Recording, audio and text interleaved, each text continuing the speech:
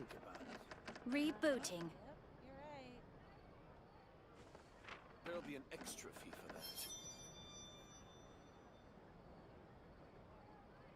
Exactly, but none of them believed me.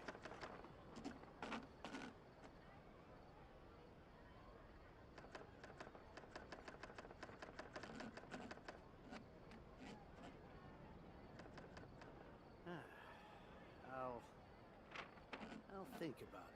There are leaves There'll be an around, extra fee for that. and I know just the tune to accompany them, if you wish to hear it. Exactly, but none of them believed me.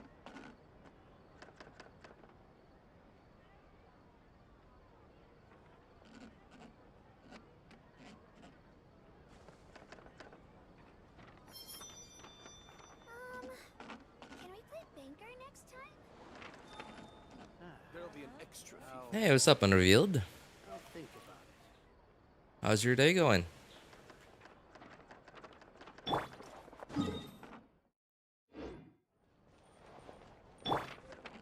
Exactly, but none of them believed me. Oh, am I on the wrong account? Wait, I haven't checked the main account.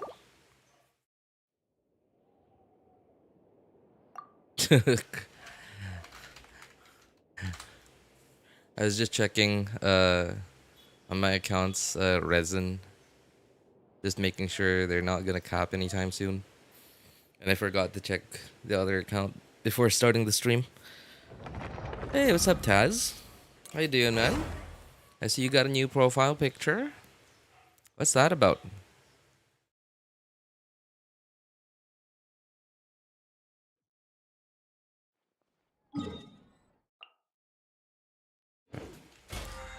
And yeah, okay. Alright, seems like we're finished here. That's Razor. Oh man, okay, speaking of Razor, I really should so now that I've finally C6'd my Bennett on my third and main accounts, I should really raise Razor.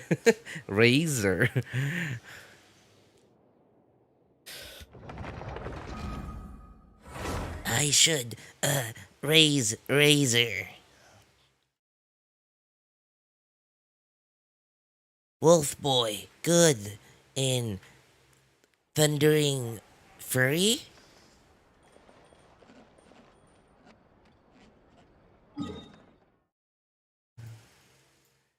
Yeah, like it's like I tried out Thundering Fury without C6 Bennett back then.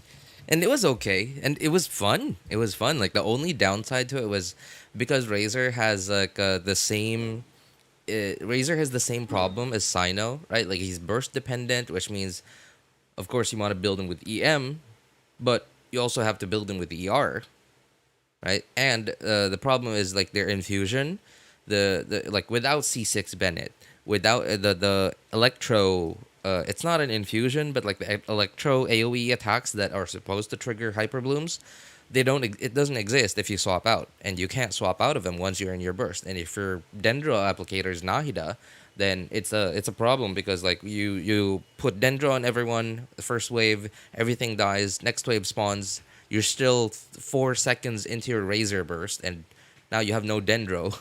So you're just gonna be doing Dendro Hydra. Yeah, you're just gonna be making a lot of blooms. No, yeah, no blooms actually, just electro charged and a little bit of physical.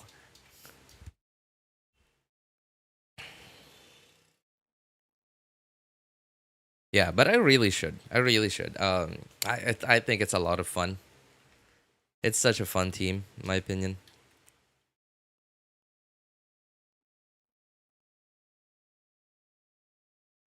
Okay, so today we're going to take care of this thing. Oh, good. I was just thinking that the silk flowers at the Feiyun Commerce Guild needed watering. The transport direction coordinators was will this again? probably moan about the muddy mountain roads again, though. We're way behind schedule. Game is fun, I tried it. You have Z6 Bennett?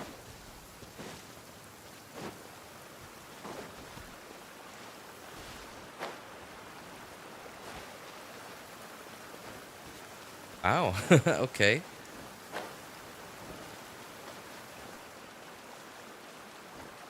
I'm a little disappointed that I finally C6'd my Bennett, because it means my Eula won't be able to use Bennett anymore. At least not the Eula hyper carry, like physical Eula. But I don't know. Just a little sad that I never got to actually Clear try it weather all out. around brightens the I think heart. I'm on the right track here. Is this the right mountaintop?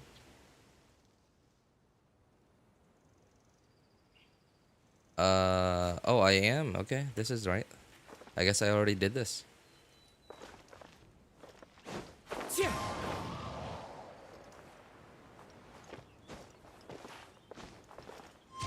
Follow the wind. Man, this is gonna be a little bit annoying not having Zhanyun to do exploration in Chenyu Vale.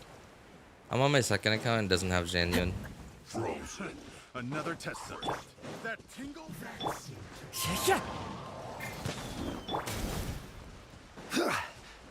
I might as well just do the stuff that I do remember here instead of just waiting for the guide video that I'm watching.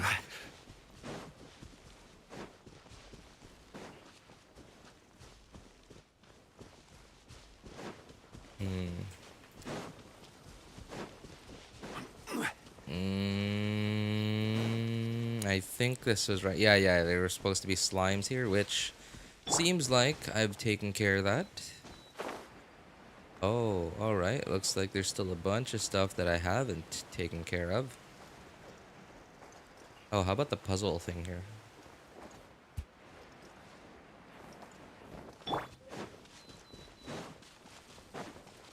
You know, I feel bad about like how I've been feeling about Genshin recently.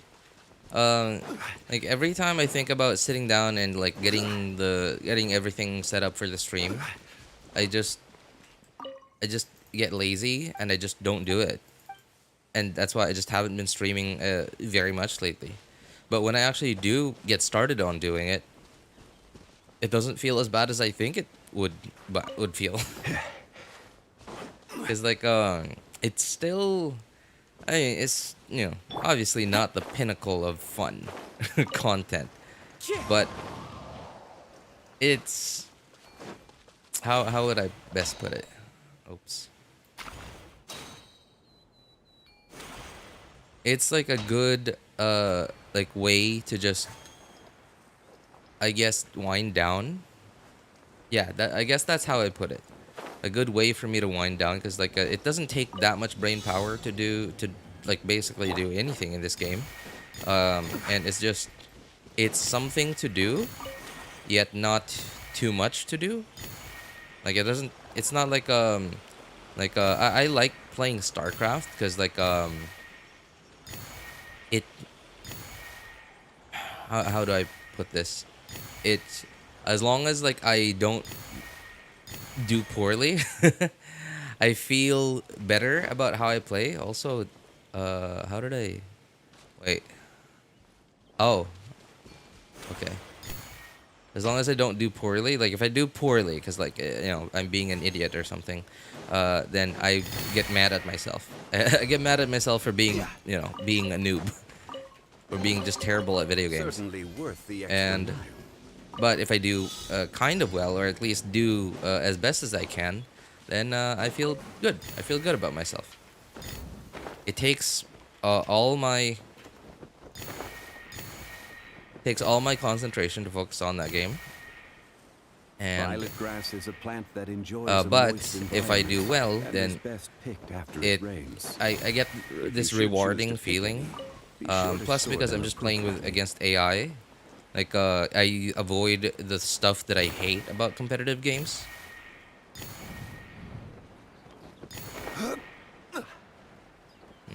There's one somewhere.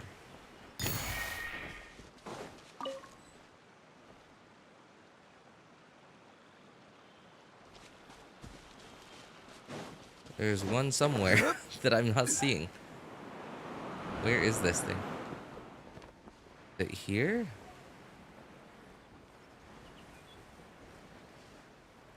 Huh. Maybe up here? Where is this thing?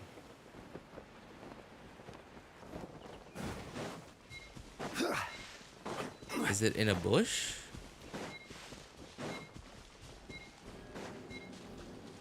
Wow, I'm an idiot. I can't find this one yellow dot.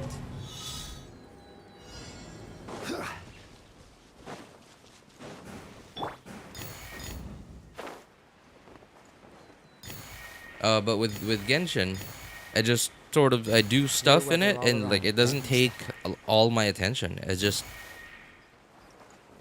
I can sort of autopilot my way through it. And it's a nice way to wind down.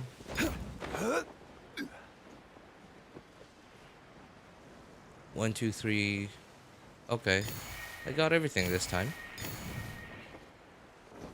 Huh, I wonder which one I missed. Maybe one in the sky over there that I didn't see? Or I didn't notice I didn't get?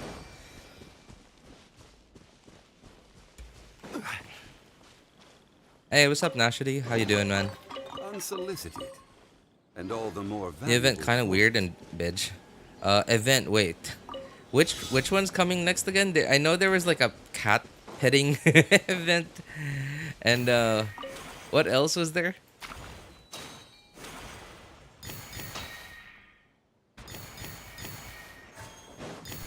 Violet grass.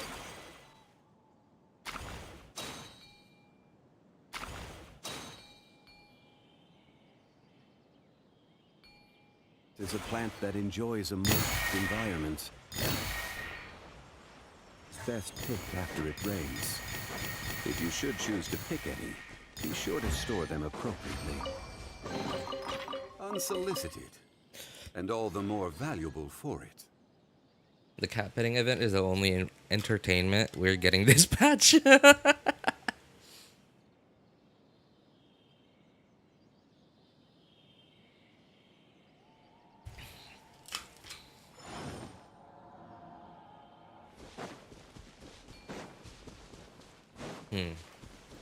Where was that other thing I saw?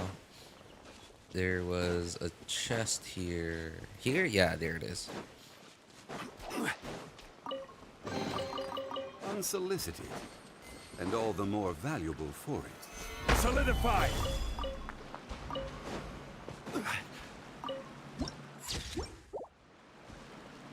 Oh, okay.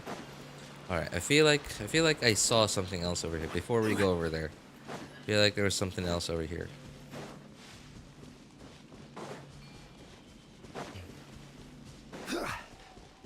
Ah, yes, this thing.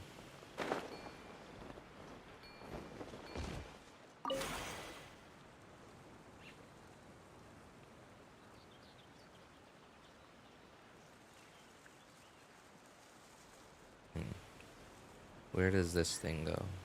Okay, let's put one over here. And one over there. Ah, too far. No, why isn't...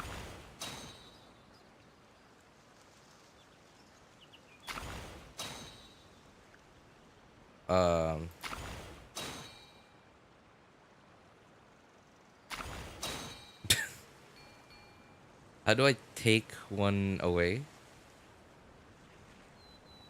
This is terrible. It's just... There's no undo.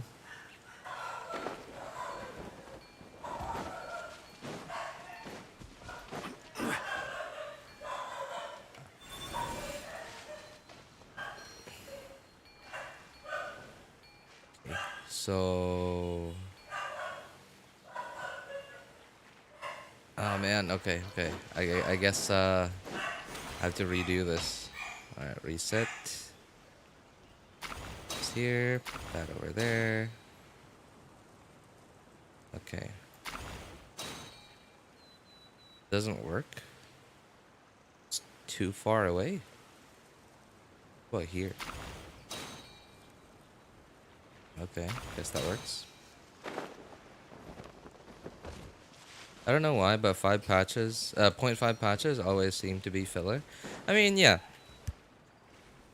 It's the patch that's furthest away. Well, it's not the patch that's furthest away, but like it's one of the patches that's the furthest away. What?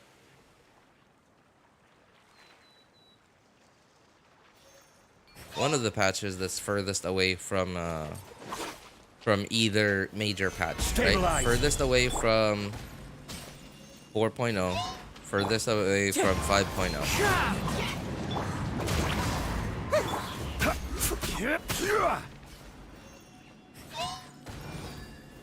Gather.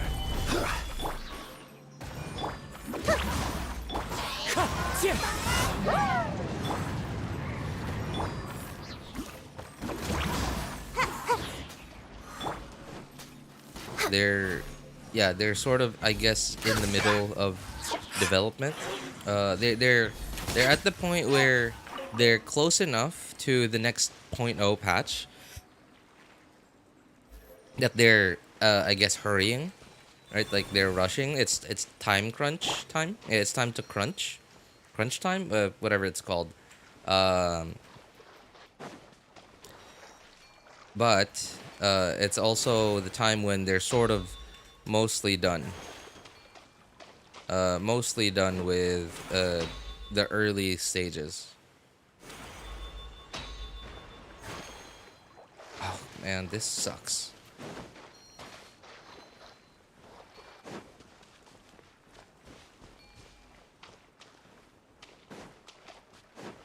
Which part of the water here is too deep? Okay, that's too deep.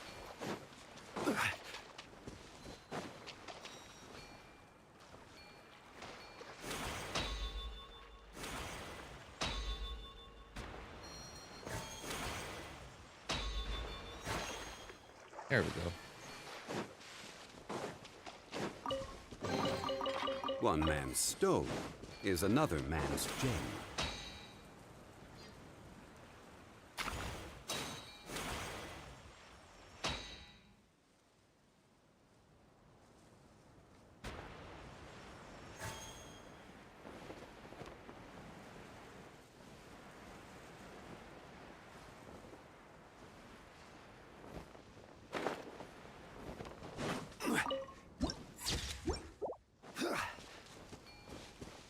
So, have you guys heard of this? I guess it's not a rumor, but it's something that it's an observation that people have had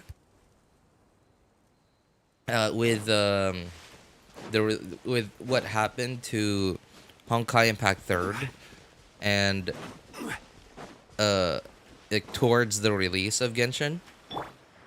It was an observation that some players had. With Honkai Impact Third towards the release of Genshin, and some people were saying that they were heavily monetizing Honkai Impact Third, towards not towards, but like sometime before the Genshin Impact's release, in order to just increase profitability of that game, so that they could fund Genshin's development. And obviously, that's how businesses work, right? You have a working product that can make you money, then you monetize the heck out of it, and hope that it gets you enough money that you need or want to fund your next venture.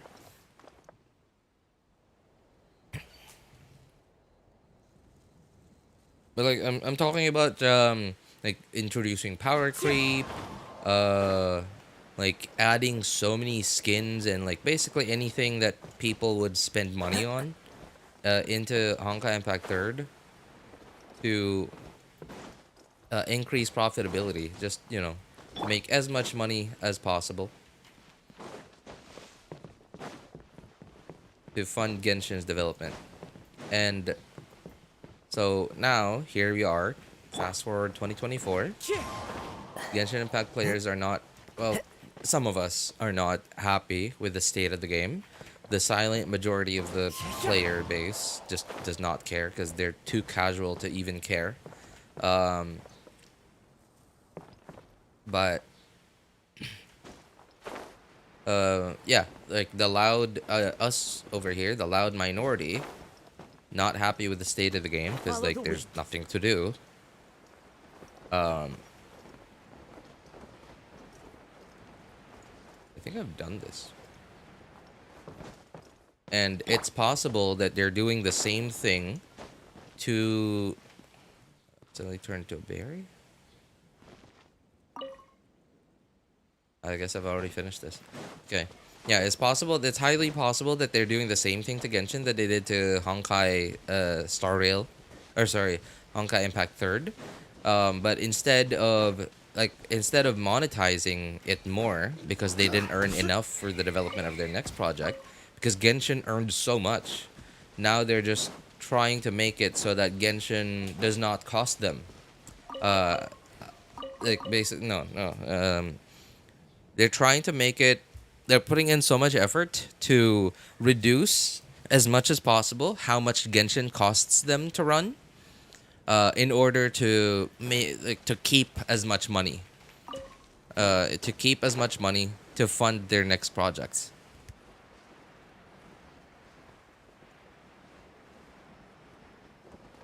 What's the title supposed to mean? It's exactly what I'm talking about right now in VG. Hoyoverse doing what? That's exactly what I just talked about. Yeah, they're doing something similar that people at least allegedly, right? Like, again, it's just an observation that people have had. Obviously, Hoyo is not going to admit that straight out. There's nothing wrong with reaping a reward every now and then. There's some players, some Honkai Impact 3rd players back then noticed that they were heavily monetizing, like they were being really aggressive with monetization and stuff with Honkai Impact 3rd, like releasing skins here and there. Hang on, where's this thing go? Ah, wait. I remember this guy goes somewhere here.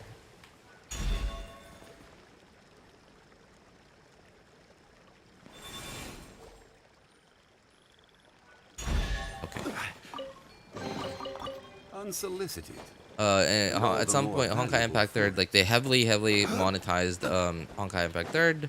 Obviously, that is completely within their right to do so. That is their property. That is their business, and that's basically what businesses do.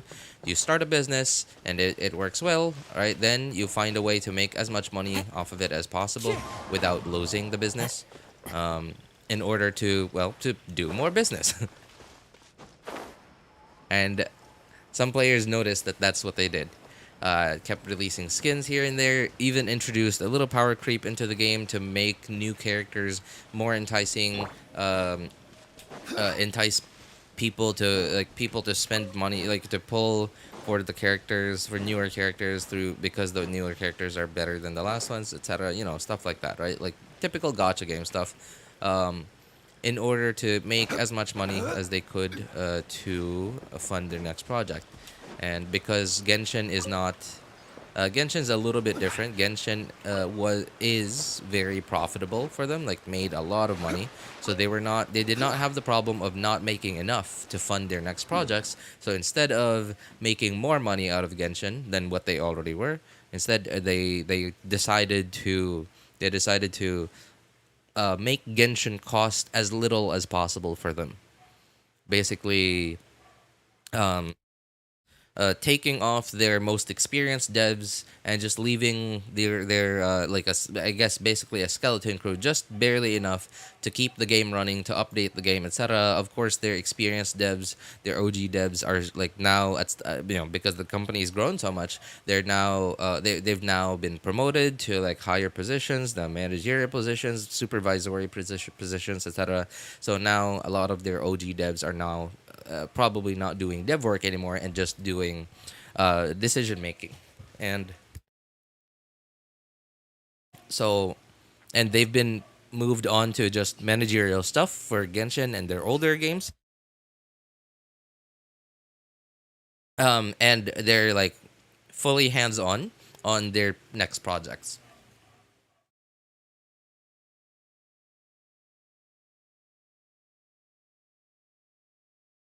Show me your Miko aggravate team. I don't have Yaimiko.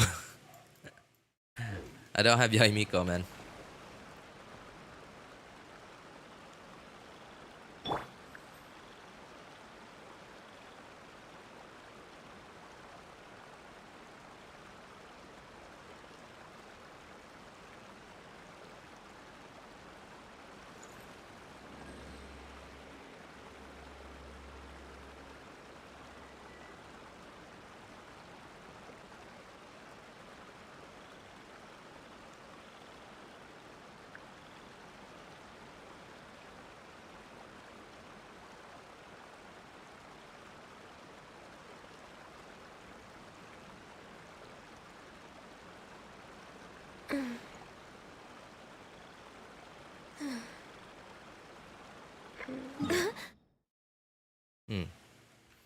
Where am I?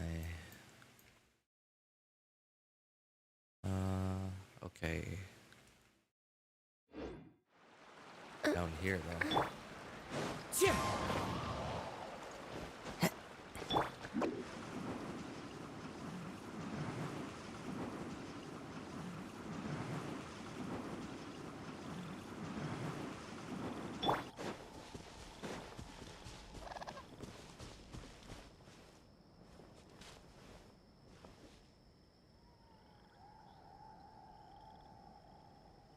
0.3, 0.5, 0.7 are filler in Sumeru and Fontaine. I don't know about Inazuma. At least in Sumeru, they, well, you know, 0.3, 0.5, 0.7, it sounds like they spaced out the content. It sounds like they time gated the content. Right? Like instead of like having everything in your first 3 or 4 patches and then everything from 0.4 to 0.8 is just dead patches. Right? That's a lot less a lot higher of a high and a lot lower of a low. And you know, as people running a business, that's not good.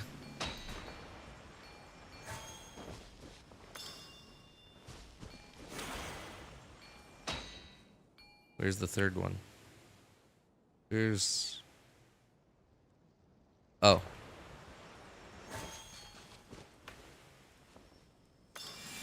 Oh man, just barely didn't make it.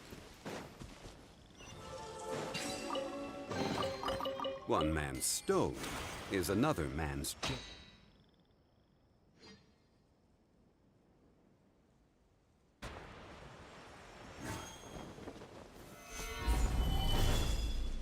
Ganyu Superconduct team? Superconduct? Ganyu? One with nature.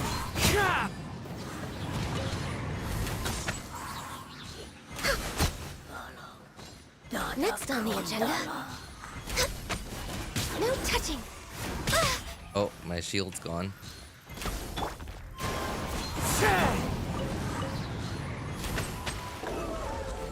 How sad would that be? There's nothing Ganyu wrong is just with being keeping a just reward every demoted now to and being just a superconduct procker. Doesn't even provide that much value for the team. Doesn't give any buffs.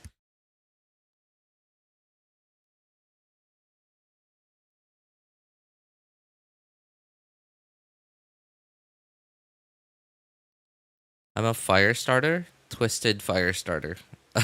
What's up, Sobranix? How you doing, man? Long time, man. Long time. How's life been treating you?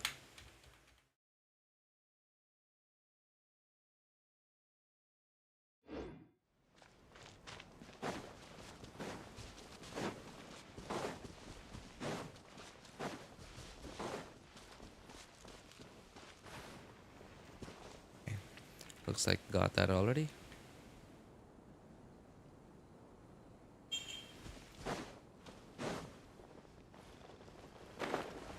Pretty sure I got the thing inside already too. But just, you know, never harms to check. Okay. Guess I already did it.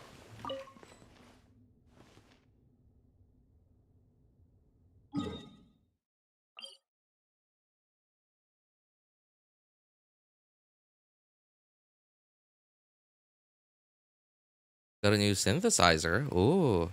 I have 7 synthesizers, soon to be 8. Wow. So, is there like a limit? Nah, maybe not limit. Like, is there a minimum number of synthesizers like one would maybe not need, but like begin to be comfortable with, like when it comes to making, you know, basically the really good music, the music that you produce. And those that come across Liyue tend to stay a while. Or does that, So you it know, is where does many more things just come to set. make it more comfy? make it more comfortable. It allows you more creative freedom. Like, what's up with that?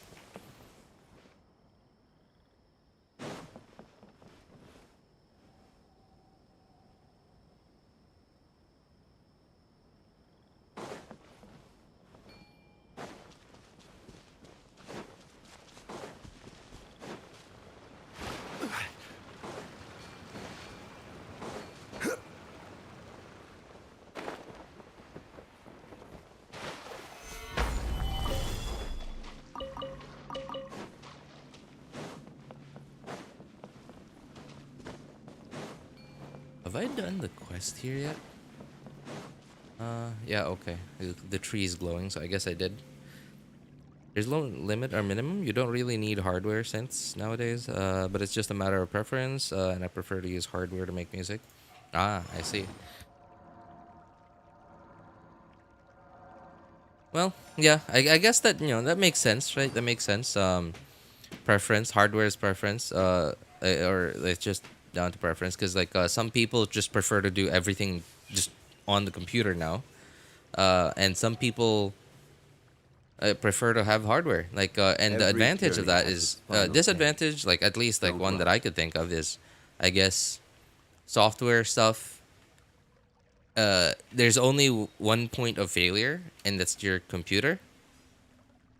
If your computer fails, right, and that's it, or if the software Osmanthus fails. wine tastes the same as I Whereas with remember. hardware, there's many where are points of those failure, but who at least like share if the one memory? fails, like you're not completely dead. Whereas when your PC fails or the software fails, you're just, now what?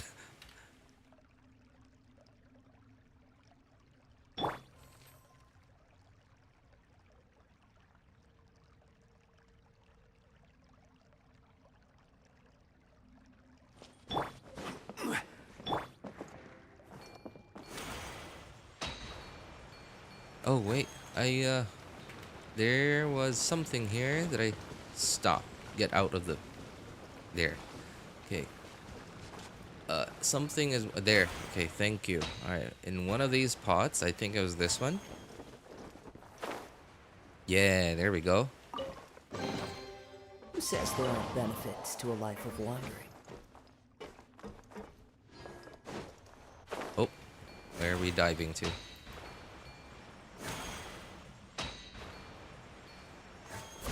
Oh no.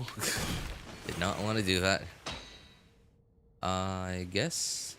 Oh no, okay, there it is.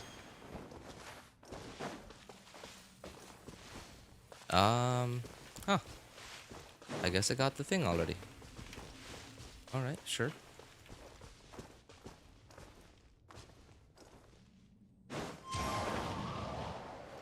Wasn't there a little cave here somewhere? Have I opened that? No, I did not. Oops. Stabilize.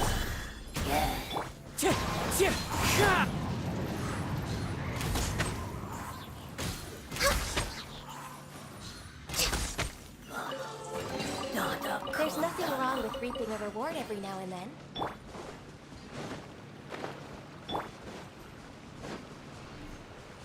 Pretty sure that's everything in this cave.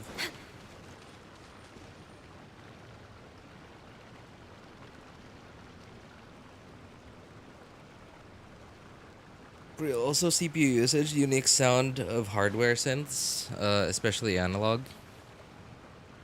Should we really be off work this early? Yeah, but then like that There's still unique a lot sound left to at some do. point, like software devs, like whoever make these digital synthesizers, like at some point we'll be able to replicate that on the computer. Now I'm obviously I'm not an expert on this stuff, but yeah, I guess it's a matter of preference.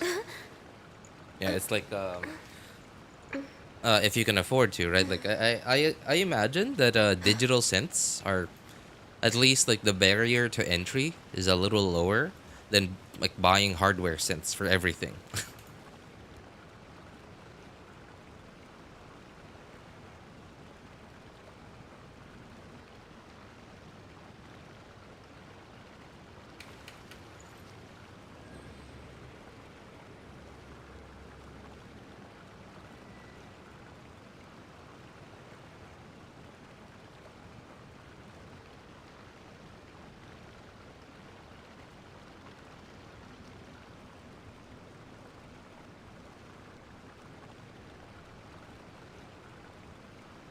It's so nice to de-stress.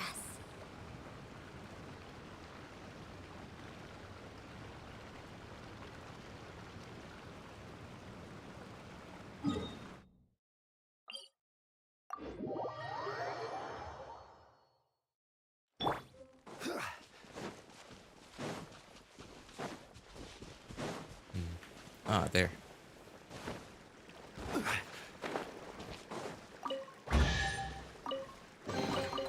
One man's.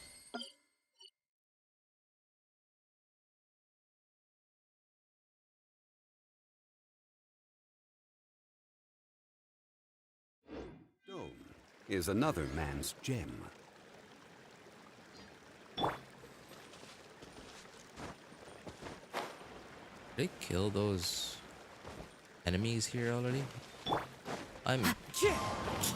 Why can't I remember this? If I just did it. Okay, I did do it.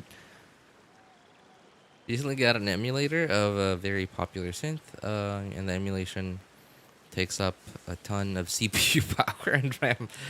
It's still a matter of years before we get to emulate everything properly. That is true, yeah, and plus the fact that it like you need a really chunky PC for it, especially if you want more, like if you want more creative freedom, right? I guess that is true. That is true. Yeah, but then again, like the barrier to entry is a little lower because like just getting yourself a lot of synthesizers, I imagine, Wherever is in this going to world be I roam, a lot, to carry give memories yourself of my a home. lot more options. I imagine is going to be a lot more expensive overall than just getting a really good PC and paying for like some good digital synthesizer software.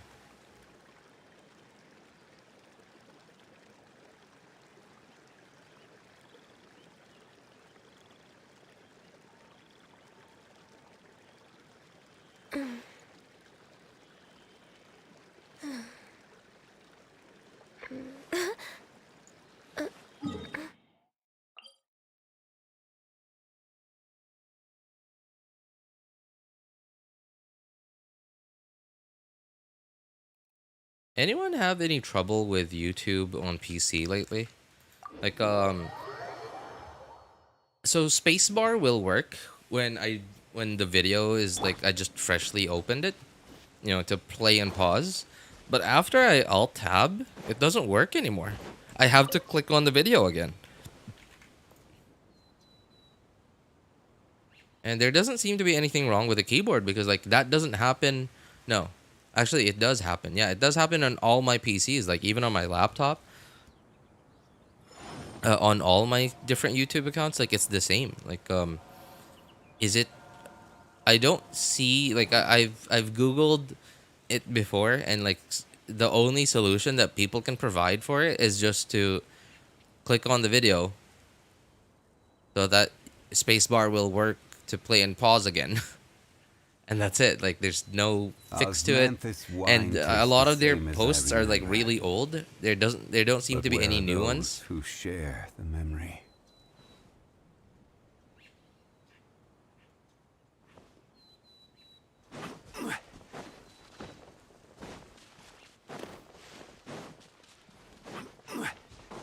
So I imagine there's like, I don't know, some kind of update that YouTube pushed out to only my region.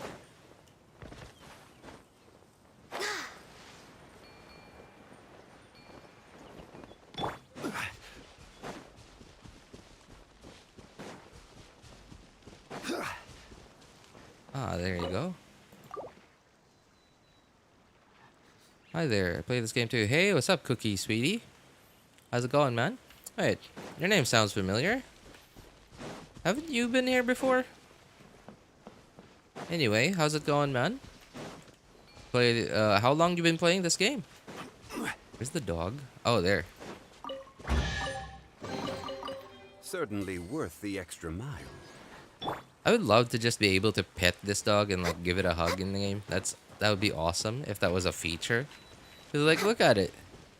Right? Like, isn't that the most adorable thing you've ever Next on seen? the agenda? I know it's fake. It's, it's not a real dog, obviously.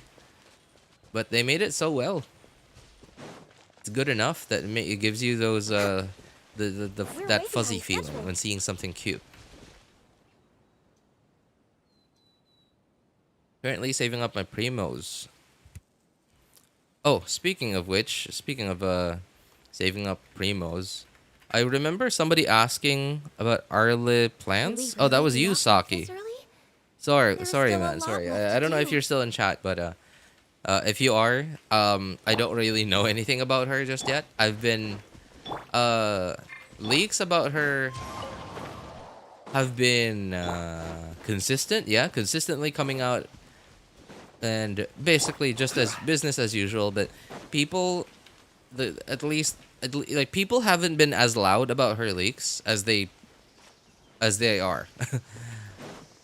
And I don't know if that's a good thing or a bad thing. Maybe it's possible that maybe there's just a more of a lack of interest in new character leaks nowadays than before. Or maybe it's just Arlecchino herself. Maybe she's just not that attractive to as many people as some other characters.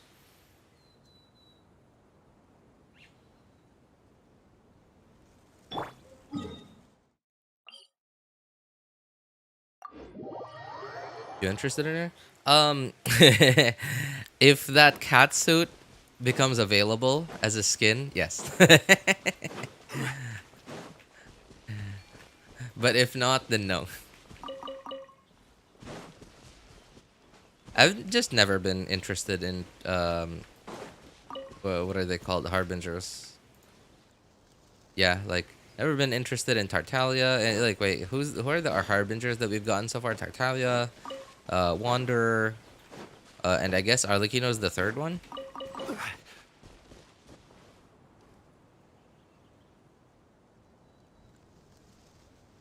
Yeah, just I don't know. They just don't seem interesting to me.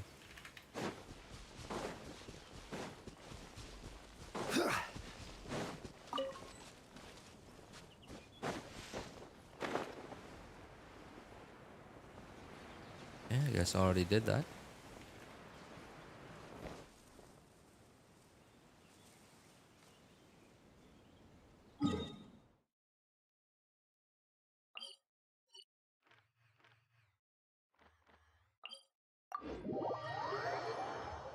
She looks like a cool character. I mean, yeah, she is. Like if you think about it, like in lore, she's pretty badass actually, right? Like she seems like her, even though she's from Fontaine and like technically Fontaine is based on France. Like there's nothing like stereotypically French about her, to at least to me. She seems very Russian. Like being called father, running an orphanage, and like that orphanage is just like basically a house of spies. That seems very Russian to me. Doesn't it's not something that is like stereotypically French.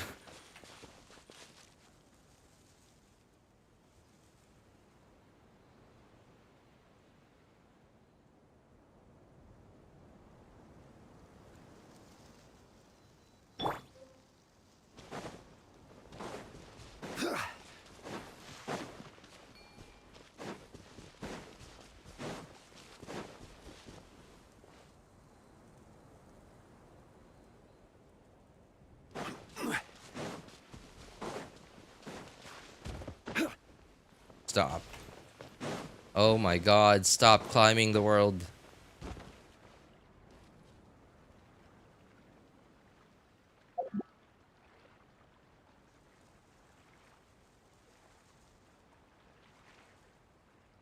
You got a Welcome Moon to help me save up primos? Nice, nice. Yeah, I don't know, man. Like I know that whether something is worth it or not is like very relative to everything else around it. But in Genshin, at least, the Welkin Moon is just leagues above any other what is it called, Genesis Crystal package in terms of value, like how many you get per dollar. That being said, yeah, it is just it is time gated. Man, Hoyo loves their time gated stuff, huh?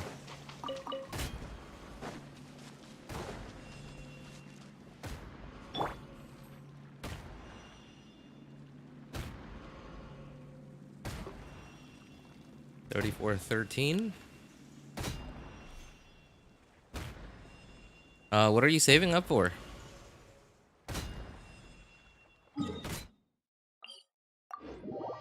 Arlecchino?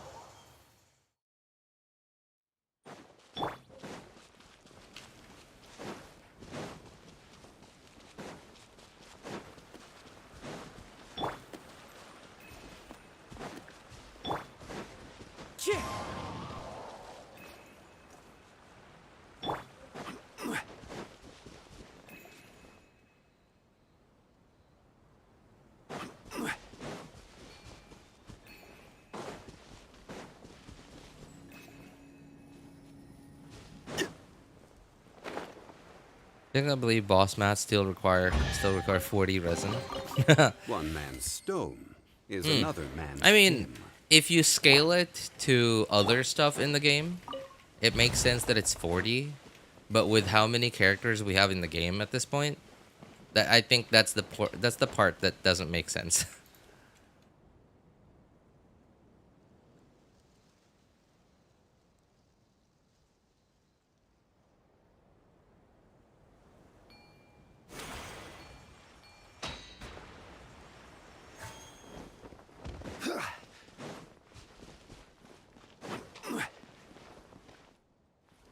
Nah, I guess I already did this. Really don't know who you're saving up for.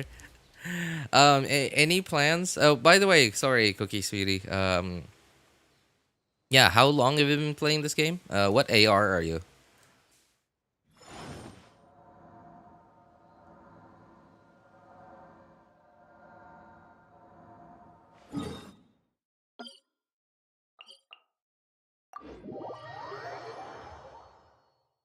I would like for it to give 2 5-star artifacts, only one kind of stingy. I guess that's a nice, yeah, that would be a nice thing. Like if not reduce the resin cost, because it, makes sense, right? It's a boss, like it's supposed to be, worth more than just, let's say, a normal artifact run or a normal talent book run or a normal leyline run. But yeah, at least they should increase how much you're getting out of it.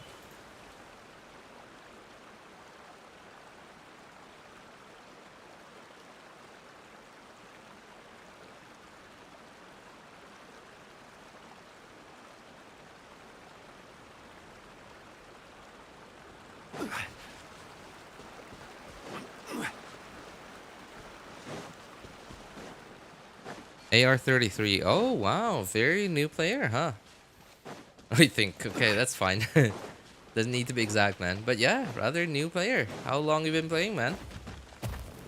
Solidify. Access denied.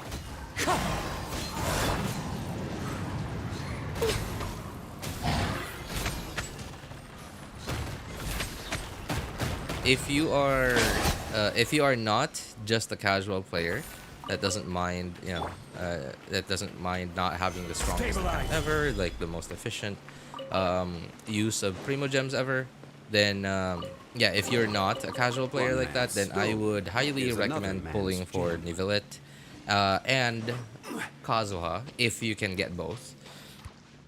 Judging by 3,400 primos, depending on how high your pity is, at least, like if you're pretty close to pity at guaranteed, then you're at least guaranteed to have one of them. And if you get super lucky, you get both of them. But yeah, both of them are really valuable characters, man. Yeah, like if you are a casual player that doesn't really mind not having the not having the most efficient use of primo gems, and you just play the game because you want to have fun and you pull for whoever character you want, then you just ignore everything I said.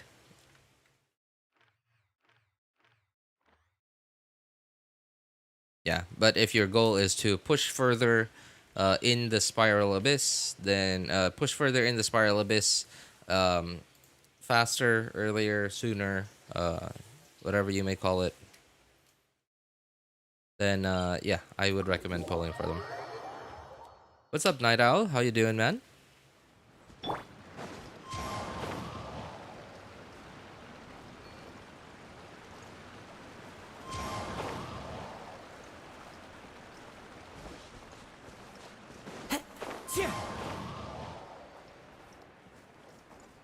Oh, I guess I got this one already.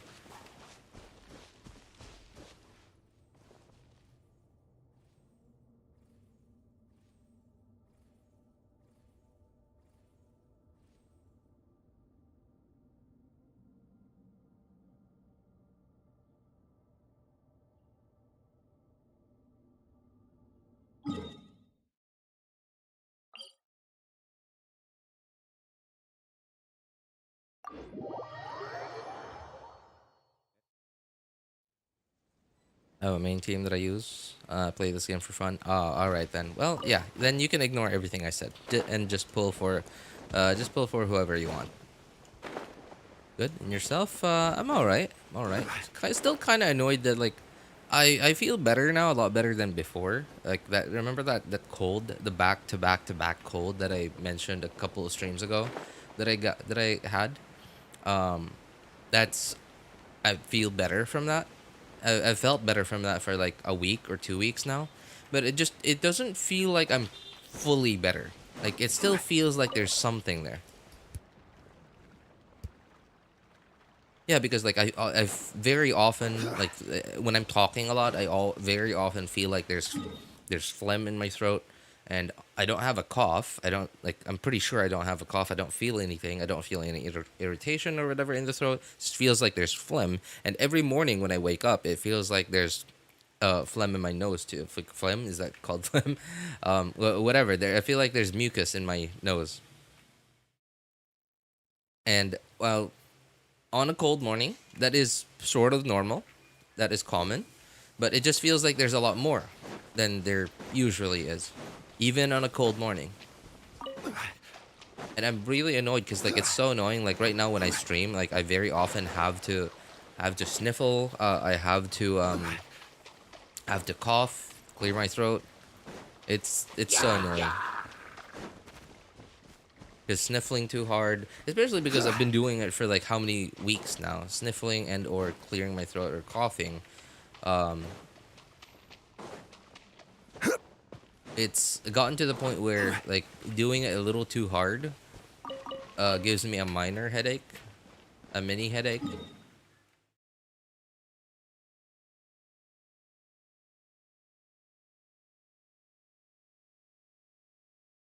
Hope you feel better.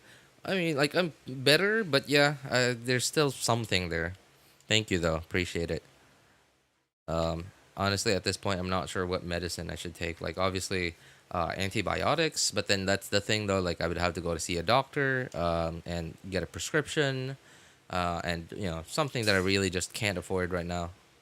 Like right, like how poor do you have to be to not be able to afford to go to a doctor and just get a prescription, right?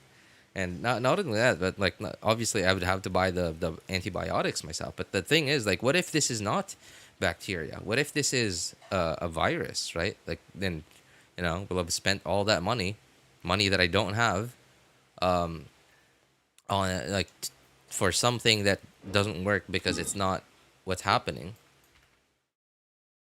It's not what I need, right? Like, and the thing is, like, okay, well, if you don't know if it's a virus or bacteria, then why you actually go see a doctor? You know, have some tests run. But then again, yeah, I don't have the money.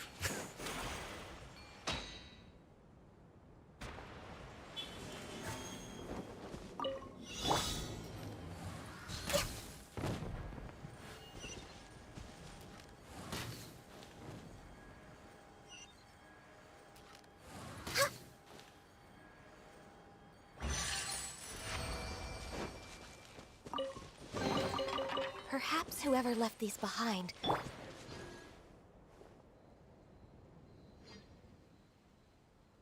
Hey, what's up, Hilfer? How you doing, man? Only my main team. I have Official, Barbara, Dory and Dia. Yikes. You definitely are a very casual player, huh?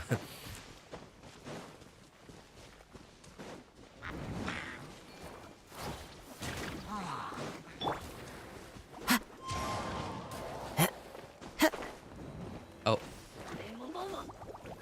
There it is. Wind Strider. Anything up here? No, I guess I already got it.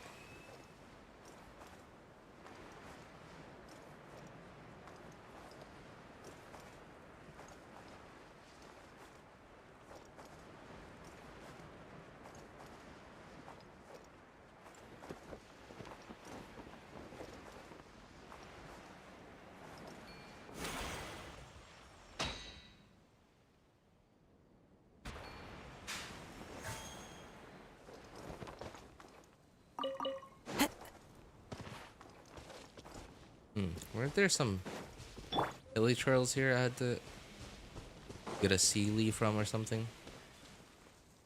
No. Okay, I guess not. It's just straight up the puzzle.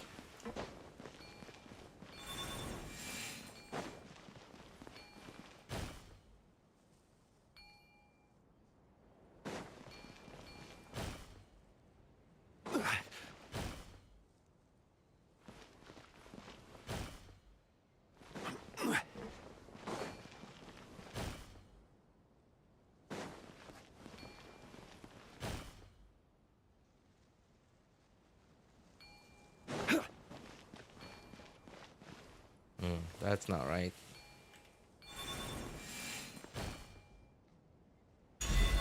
Oh, that was right. Okay. Solidify!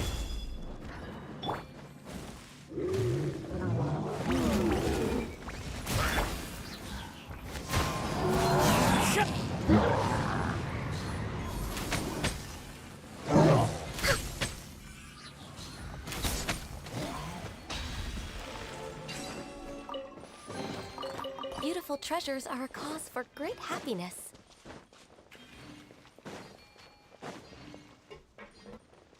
Have you gone to the doctor? No, I did not. Just play this game for fun because it's a fun game. Oh, I'm glad you think so, man. I'm happy for you. As you're playing for character design and game graphics, she's one of the worst characters you can get. Sorry, who? Talking about teams, y'all. Ignore me. Sorry, what? Teams? What teams? What topic are we chatting about? I don't know. Like basically, a lot of the people that come into my chat, like they all know that this is basically a podcast disguised as a Genshin stream. We just talk about whatever topic. Or I guess you could say it's a podcast with Genshin footage playing in the background. Yeah, anything really. Oh, have you guys? I don't know if any of you guys are from the U.S. or any like close country, but have you guys heard about the Maryland thing? The bridge in Maryland? It was crazy.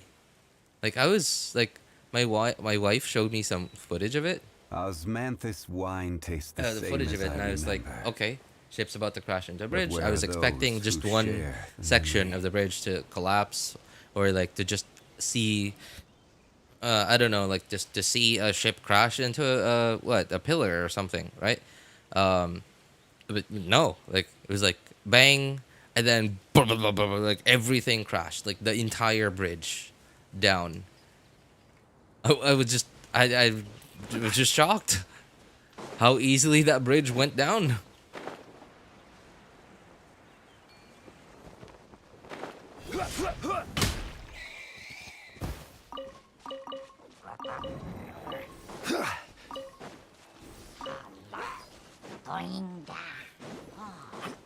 Okay, no more chest here.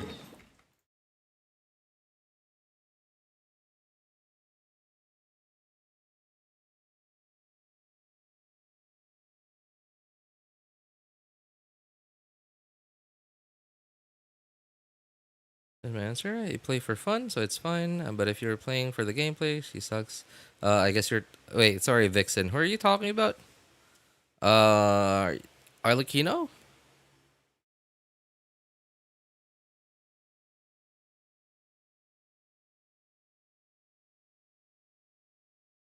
Cheaper to walk off broken limbs in North America. Well, yeah, I think that's sort of a well-known fact that America's healthcare system is there's something wrong with it. There's something seriously wrong with it.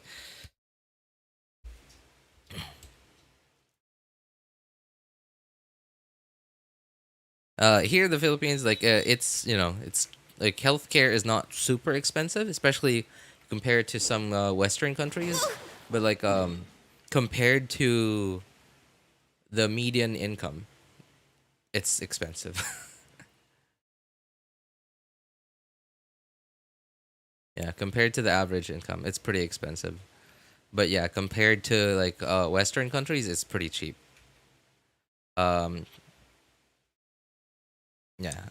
Although, yeah, like not the most advanced what methods are available.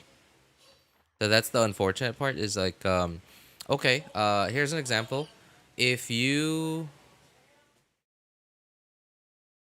let's say okay, if you are if you're like oh let's say you experience frostbite somehow in the Philippines, um, eh, doctors will just like okay well can't save those fingers and toes anymore, gonna have to amputate them, like just straight up, don't even try and figure out a way to save them,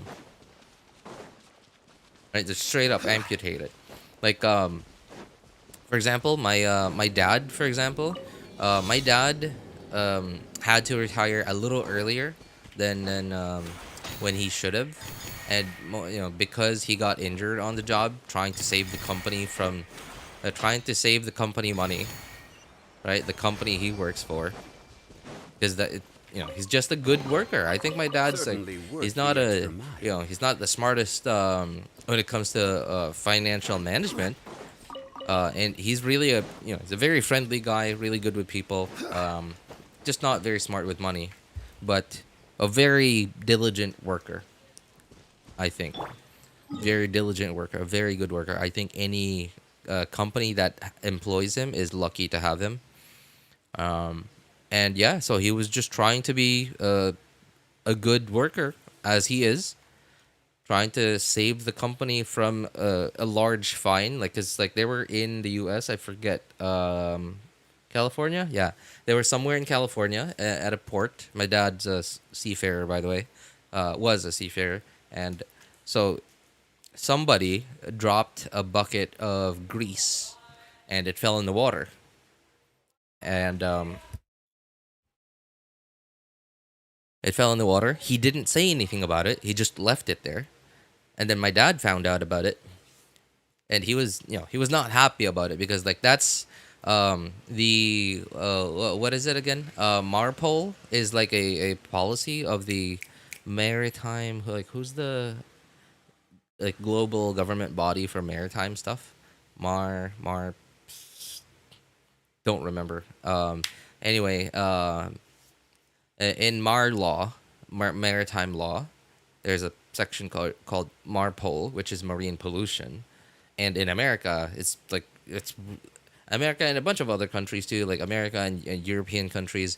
They're very diligent when it comes to following those rules and like implementing fines for any infractions of any of those laws and regulations. And that would have been like a couple of $100,000 of fines just for that bucket of grease in the water. And my dad was trying to save the company from that.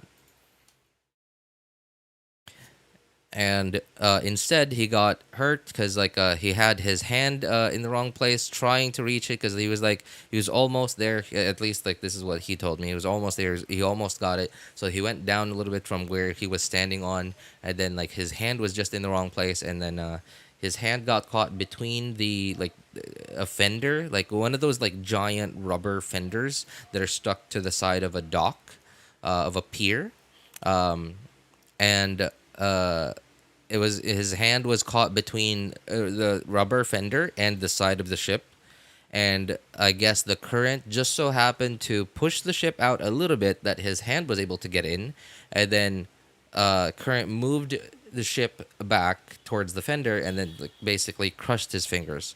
And if he was like, in some other country, right, like if he was in the Philippines, if he was in India or in Africa, they would have just amputated those fingers and then bye fingers. But no, like thankfully he was in USA. If he was in some European country, it would have been a similar story, I imagine. In Australia, maybe too. And so yeah, they saved his fingers. Like they actually put in the effort to put his fingers back together.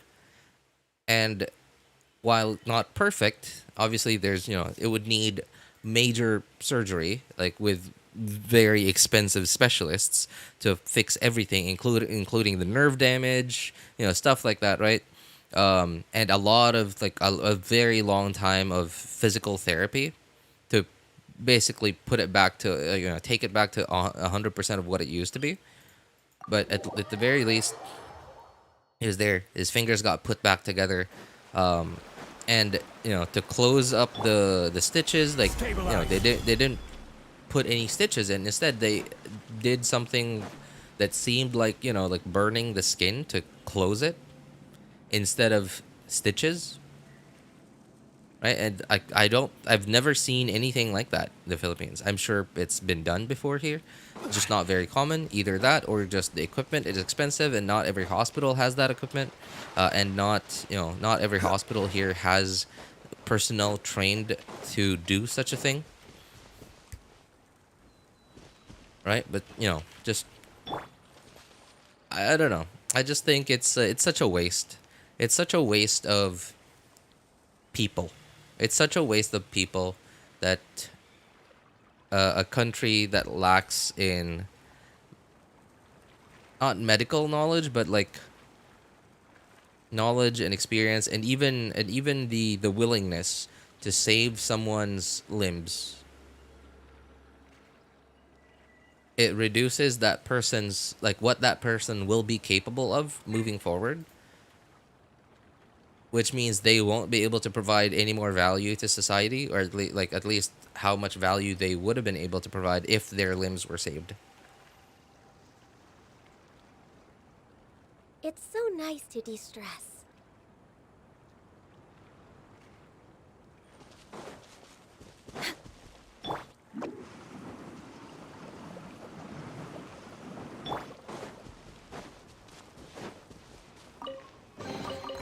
One man's stone is another man's gem.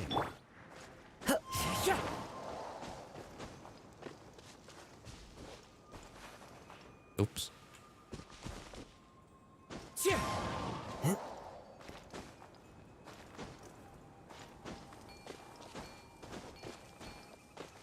Burgeon.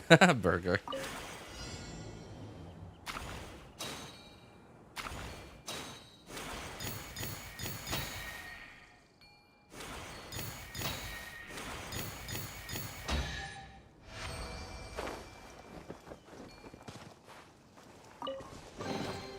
Brings a smile to my face.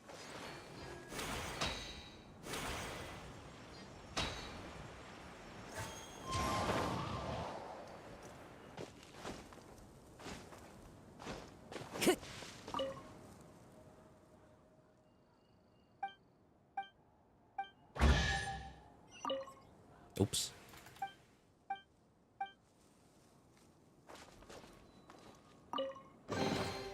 A fateful offering. Just a random ant got on my hand. Just bit me. That's annoying. Where'd it come from?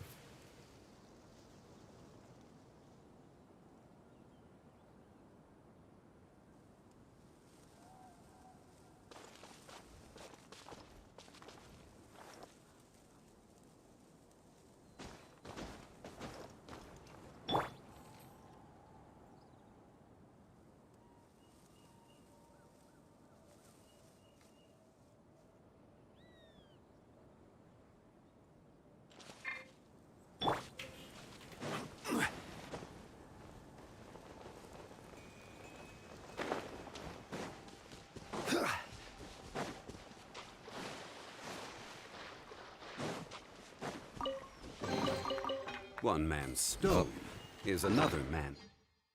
Elemental reactions are key in this game. That is true, yes. Yeah, like if you ever are dealing with let's say like okay, Cookie Sweetie is certainly a at least like he himself said that he is a casual player. He just plays for fun, right? Doesn't really matter to him whether he has the strongest account or whatever. But like there will be times when he will have to deal with combat content during like Art Conquest or whatever, right? Like or events and stuff. And at that point, yeah, you will need at least a functional team. So yes, that is true. Elemental reactions are very much key in this game, and Solidify. basically everyone who is a tryhard in this game, everyone who is a tryhard and or a theory crafter or just somebody who just prefers to have an easier time with the combat mechanics in this game, know how to take advantage of the math in the way that math works for damage in this game. And it's actually not very hard. You will have to know at least how to do it. And by that I mean, okay, let's take elemental reactions for example. Elemental reactions is a math thing.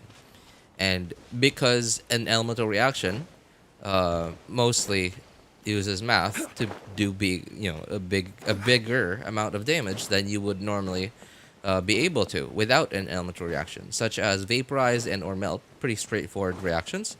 Just put hydro on an enemy, and then when you put pyro on that enemy with hydro on them, that has hydro on them, you will trigger a reaction called vaporize. And your damage, your pyro damage, the damage on that pyro hit will be bigger than it would have been if the enemy did not have hydro on them in the first place. And same thing for melt. Same thing for the other way around. If you have pyro on the enemy and like attack with hydro, your hydro will do more damage than if the enemy did not have pyro on them. And same with melt. And some of the dendro reactions are a lot longer to explain. But once you figure it out, they're very unga bunga. They're a lot easier to do.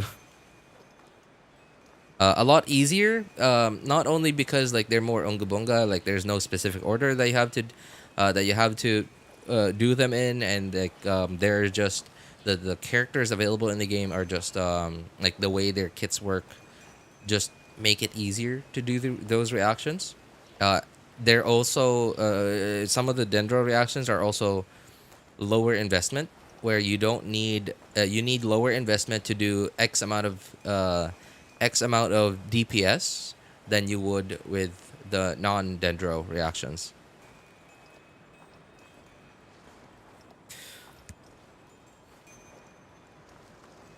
I'll go by. All right. Hey, thanks for hanging out with us for a bit, Hilfer. Take care, man. Appreciate you trying to help out Cookie. So, anyway, sorry, Cookie. What was that team, the main team that you said you were using? It was Dia, Dory, and who else?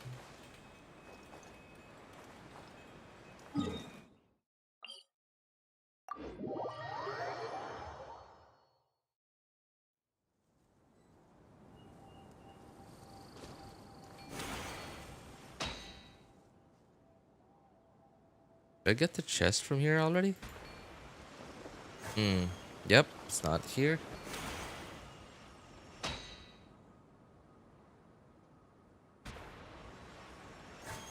Already did this challenge.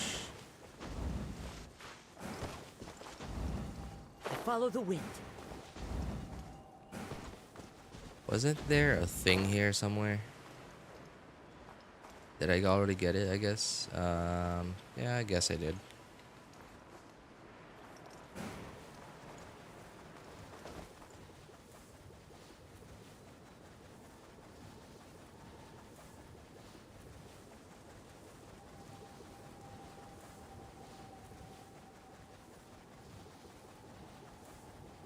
Time to go.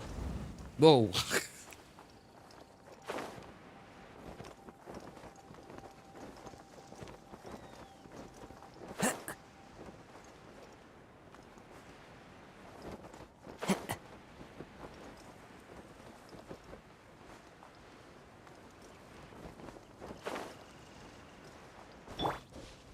Quake! I imagine I already did this. Yep.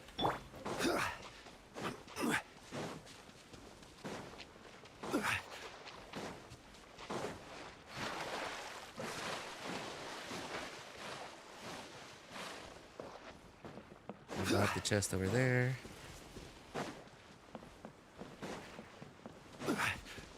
Okay, did not get this one. Stabilize!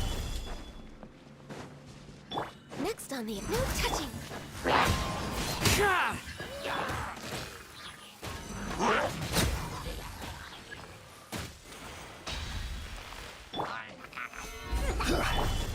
Born of ice and As one with wind and cloud.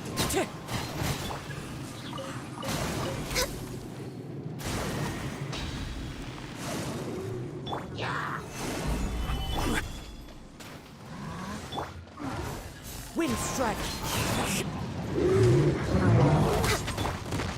Fallen leaves, adorn my night. Oh, nice. We got a pyro infusion. That pyro, arrow turtle, whatever it's called, just saved me a lot of time there. no way behind. Next on the agenda. Wind strike.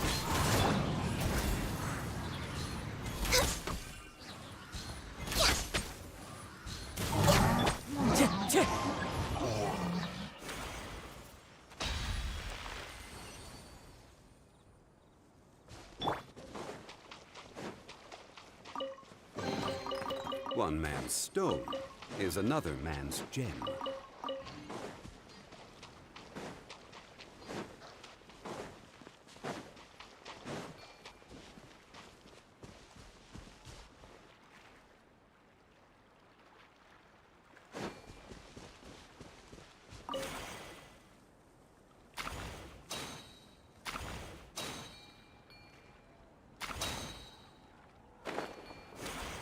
Oops. Stop. Okay, thank you. There we go.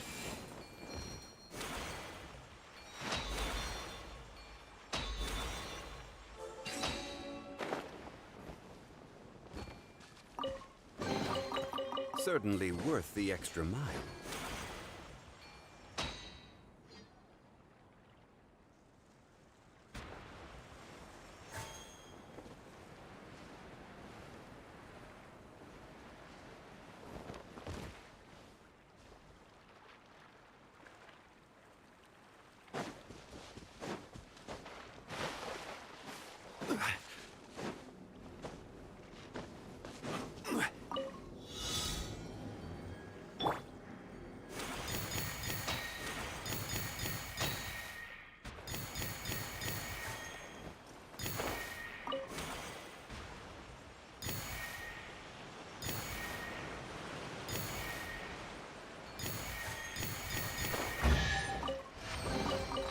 Who says there aren't benefits to a life?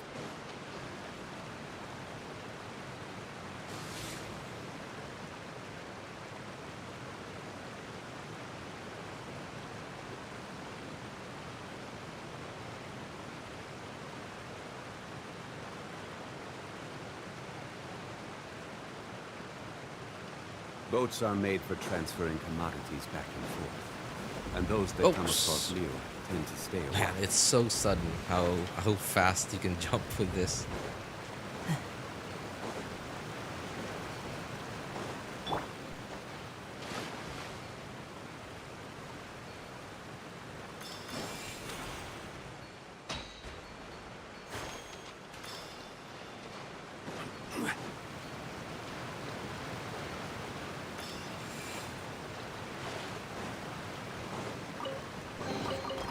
Unsolicited, and all the more valuable for it.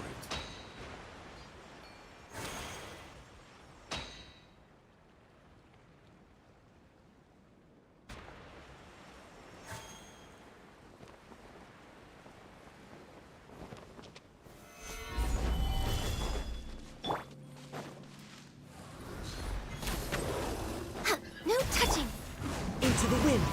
Ka! Ninjutsu! Ka! Ya!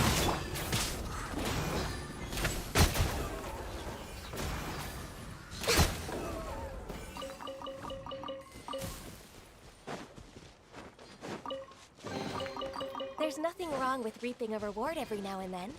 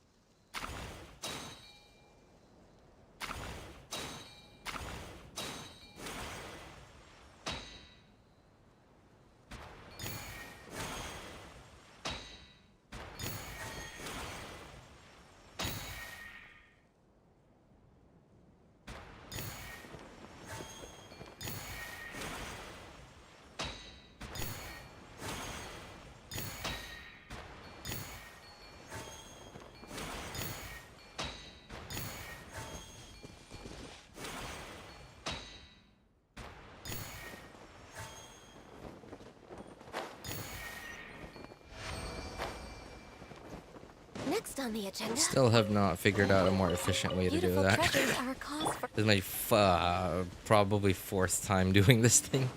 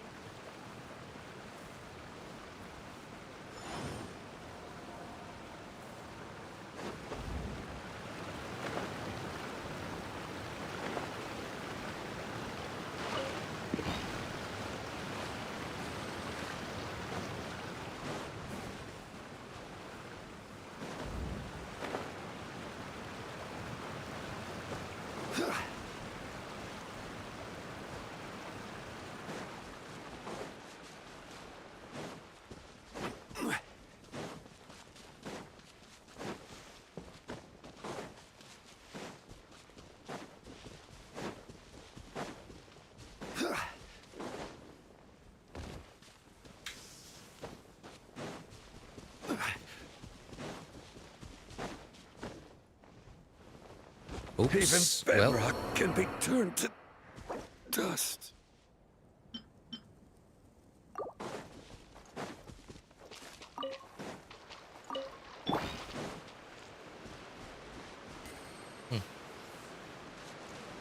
Is there a thing here?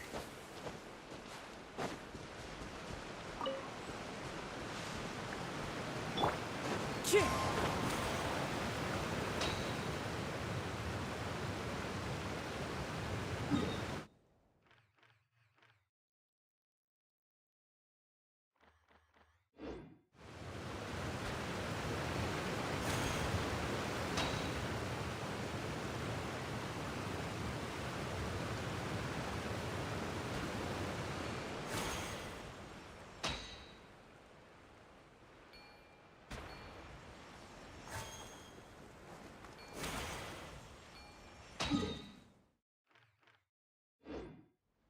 Fascinating.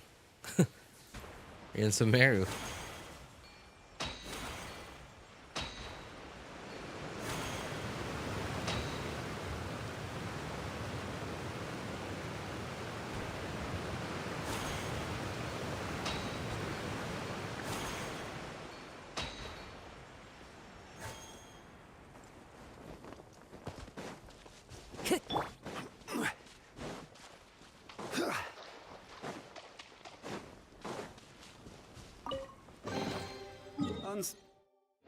Unsolicited, and all the more valuable for it.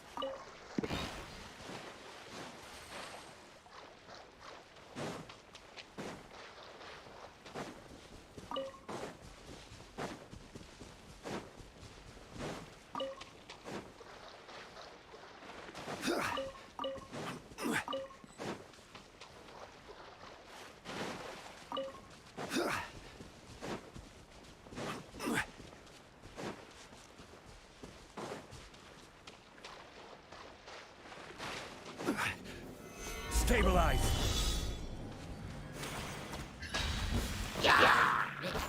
Access denied. Wind strike.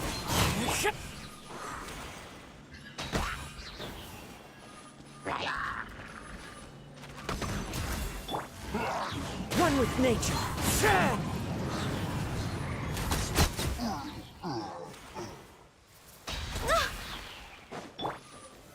Solidify! Born of ice and frost. One with wind and cloud.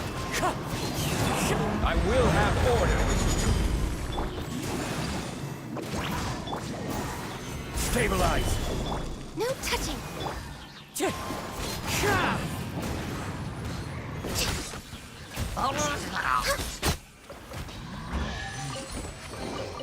There's nothing wrong with reaping a reward every now and then.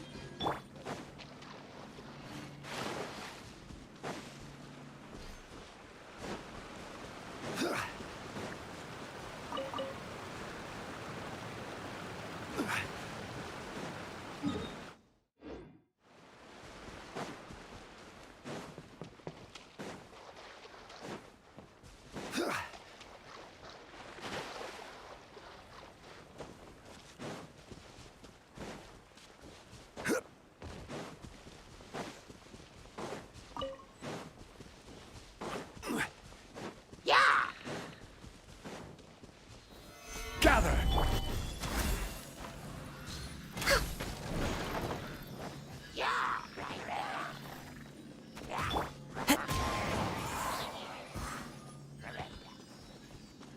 Access denied. The wind knows it.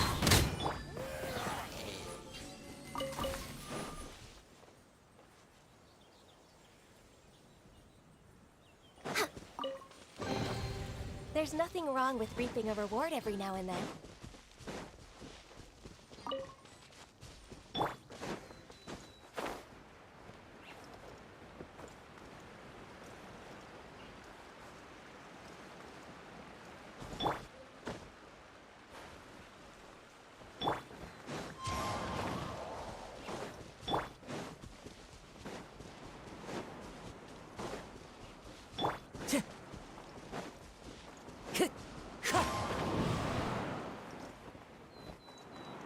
Follow the wind.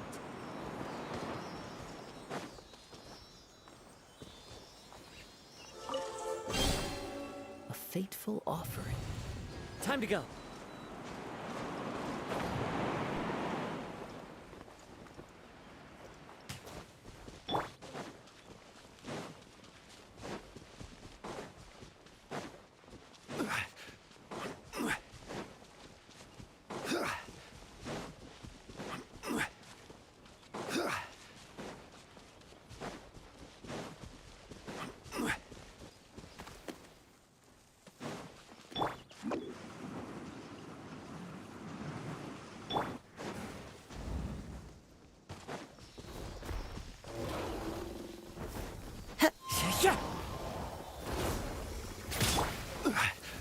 Solidify!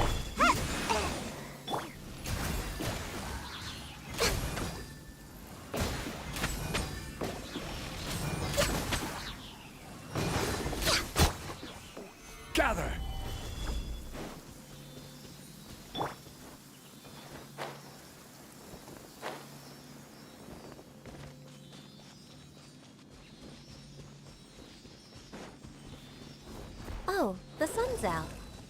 When did that?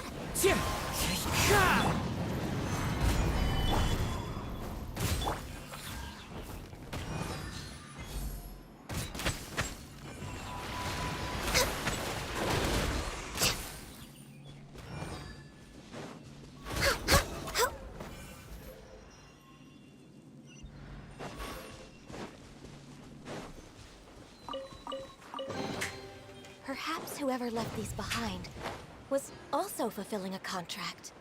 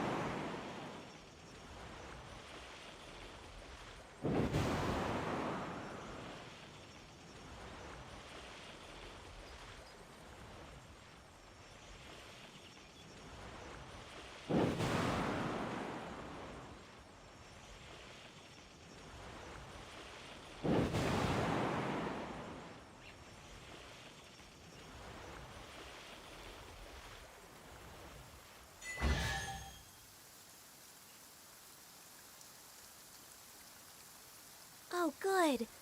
I was just thinking that the silk flowers at the Feiyun Commerce Guild needed watering. The transport coordinators will probably moan about the muddy mountain roads again, though.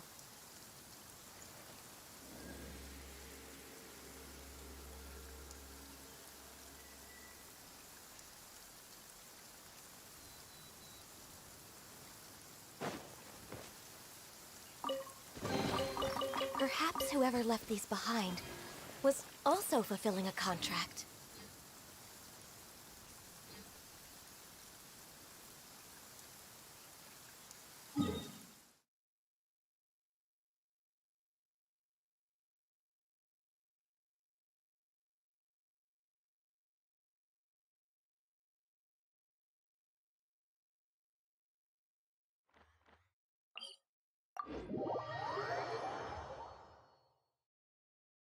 Oh, the sun's out. Peak Endgame fight. When did that happen?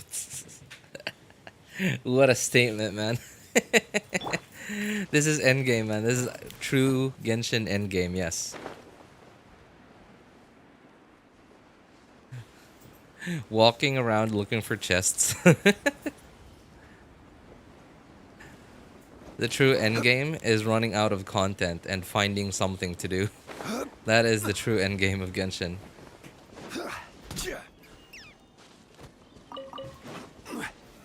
The real endgame is being is having enough mental fortitude to be able to push through even though you're bored out of your mind. Perhaps whoever left these behind was also fulfilling I mean, a isn't that contract. isn't that what started the whole like envy tectone? Yeah, envy tectone thing is like tectone said envy was a mint picker.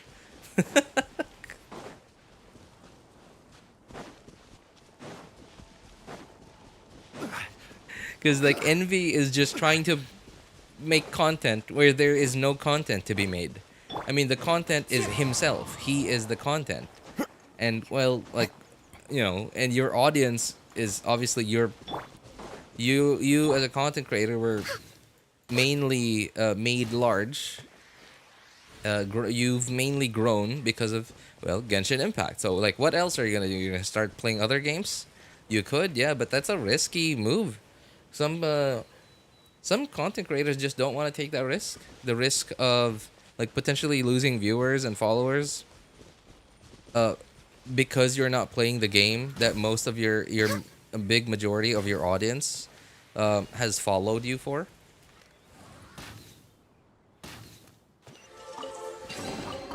There's nothing wrong with reaping a reward every now and then.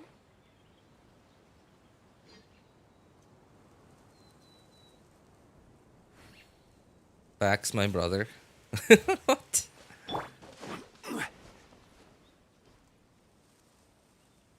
So, what are you up to now, Kai? Are you, since we're talking about this now, are you playing other games too?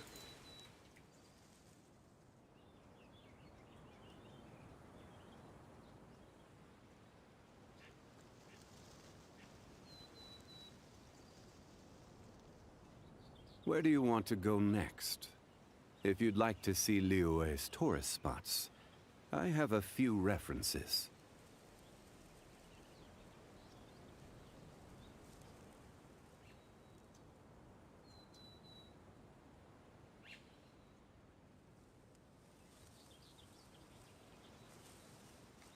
Osmanthus wine tastes the same as I remember. But where are those who share the memory? Not really. I'm just bored of games right now. My fallback game nowadays is has been, believe it or not, StarCraft Brood War. Yeah, I played the heck out of that game when I was a kid. I mean, I was a kid, so I was playing as well as a kid would. But now, like, I'm just surprised that I finally now understand at least a little bit of what the pros are doing. Because, like, I've also recently started watching pro Brood War players again. And when I was a kid watching them, I was like, "Whoa, that's so cool! This, that, like, And then, like, now I remember, wow, I had no idea what I was watching. Like, I didn't understand even half of what I was watching. Every journey has its final day. Don't rush. Alright, I got some really good news. Oh, what is it? Although I don't play competitively. I don't play on the ladder. Because I don't like competitive games ever. People are just toxic and I hate people. But yeah. Ooh, yikes. Okay, so I skipped something.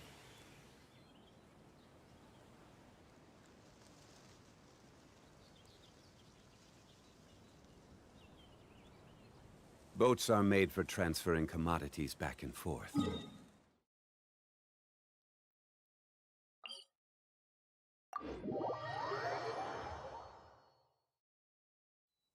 I take my cousin's PS4 and play Spider-Man sometimes.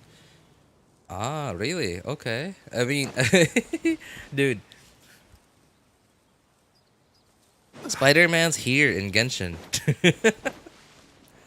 Why are you playing Spider-Man for? Look, see? I'm Spider-Man. Woo-hoo! Ah, man. How much copium do we have to huff? Just to stay sane here. Where was I going? Yes, that way. Wow, wait, I haven't done this yet? I was sure I'd already done this on all my accounts. What is that floating rock? Is that? Oh, okay. That's the Qingyun Peak. Okay.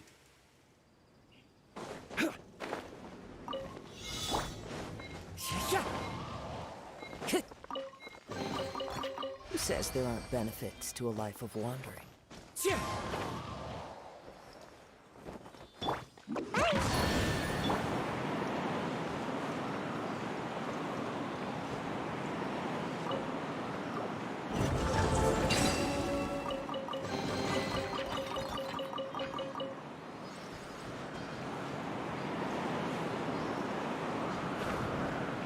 Oh, there you are. Finally found you. Get inside! Wind strike.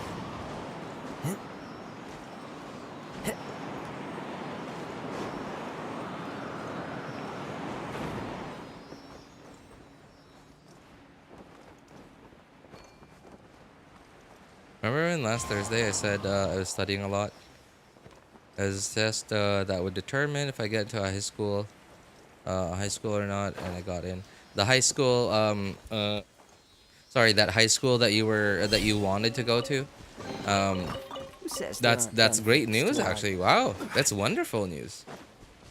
I mean, you know what? I'm flattered that you know bothered to even come here to tell me this good news, because like this is the type of news that like most people would share with their family and like go out and celebrate with their family.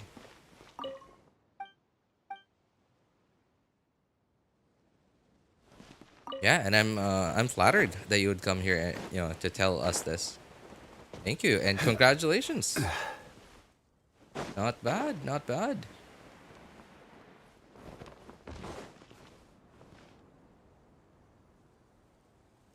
He'll be again what? Again and a coper. Yeah.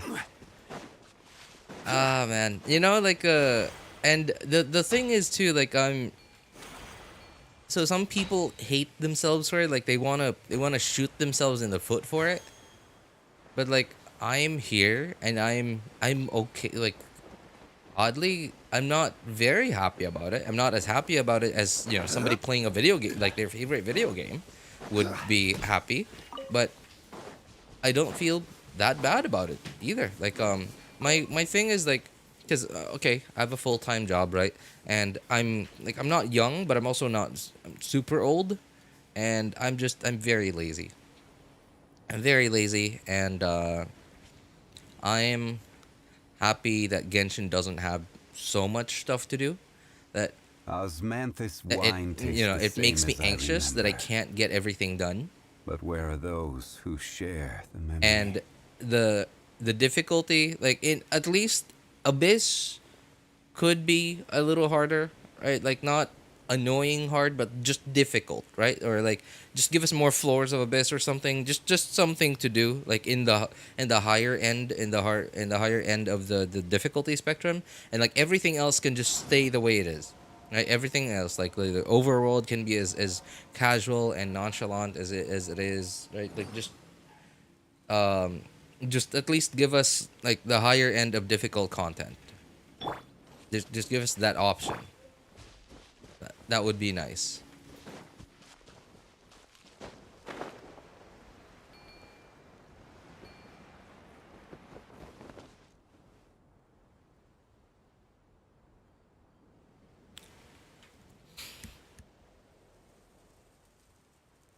I was inactive in Genshin for like 11 months, so I missed out on a lot of content. I'm still barely AR58. Osmanthus wine tastes the same as I remember. RJ's a grandpa like But Zhongli. where are those who share? You know, memory? I don't know how I'd feel about living for 6,000 years. Honestly, like I'm obviously, you know, just like most people, right? I'm afraid of dying, and like I'm afraid that my time here on Earth will end at some point. Especially now that, you know, I'm like at this point in life, and I feel like I've barely done anything in life. I feel Every like I've journey has its accomplished final little day. to nothing. Don't rush. My son is still like far from the end of his journey. I still have experienced very few of the things I actually want to try out. Osmanthus And wine so tastes I'm the far same from as I being remember. contented to leave Earth. But where And are those who share the memory? so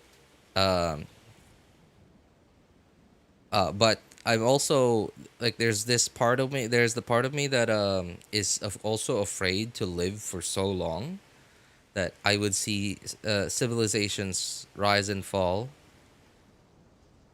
and like at that point, like what would I be doing?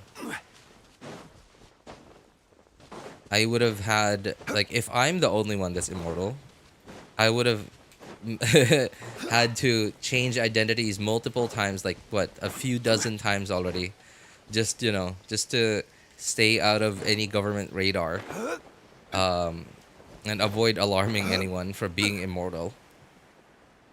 And what else? Like resign from different jobs.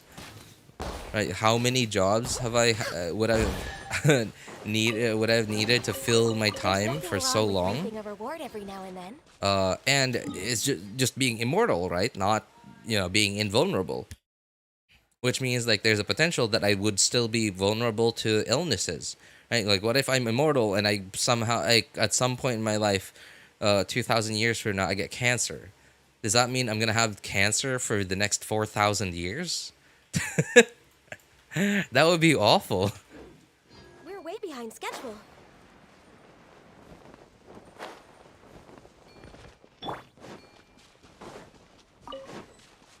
So yeah, there's a lot of things to be afraid of being immortal.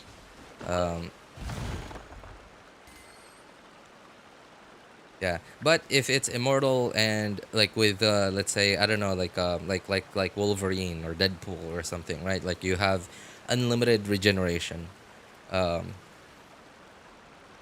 mean, like if it works, if it's still like let's say I don't know like my example, If you'd like you to see you Liyue. get cancer somewhere along the way, and so you'll just be constantly dying from cancer and regenerating from it.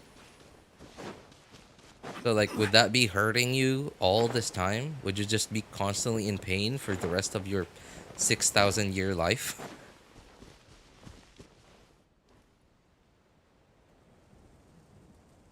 RJ the overthinker is at it again, I feel you. Okay. We all could be a little harder. Hey. If that were to happen, that would be I mean, like doesn't Genshin, you know, the thing is Genshin should be hard though. Genshin should not make us hard. Genshin should be hard. Time to go. That's a big difference. Big difference.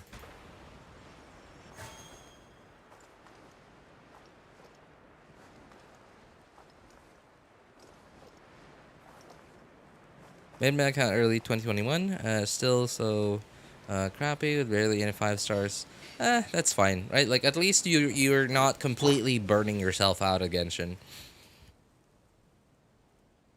That's a good thing. That's a good thing. Like there's still stuff for you to actually look forward to. Like for me, for example, every time I decide to finally start building a character, Every like I journey like has at that its like final there was day. this one time where I finally Don't decided, you know what, I'm like done building everyone else, so I might as well build Kaya. I built Kaya on my main account. Never really got to use Kaya in Abyss ever. Never really got to use him in the Overworld too. But I'm just happy that I spent that time away from just logging in, doing dailies, farming. Going into an artifact domain and using up my resin, and just the heartache of artifact farming, as always, right? I'm just happy that I was doing something other than artifact farming. It's just awful.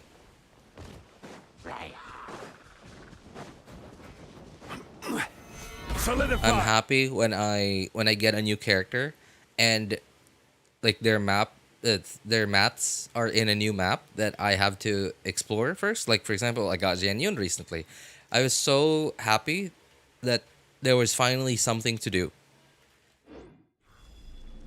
That I was logged into Genshin, and like an hour later, I was still logged into Genshin, and like actually playing this game that I enjoy. Now, I'm not getting to do the thing I enjoy the most about this game, like just fighting hordes and hordes of enemies and going unga bunga.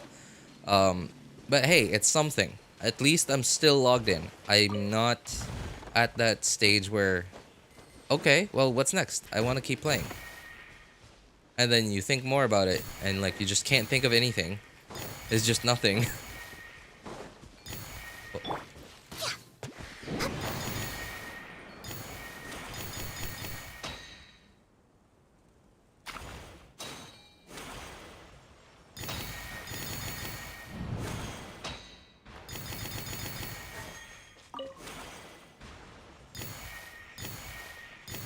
Jianyun got me bricked up.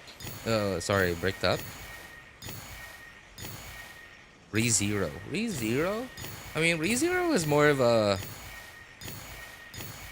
He didn't really have like any...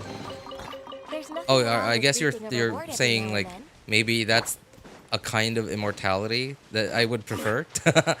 Just being stuck in a time loop until you do things right. That sounds terrible. I mean, like, man, oh no.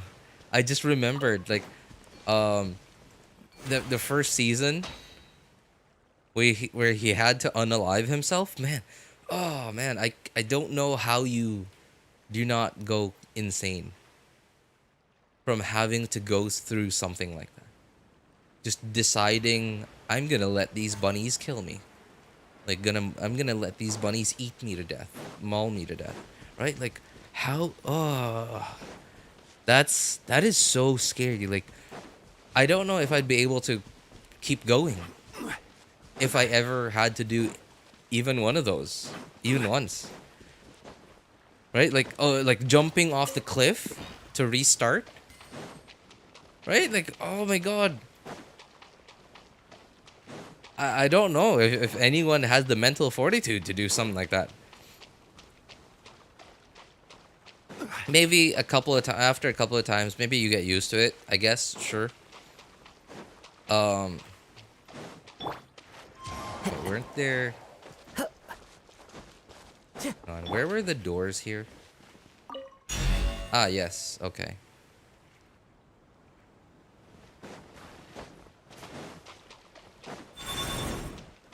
Okay, that's... I don't remember this anymore.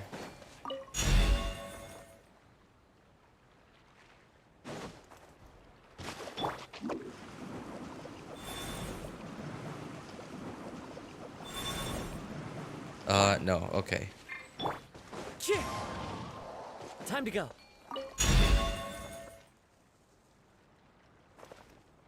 Sorry, I forgot to tell you, I made a new Discord account because my last one is basically just a shell because of a scam. Sorry. How do you get scammed on Discord that it destroys your Discord account? Like, how does that work?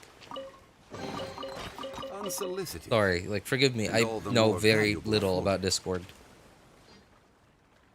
Waiting for Kazuha's banner, save 5.7k gems. Oh, nice, nice.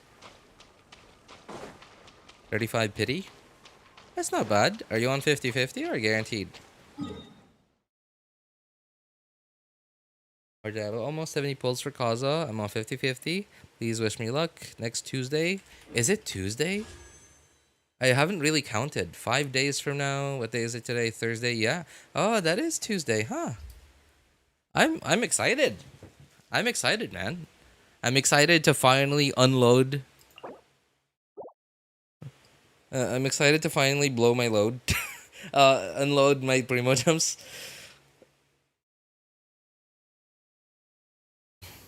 I already have Kazuha. I consider him Genshin's late birthday gift to me. Oh, nice. Nice. What happened though? Why was it late? I guess his rerun didn't time well, with your birthday.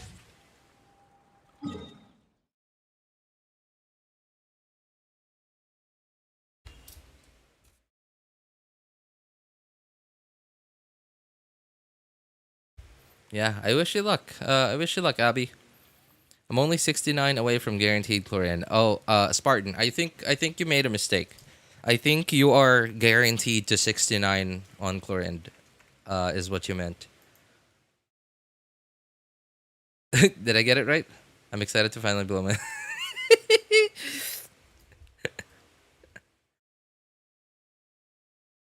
Shush, nobody heard it. Nobody caught that. Not 50-50, but I won't be mad if I lost, because I'll have Alhaitham. Sorry, what was that? Alhaitham or Farina guaranteed. Alhaitham. Is Alhaitham rerunning soon? Is that I haven't heard any rumors about 4.6 reruns. All I hear is like Arlecchino this, Arlecchino that, like father, daddy, whatever. Leak this, leak that.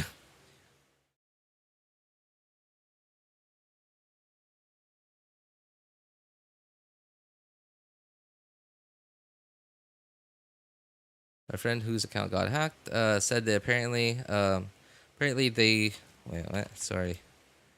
Falsely reported me and I have 12 hours to report it if I don't get IP banned. IP ban, so I had to talk to a mod, and they basically where's the rest of it? Stole my account, like removed 2FA and changed the email. Wow, that sucks, man. That sucks. I remember getting hacked. Like it was kind of scary too. Like back then, yeah. Like when I was still like doing the job that I'm doing now, which is like tutoring English online, but for a company and not just by myself, independently. All our payments used to go through PayPal, and at some point that ended, and like I didn't work for the company anymore. Something happened for the long story. But I still had a few like when I started to go independent, I still had a few students who were paying through PayPal, and just a few. I think it was only one, thankfully, and not a lot as well. At some point, like for no reason, my PayPal gets hacked. I just like for no reason I couldn't log in. Like incorrect password. I changed it. I reset it, and I'm like okay, and then I felt like maybe I should pay a little more attention to what's gonna be happening in the next few days, because like it just got hacked for no reason, right? I never give away my PayPal information. I never give away my email or whatever, right? I'm too paranoid for that stuff to just give away my like. In fact, like even on a government form that asks for my email, I will I will always ask, do I really need to give out my email? Can I just not? Like I will always ask that. Email, phone numbers, right? Like I'm so paranoid, and at the same time just I just hate having to deal with work that I don't have to do. So and I didn't really pay attention to what was happening the next few days. I was still logging in. It was still fine. And I noticed there was like a different like interaction. It was a positive charge. Like it was a like somebody sent me money. And then it wasn't that. Apparently like I looked into the history like a couple of days later. I just sort of just went on with my days. A couple of days later, I decided, you know what? Boats I are should made check for my PayPal. I transferring should look at the commodities history, back like and forth. transaction history, etc. And And those then that I come noticed across Leo some people tend were to stay putting a in while. money and So it is taking where out many money things and come putting this in way. money as if it was their PayPal account. Like they were using it like a normal PayPal account. Thankfully, when it did get hacked, there was no money in there anymore. It was just, I guess there was, but like it was just money that just a couple cents that I couldn't get out because it was too small. And at some point, I finally had enough to take it out, and then I just zeroed out the account and just never used PayPal again.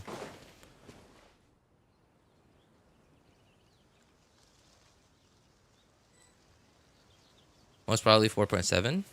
I'm actually very much looking forward to an Alhaitham rerun. Yeah, because like Alhaitham is, man, like my accounts are like quite well built, but the only like really strong hyper carry that I have is Hu Tao, I guess. Hang on, do I have any other really strong hyper carries? I guess yeah. I guess Raiden Shogun. Most not because like Raiden Shogun is a very strong hyper carry. It's mostly because I hyper invested into my Raiden Shogun. Right, like she's got engulfing lightning. She's C3. Right, I hyper invested into her. And I'm about like when the Raiden Shogun reruns, I'm gonna get C3 on my third account as well. But yeah, like not. I don't really have the top tier hyper DPSs. Just by multipliers alone and not by top tier because you hyper invested into them. And those like top tier hyper carries that I have in mind are hyper carries like Hu Tao. Hu Tao certainly needs a little bit of hyper investment, but not as much as somebody like Raiden Shogun, for example, right? Like you need C2, C3 to really get them to like top tier, like SS tier. Whereas Hu Tao really only need Homa and C1, right? Not like with Raiden Shogun, which you need like C3. It's a lot more. But Alhaitham, Neuvillette, yeah, top tier, even at C0, no questions asked. Yeah, I don't have any of those characters, so that's why I'm Silly pretty excited to child. finally get them on my account. And I'm not, I'm not really struggling to clear any content in the game. It's my goal now basically is just to make combat content in the game as easy as possible.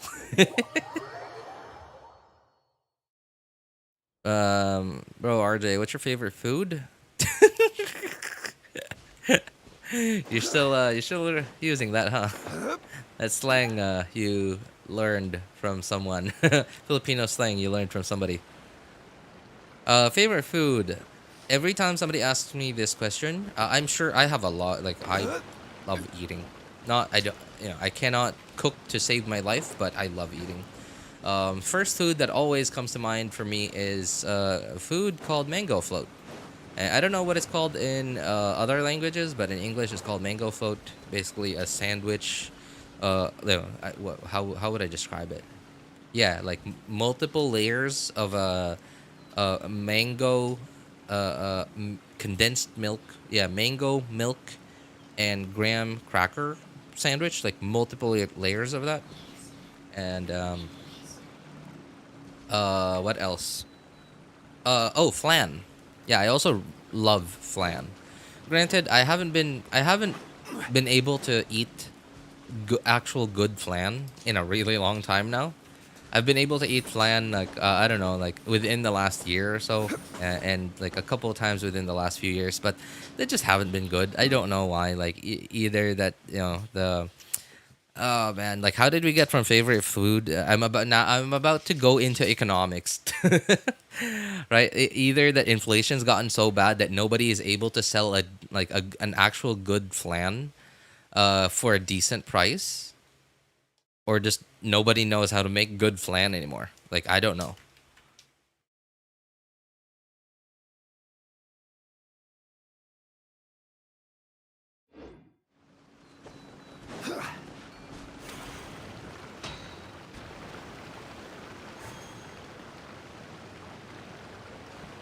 Wasn't there a... Oh, there it is. I already did it. Today on RJ Rants, PayPal ain't your pal. Well, I mean, it's literally in the name, though. And they are your pal as long as you pay. Right? You pay your pal. That was a terrible joke. I'm sorry. I'm so sorry. I contributed something so terrible to human society. I've committed a grave crime telling a terrible joke.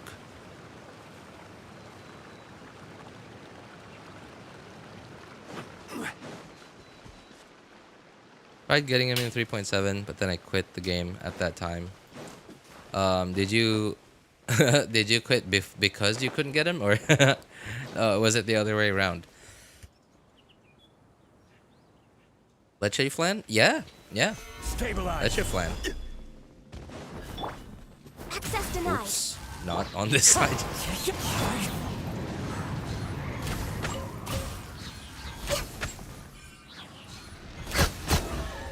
We're way behind Ah, schedule. no.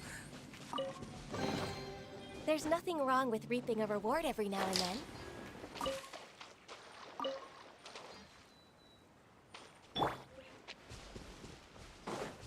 Oh, I already got that.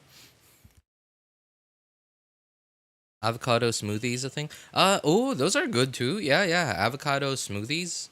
And there's even a thing that I don't know what people call it. I've never really heard anyone say what it's called.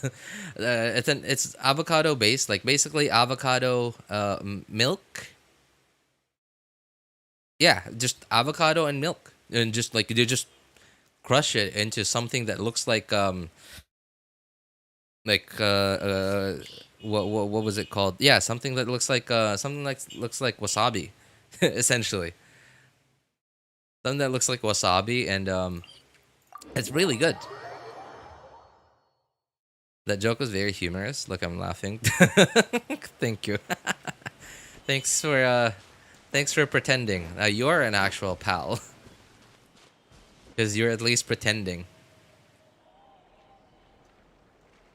You just made me remember a scene from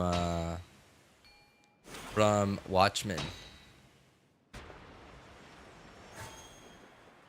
There was a scene from Watchmen where it was what was her name? What was that girl's name? I forgot.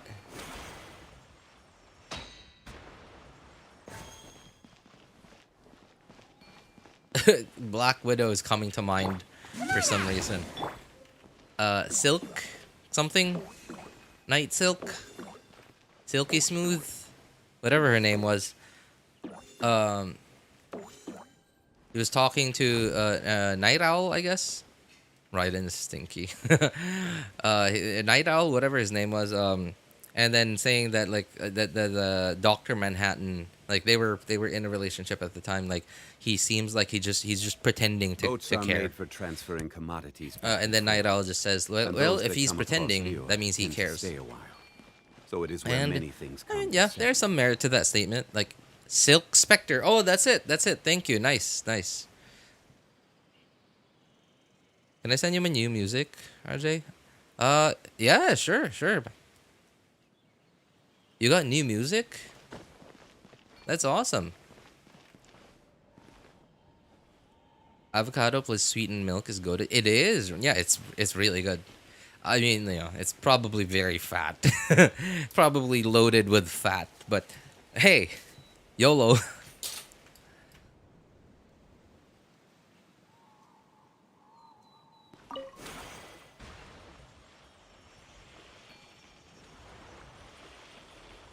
Never let ride and cook. I have top tier Lisa Onisan. Hey, Lisa will always be top tier in my heart. You know, like if you have the storage for it, and you can download Japanese audio, and you go out exploring the overworld with Lisa. Solidify. Yeah, Lisa will always be top tier in our hearts, and in places other than our hearts. Rorschach. No, it wasn't Rorschach. It was like Owl Man, Night Owl. It was the Batman guy of that universe. Lisa actually good with aggravate though. Lisa, like what do you mean, like NA? Oh, aggravate. Wait, Lisa DPS aggravate? Rorschach probably my favorite fictional character ever. Right, just man, I I don't think I've ever heard of anything as like menacing as that line in prison. Every journey. I'm not locked in here with you. You're locked in here with me. I don't know how much more menacing you can be.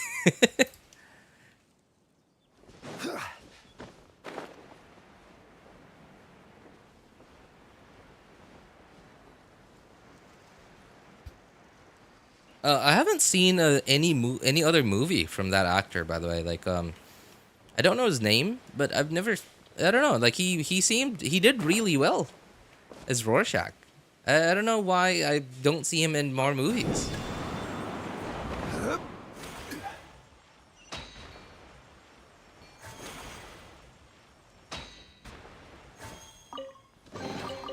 Certainly worth.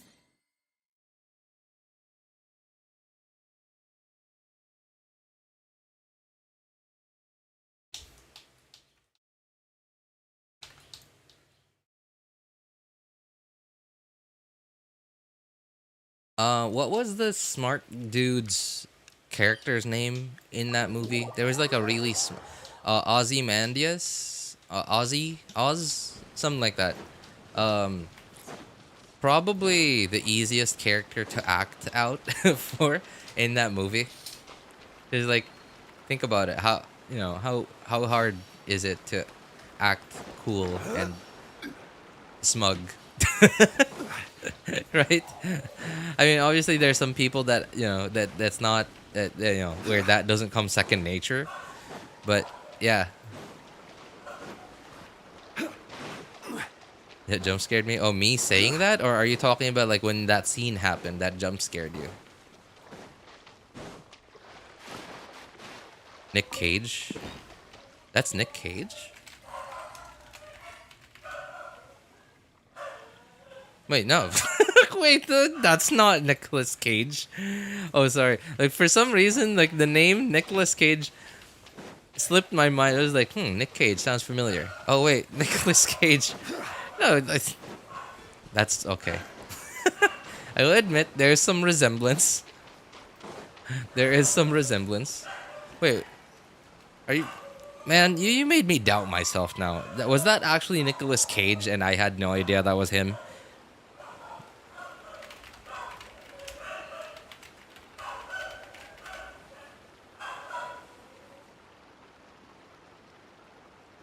No. Osmanthus wine tastes the same as I remember. But where are those who share the memory?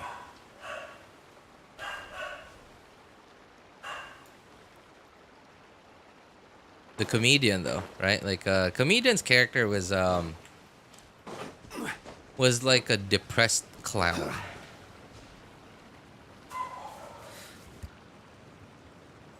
Wait, my bad. Wrong detective in a trench coat.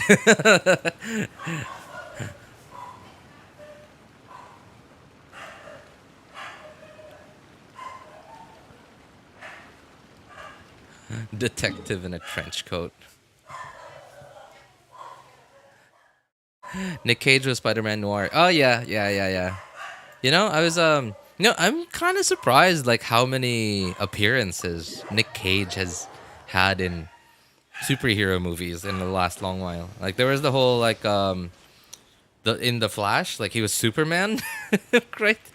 He was Superman in the recent Flash movie. You know, obviously he probably wasn't even filmed.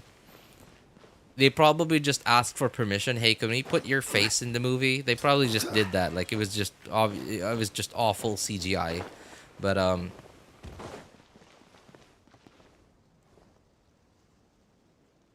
yeah, he was Spider-Man Noir. Man, I love that series of movies. The Spider-Man Miles Morales. It's awesome. I love it.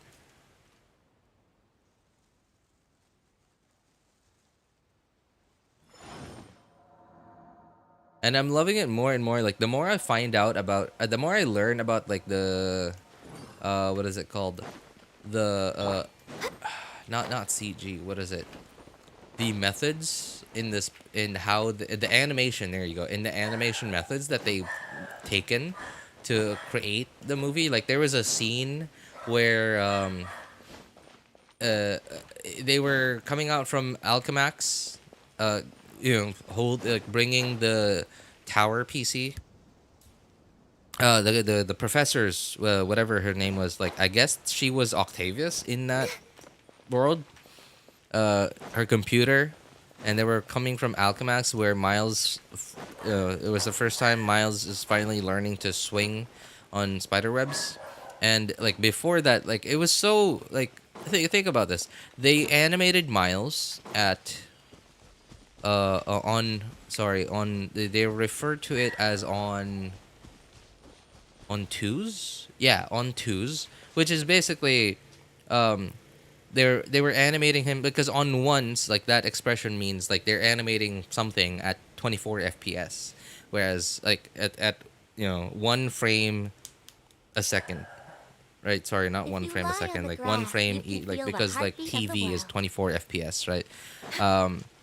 And they were animating Miles on twos, which is like 1 frame every 2 frames of like everything else, which is 12 FPS. And they were doing that so that Miles looks clumsier and looks more stuttery and doesn't look as smooth as like how smooth Spider-Man should be. Right, and like little details like that I figure out makes me respect the movie a lot more. Ever seen Face Off? Face Off? No, haven't heard of it. When you said Face Off, it reminded me of a show from Rooster Teeth. Who's name is 2 words in which the first word I cannot say. And then the second word being face. Man, Rooster Teeth. How many of you guys know Rooster Teeth? Rooster Teeth, Achievement Hunter, Let's Play. By Let's Play, not like Let's Play the genre, the YouTuber, Twitch streamer genre, but like Let's Play the YouTube channel. How many of you guys know that channel? Work this early? There is still a Or lot that left the to do. company Rooster Teeth.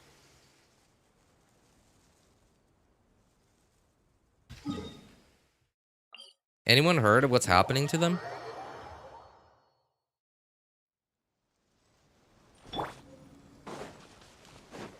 Anyway, if I was the one who jump scared you, I'm sorry, Kai. I just really like that scene from Watchmen.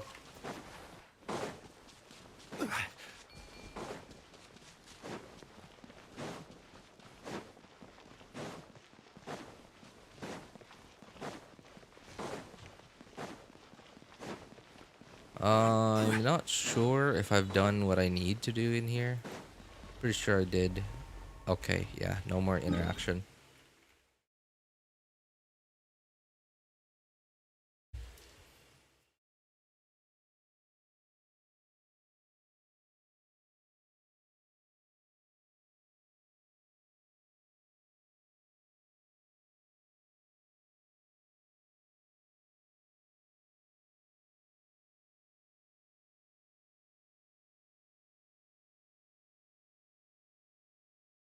Nick Cage gets another face transplanted on his own, so he can infiltrate a gang. No, I have not seen that one. Red vs. Blue was great the first 3 seasons. You know, for how long I've consumed their content, like not just Achievement Hunter, not just Let's Play, but like Rooster Teeth in general, I have not ever watched Red vs. Blue. And like I don't know why. I just for some reason I'm not that interested. I don't remember. I know like man, I hate to talk about it, but you know, like Monty Ohm was just an incredible part of Rooster Teeth, I think. Right? Like I feel like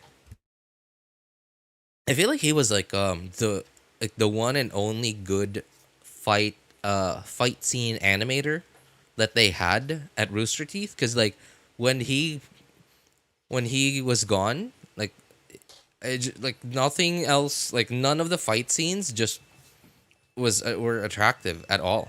Like everything just sucked.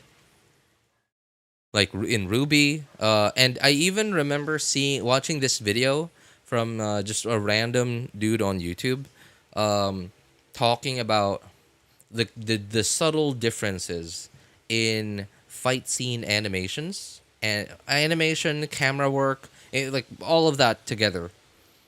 Before, when Owen was still doing it, and after Owen was gone,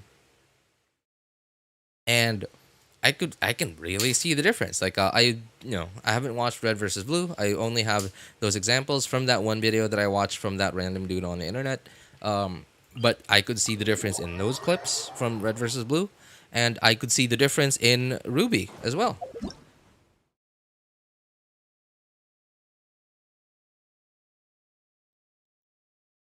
just realized we have no music playing at all.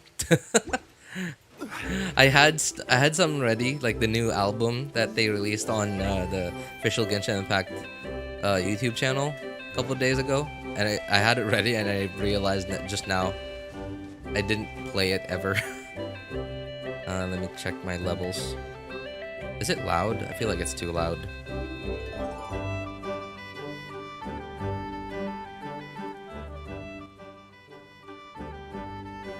Alright, let me know if that's fine. I still feel like it's a little loud.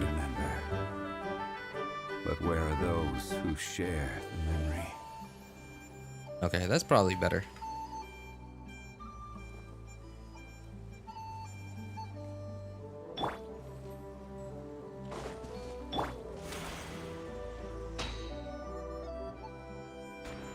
Oh yeah, I don't remember which season of Red versus Blue Monty Oum wasn't animating anymore. At least the fight scenes. But I imagine it probably got not better after Monty was gone. I wasn't happy that Ruby took a I don't know if like Ruby's direction like after season I don't remember which one anymore, but like there was a season where Ruby sort of just felt like it just got dark all of a sudden, like really dark. People were dying left and right, and I know that like their Pira died, and that was Monty was probably still in charge of that, but that was like more. It made more sense Next on the agenda. than like all the other people that died afterwards. Solidify! No touching. I'm really disappointed that Rooster Teeth is shutting down.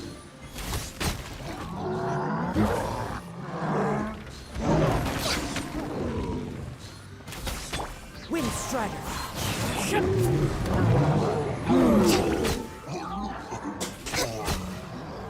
Yeah, I'm just really disappointed. I don't want it to happen, but I also understand why it's happening. Cause like for a very long time, like I started watching Achievement Hunter and then Let's Play, and then at some point I started watching Rooster Teeth podcasts and some of their other content too, and then eventually Ruby.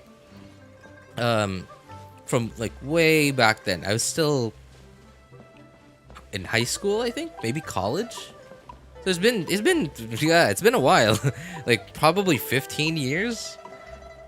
Around 15 years, give or take a few. And back then I was like, wow, they're doing great. Like, you know, like YouTube, they're getting a lot of views. Okay, so they got no problem. Like, you know, Rooster Teeth, Achievement Hunter, Let's Play, like them shutting down had never crossed my mind. Especially because like I just had, you know, I was an idiot. I was a kid, basically. Even though I was a teenager, I was still a kid. At, you know, intelligence-wise. And a couple of years later, probably like 5 to 10 years ago, was when I got at least old enough to like realize like economics and like how, you know, like finances work, etc. Then at some point I watched more of their content again, and I suddenly thought they have so many people staffed over there, right? Like most people that make content on YouTube, literally just one guy doing everything, right? Not having to pay anyone else, not having to pay like an editor, like a lighting director, like anything, right? Like it's just one guy making content. Whereas like even in Achievement Hunter, they had like what, at least six people, like way back then, 6 people, and then ballooned to like 8, and then I think 10 or more, and then more than 10 people. Then like how does that work? I know that one person doing everything on one successful-ish YouTube channel is like, that one guy is pretty well off. But like, I've noticed that Let's Play and Achievement Hunter weren't raking in as many views as like a very successful YouTube channel. But they were a successful-ish channel, but like 6 people? How does the math work on that? And I was like, maybe because like they also work on other projects and stuff like that. I guess so, but then like I look at their other content, like it's not doing as well as Let's Play or Achievement Hunter. So at some point, like I started thinking, are they losing money?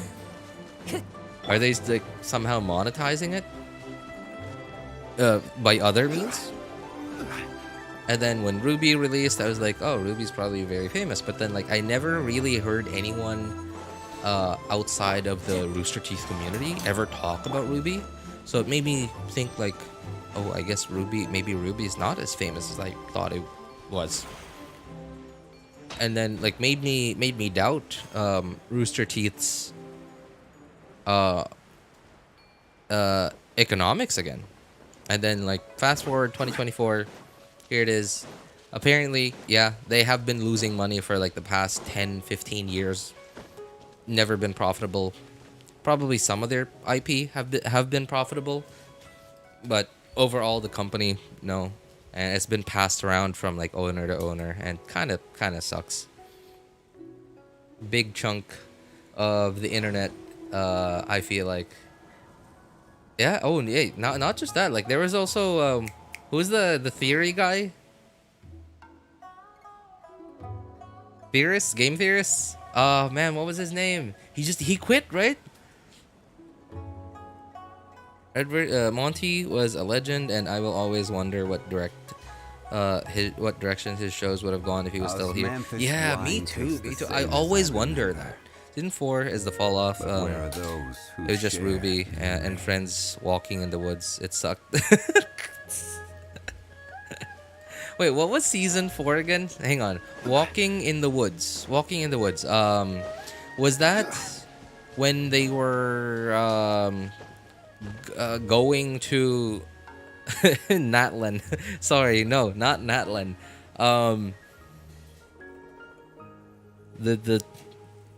The place with the lion guy who was apparently a coward in the end. Was it that season? Was that season 4? When they were like a little bit grown up and had costume changes? I think that was season 4. Okay, yeah, that was definitely it. Yeah, that was it. Season 4. Yeah, like I think everything before season 4 was... Season 4, I think I was still okay with it. Like me watching season 4 wasn't... I didn't have any bad thoughts about it. I just was like, okay, like it's not as good as season 3, but maybe they're just it's like a build up, right? A story build up. And I understand that in storytelling, you can't just have hype all the time. There needs to be downs so that there can be ups. Right? Because if you're always up, then you can't go up anymore. If you're always down, well, if you're always down, then that's good because there's nowhere to go but up. But that's also terrible because you're just gonna lose viewers at that point. Transferring.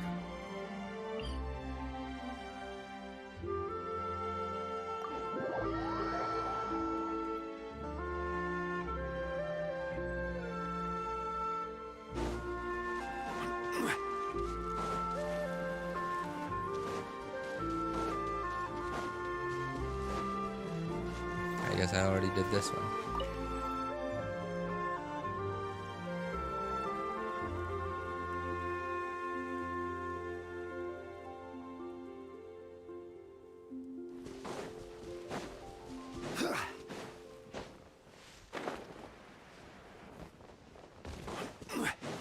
I think season 5 or 6 was okay. Like there was a lot of action, but then like again, still not as good as previous ones. A lot of action, but the fight scenes just weren't as good as when Monty was still there.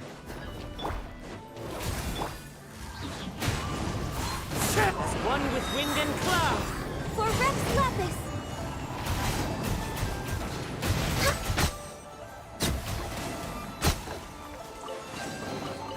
There's nothing wrong with reaping a reward every now and then.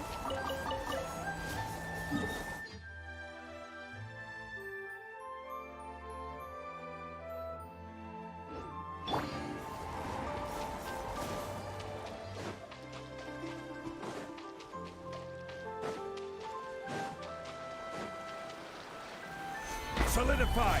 Oh, I probably the main reason why I didn't think too poorly of season 4 was because we finally got to see Crow in action. Crow is probably my favorite character in terms of design and characterization, like in fiction so far. Like I don't know, he seems really jaded and like cynical, but then like he really cares about the people around him, his family. but then like because of his semblance, he just, you know, he has to stay away from people and he has to stay close to his enemies instead.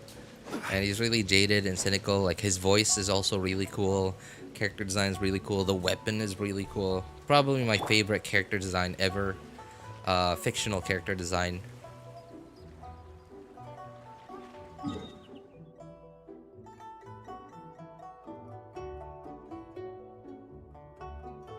Crow Bronwyn. But like I also really like their naming.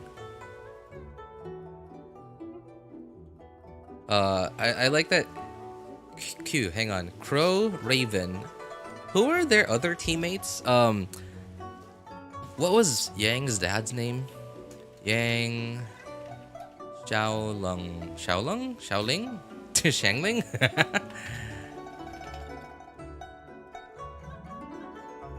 Yang Xiaolong. Okay. What was his dad's name?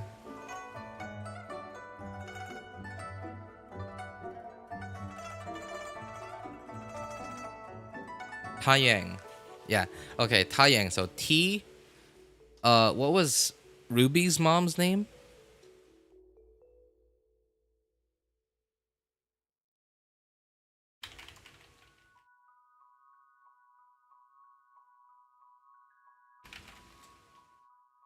Summer. Okay, so Summer. So what is that? STQR. Yeah, because like Raven. Oh, Raven was Yang's mom. Yeah, Tai Yang's a player, man. All roads lead to Shangling. If you ask Tenten, and if you ask Zajef, well, Zajef not as much, but if you ask Tenten, yes.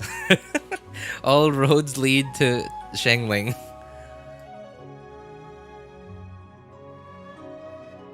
Yeah, Taiyang's a player, man. Got two of the, like, the only two women in his team. Why not? Why not, he said. Zeshef is more of a Xingqiu seller. Yeah, that's true. That's true.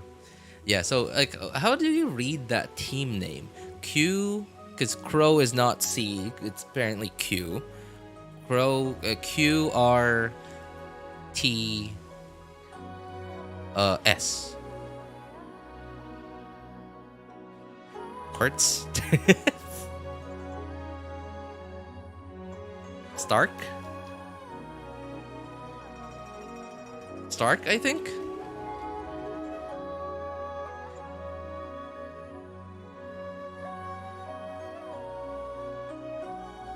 I think so. Oh, yes, Stark.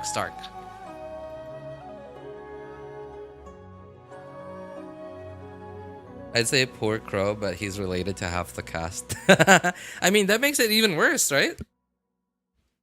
Like, he has so much family, and yet he can't stick close to them because of his semblance.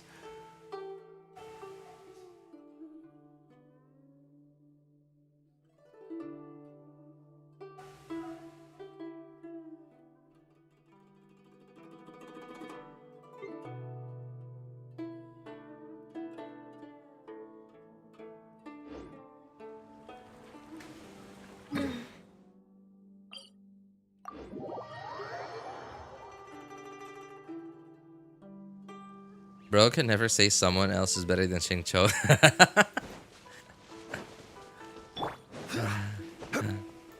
I'm sure he can, but he would have to. He will definitely say, in certain situations, maybe is better than Xingqiu at this, at that. Yes, he will probably say that, but never better than Xingqiu.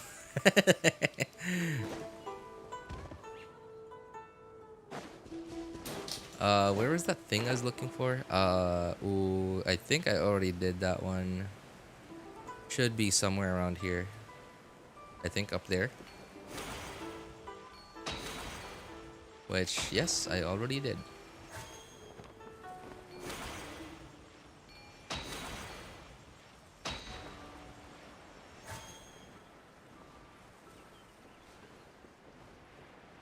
You know, every time I think of Xiangling's name, I always remember this song from like long ago, like when I was a kid.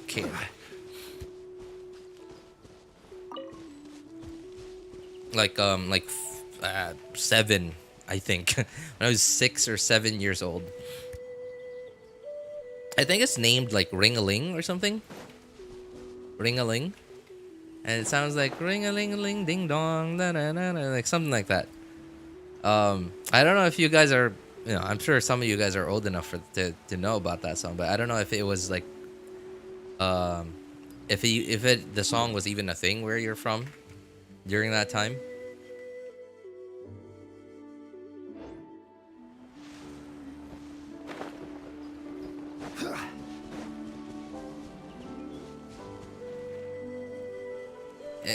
Hang on. Oh man, I was about to look it up on my. hang on. Oh, let's see. Ring-a-Ling, I think, is what it was called.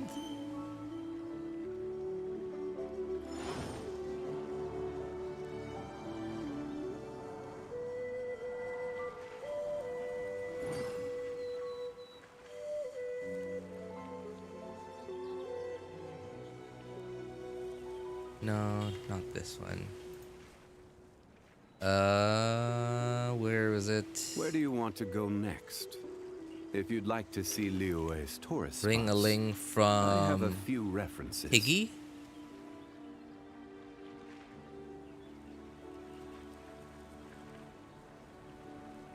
Osmanthus Tiggy, wine apparently. tastes the same as I remember. Piggy, Tiggy.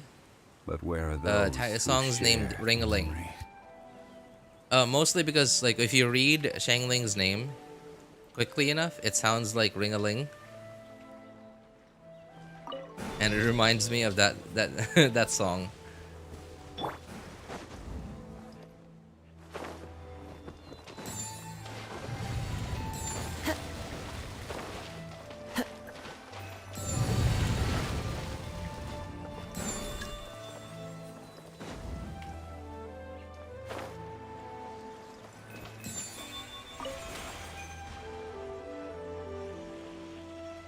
I'm a 2005 kid, so I may not know.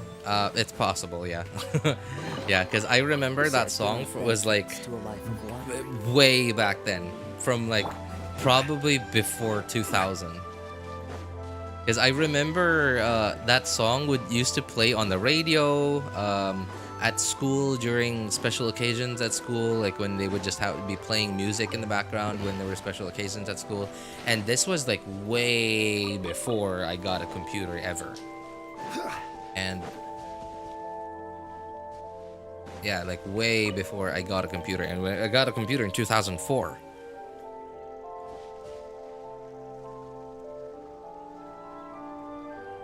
And this was like kid me. Like before I even was introduced to video games. I didn't even know about video games back then. Like when this song was a thing.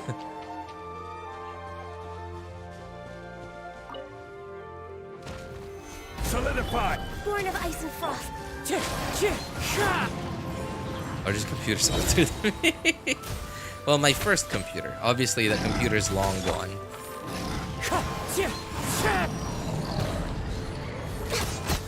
Healthy body, healthy mind. I don't remember what happened to it. There's this one time where something happened to it, and the guy that we used to call when something was wrong with the computer, he said that he recommended that we buy a graphics card. You know, I'm kind of sad that now I'm into like computer hardware, and I have no idea what graphics card was in my first computer. And at some point, yeah, I'm sure like it was like some super cheap budget graphics card, probably not even Nvidia or AMD. I don't know if there was even other graphics cards other than Nvidia and AMD at the time, but it was like what, $50, I think. Yeah, $50, and that's like in the Philippines, like $50 in the Philippines, right? And you know, including sorry, where's the thing? I don't think I'm finished yet. $50, right? In the Philippines, like all electronics are like more expensive than what they actually are, because like what is it, import fees and whatever.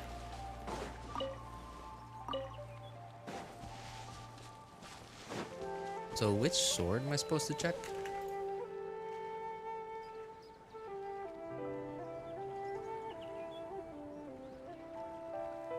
What the... okay.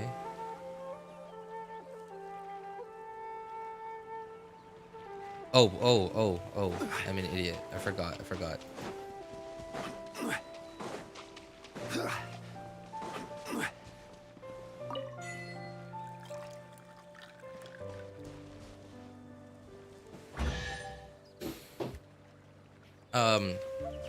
Yeah, and then like Unsolicited.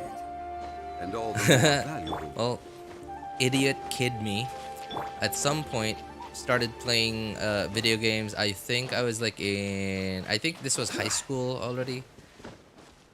Yeah, like 7th grade. Like it's weird. There's no when I was a kid, there was no middle school here. It was just primary school and then high school. High school was 7th grade to 10th grade, and there was no 11th and 12th grade. So high school probably 7th or 8th grade, I think. Yeah, started playing certain video games. Made me rage when my PC would lag. And sometimes it wasn't even PC lag, it was internet lag. And I would just smack my PC, like idiot kid me. I'd smack my like the tower, I'd smack the monitor. At some point I smacked the monitor like enough times and hard enough that it's the screen turned yellow. CRT monitor, baby. So, like the monitor just turned yellow. And from then on it was just permanently yellow.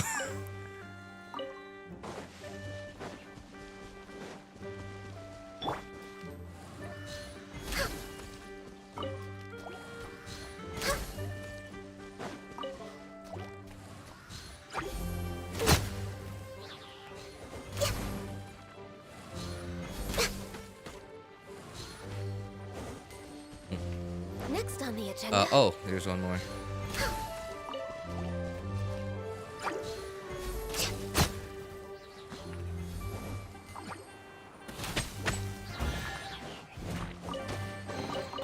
Beautiful treasures are a cause for great happiness.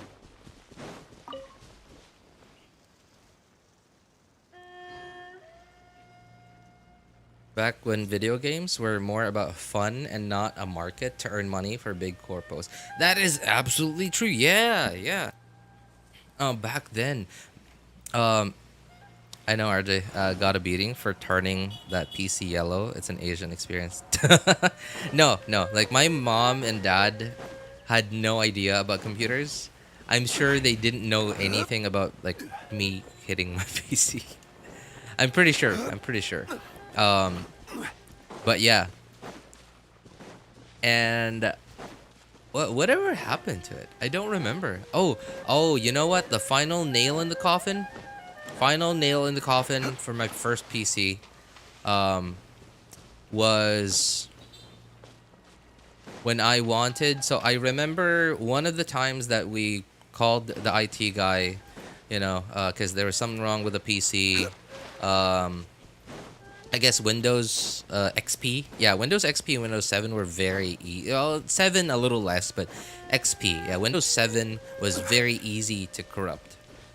You turn the PC on, and then you like while it's like you see the Windows logo, the word Windows XP on the screen, like with the loading bar moving from left to right, and you shut the power supply off at that moment. That OS is getting corrupted. Like it was really easy. It was really easy. Like turning the PC on and off, like while it was shutting down, and the when it's like turning on, those are like super risky. Like if you suddenly run out of like the power suddenly goes out at that point, like you better be ready to reformat. So yeah, this one time, yeah, my parents called them to reformat the PC because when OS got corrupted. he decided to service the hardware too. Like he cleaned the inside. He even cleaned the heatsink, the CPU heatsink. And I remember seeing that, but I don't remember exactly how he took it off. So there was one point where I was just bored. This was like before. This was like probably 5th grade. I didn't have internet at my house yet. No internet at my house. Just mostly playing pinball, solitaire, and maybe I think I was already playing like GTA, Vice City. Wait, what year did Vice City come out?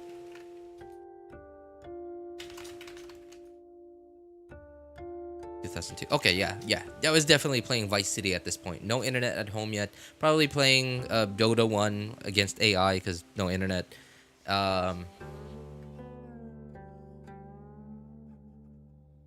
And at some point I was bored, so I decided to clean the PC. I remembered the guy taking this part off.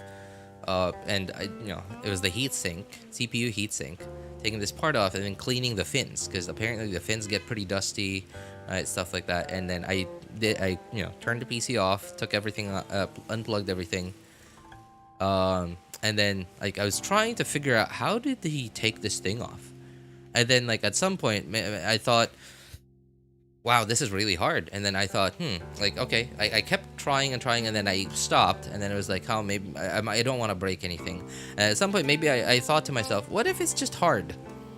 Like, what if I just need to keep pulling? What if this is just normal, that it's just hard to pull this off? And then like it was one of the locks, one of the 4 locks. I don't know what those locks were called. They didn't have screws. They were just like pins that you twisted. And I broke one. I broke one. And when I broke it, I didn't even fully, I was never able to fully take the heatsink off. Cause like I broke it and I was like, oh my goodness. Oh shoot. And then like, okay, I was like, okay, put everything back together. Turn the PC on, hope everything's fine. And while everything was not fine because it was beeping and the PC wasn't turning on,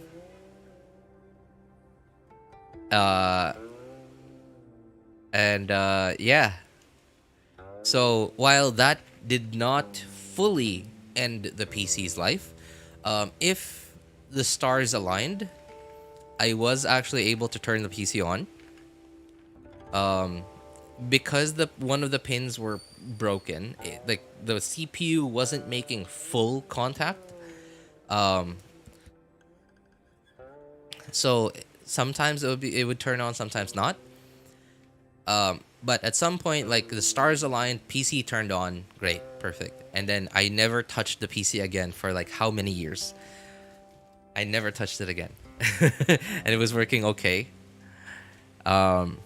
And then at some point, I guess maybe like my table got shaken up or something, and then at some point it finally just never turned on again. Yeah, and then at that point my dad had already bought a laptop. 4x3 laptop, not the laptop that you see today. 4x3 aspect ratio with a with a CD-ROM, a disk drive of on a laptop. Jeez, wow.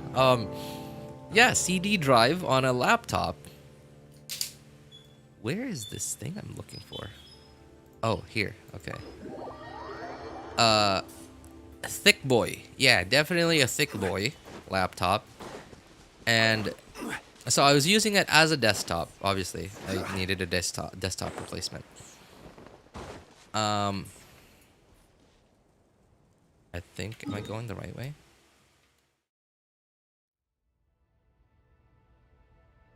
Oh, it's up there, north. I was using it as a desktop, which means I didn't want to use the CPU speakers because my dad also had really nice speakers, but they were 3.5mm jack speakers, and our TV, a Sony 29-inch Sony Trinitron something, CRT, had really nice speakers, really nice. Like even today, TV still works, speakers still perfectly good. 3.5 millimeter jack, set of speakers, really nice with a really nice subwoofer. Speakers still work today, by the way, really nice. So I always had the laptop plugged into that, always, and I assume, I'm just guessing, I don't know what happened to the screen, because like I never did anything to that computer, and the screen at some point just suddenly started to show a white line, a white horizontal line across the middle, and more and more lines started showing up over time until eventually the lines were now on the entire screen. So I don't know what happened, and then like thankfully, wow, by the way, laptop on VGA. No HDMI yet at this point. Like I'm sure the HDMI already existed, the technology existed, but laptops did not have HDMI back then. Only VGA. So thankfully, I still had my CRT monitor. Still had my CRT monitor, VGA. Hooked it up to the laptop. Laptop's still working fine. Just the screen was a problem. Now I'm just guessing. But I think it was because it was early LCD technology, right? Early LCD technology. Maybe it was very susceptible to vibrations, like constant vibrations, and I'm just guessing that maybe because like very often I would just play music really loudly. By the way, and my room was very small. My room now is about as small as that room, and the subwoofer was on a shelf that was a lower shelf that was part of the desk that I was using, where the laptop was also on. So I assume it was just the vibrations from the subwoofer that eventually damaged the screen. I'm just guessing. But yeah, so like basically, as my friend referred to it, as my friend coined it, my laptop looked like it was on life support with all the cables connected to it. VGA cable, charging cable, mouse cable, mouse ball, by the way, not laser mouse, but mouse ball. Jeez, had to clean that thing multiple times a week. Next? If you'd like to see Liyue's Man, life is strange. Like people of today are never gonna know that experience. They're never gonna understand that experience of seeing the rapid change in technology, experiencing CRT monitors, landline telephones to call people, transition into brick phones, into smartphones, like thick boy smartphones, into the glass and aluminum slabs that we have today. Wine tastes the same as I remember. Kind of sad that people won't experience that anymore. Those who share the memory. Ahem, thick boy. Never heard about it before. Pixels were probably burnt. It's a thing in mobiles as well. Mobiles, like modern mobiles today, or like older ones, I guess, is what you're referring to. Probably not burnt, because burnt just means like when a pixel burns out, it's just that pixel, not an entire line. Now, another guess I have is maybe because every now and then I would go to my grandma's house. Like my mom would want to go there like during Halloween, or not Halloween specifically, but All Souls Day, and during Holy Week, which is exactly now. Those that come across and Liyue tend to stay away. I often brought that laptop with me. Now I did carry it in its bag, in the laptop bag that it came with. But it is also very possible that maybe like at some point it got squished somewhere. So maybe that's what, like it wasn't squished hard enough that the damage instantly happened. Maybe it was just squished enough that it didn't instantly happen. It happened like gradually after some time. Just a guess. yeah, still have no idea what happened there. It's highly possible it's one of those two, either vibrations from the subwoofer or just got squished while traveling.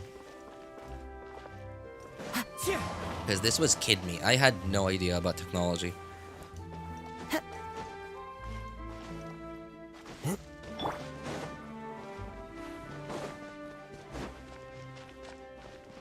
I did this thing already? Yes, I did. Okay.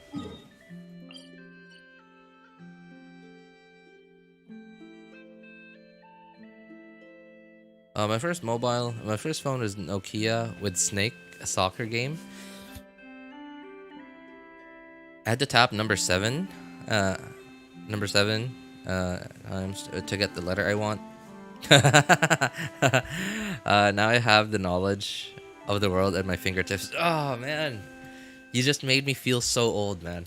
Just that statement just suddenly made me feel so old. Yeah, the first phone I ever had was a Nokia 3315. Snake, no soccer unfortunately, but Space Impact and Snake 2, definitely. What is Hoyoverse doing? Hoyoverse is milking Genshin for money to fund their future projects, including but not limited to Honkai Star Rail, ZZZ, and future other projects as well.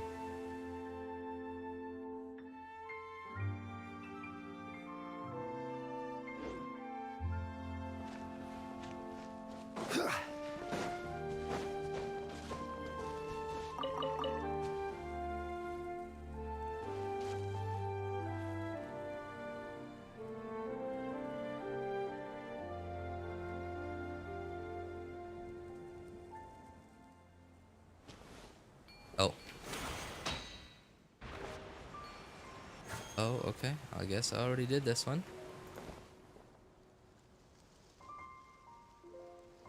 First phone I had was a brick, which shows my sanity.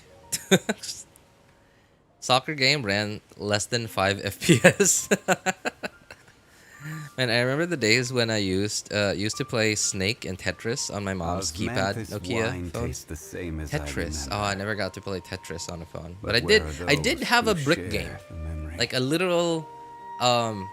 We called it in the Philippines. We called it a brick game. Obviously, it's Tetris, right? But here in the Philippines, we had this basically a gaming console that only played Tetris, and it was like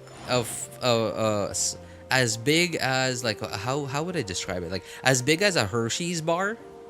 Yeah, like as big as a bar of Hershey's, and maybe 3 times as thick.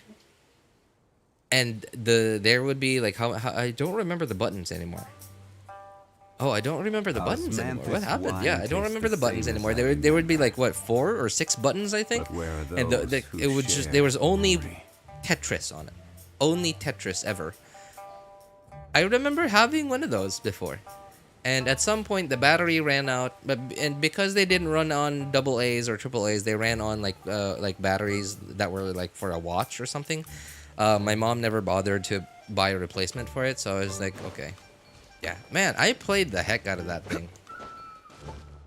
You know, I don't think I've remembered that until just now. I don't think I've remembered having that thing for a very long time now. I'm so happy that I remembered it.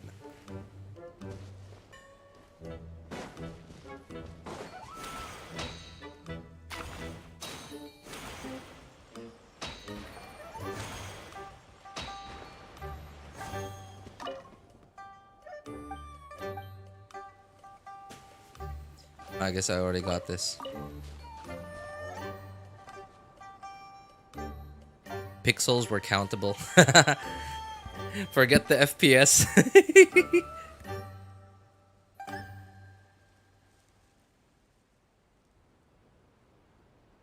I will be the last generation to know a world where separate home phones were a thing. Oh, yeah, that's true. Yeah. Man, Yeah, the last generation to know that if you plugged in the RJ11 cables in the wrong slot into the splitter, that your internet wouldn't work.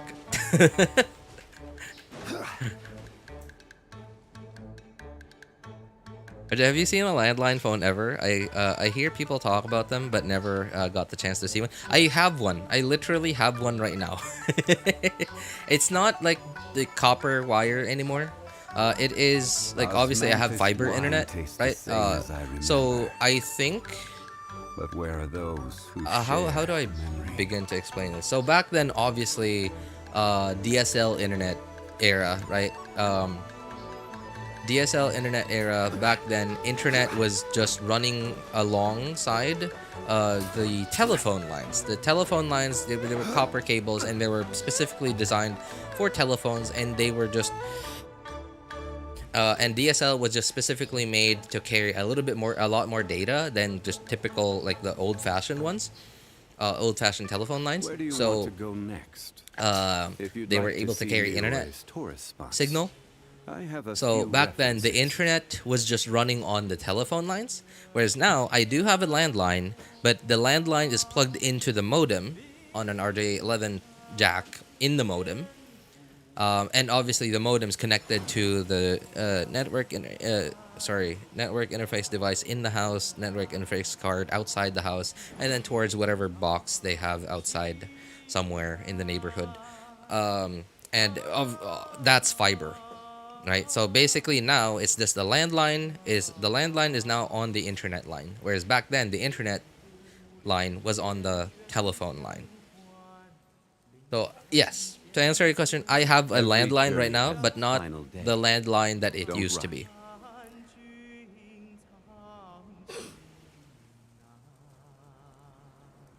And hardly anyone uses them anymore. Like only like small local businesses here use them, but even small local businesses here are starting to use like cell phone numbers now rather than landline numbers.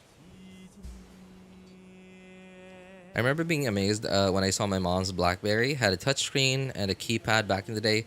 Oh yeah, my dad was the first one among us to have a colored screen phone. It was a Nokia 6600, I believe. And the 6600. Definitely. I remember thinking, man, I want to have that phone like all the time. Like all the time I wished my dad would buy a new phone for himself so that I could have this one. And I don't know. Like I didn't even know what I wanted to do with it. I don't remember any games on it. I'm pretty sure there was a game on it, but I don't even remember what game I played on it. It was just that unmemorable.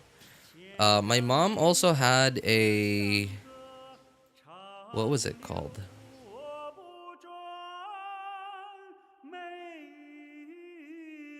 $3660? 3650? 3650, yeah. Nokia 3650. My mom also had one of those. It was weird. So it had the T9 layout. Like it wasn't the QWERTY keyboard that we have on PCs, but it had a T9 layout. But like the keys were like not ordered on a T9 layout. They were ordered like they were in a circle. It was weird. But I remember I often borrowed that thing to play games on it. I don't remember what game I played on it. But man, those were the days. Who's older, RJ or Zhongli? I don't think Zhongli even remembers those. I don't think Zhongli's old enough to remember that. Where are we? Okay, we're heading down. I can't head down. Oh, I can. I remember being amazed. Oh, I didn't grow up with dial-up. I didn't grow up with dial-up. I did use Windows XP for like 10 years. Me, I wasn't, I never got to experience dial-up internet. Yeah, kind of sad that I never got to experience that. When 2004, I think. Yeah, when my computer was like brand spanking new.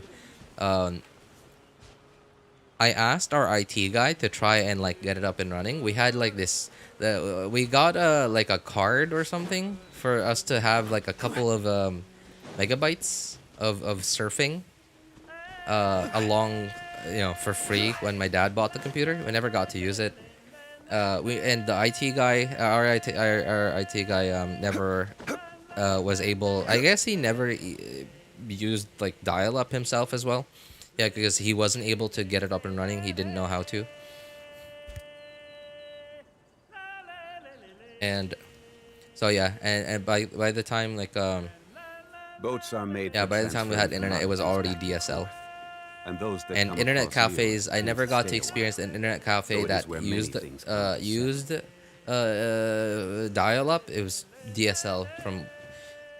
I think, when did I first go to an internet cafe? I think maybe 2003. Osmanthus wine I tastes think the so. same Yeah, I as think 2003. remember. But where are those? And yeah, internet cafes here were already on DSL back then. Gather! Access denied.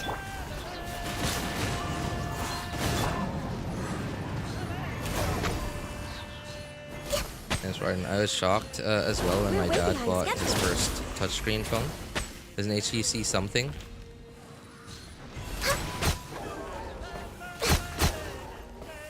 My by the time, speaking of BlackBerry, by the time that our family had a BlackBerry, like BlackBerry was already old news. I don't remember why my mom got a BlackBerry.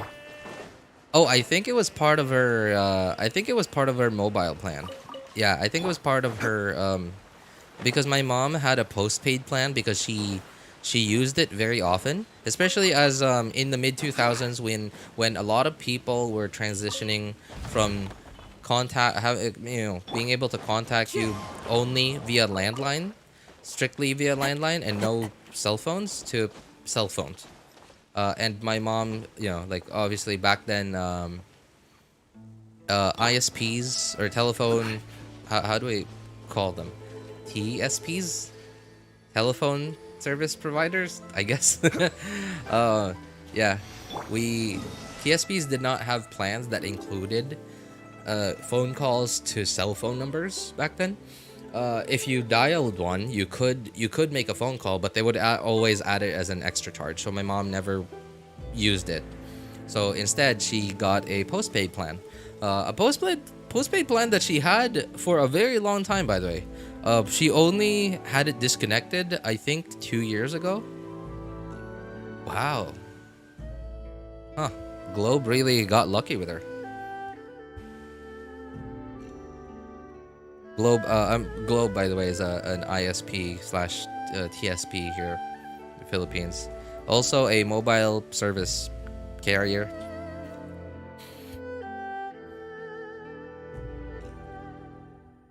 Used to play Angry Birds, Fruit Ninja, and Flappy Bird a lot.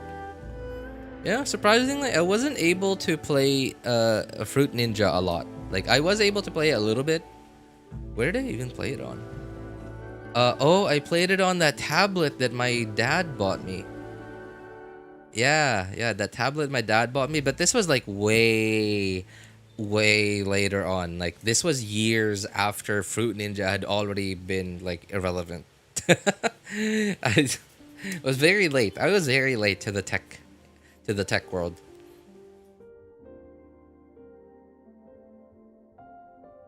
Are they seen a lot? I don't know. I guess I have, but not as like I'm not the adventurous type, so not as much as an adventurous person would have seen. An adventurous person of my age would have seen. But yeah, like the nice thing about like being, the kind of person I am, not adventurous, stays at home all the time and lives on the internet, I guess, is because like the internet was like the window to the world. So I was actually able to see the world change throughout those decades.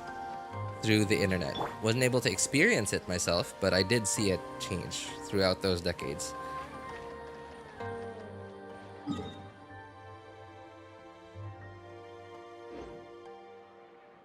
I don't think I have enough time to do Linny. I keep forgetting who's the girl. Lynette, I guess. Yeah, Lynette's hangout today. Lynette's hangout is really annoying, especially ending 4 and 5. Really annoying. I think I did it already on this account. I did, yeah. I think it was... Yeah. Yeah, these two endings are really annoying.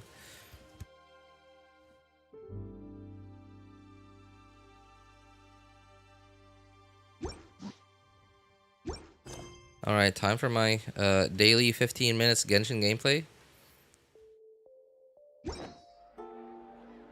Oh, this message was a couple minutes ago. Okay, I assume you play on Asia server, Nash?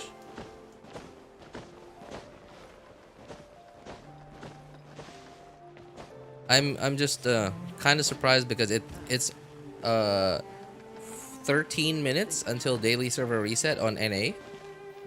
And I'm kind of surprised that you would say that now when it's almost time for daily server reset on NA. So I'm surprised. Like, I don't know. I guess maybe you're on NA. All right. Well, what to do for 13 minutes?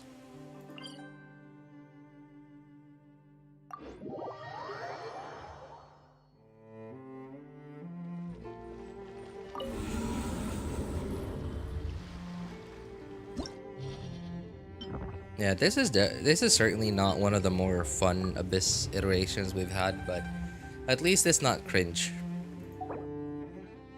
So it's not too bad to just go in here and have fun.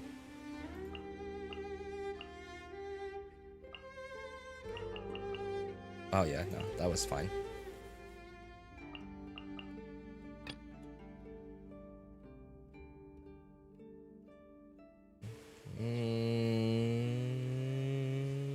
Okay.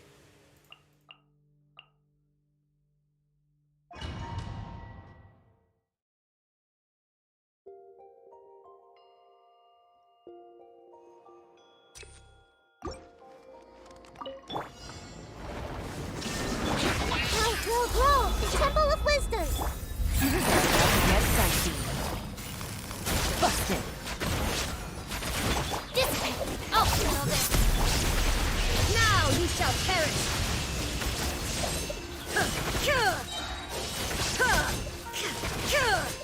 Man, the defense shred from C2 is such a big upgrade. Cause like I remember back then before I had before having engulfing lightning, just C0 Raiden Shogun on the catch. I remember that like and feeling really, I don't know, kind of frustrated that it took so much effort to get to 200k damage on that Raiden burst.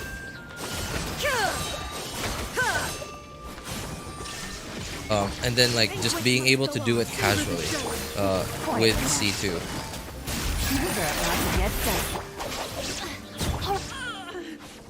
Now you shall perish!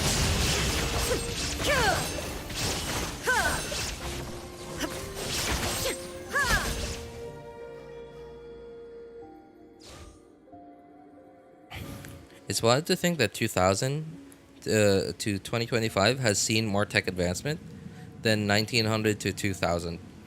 Right? Right? That's true. That is true. Solidify. Yeah, I mean like I guess what was this? Moore's Law, I think. Yeah, Moore's Law. I guess that is Moore's Law, right? Where technology will just keep advancing exponentially faster and faster and faster. Gather. Rain cutter! Lightning! Golden song! Strike!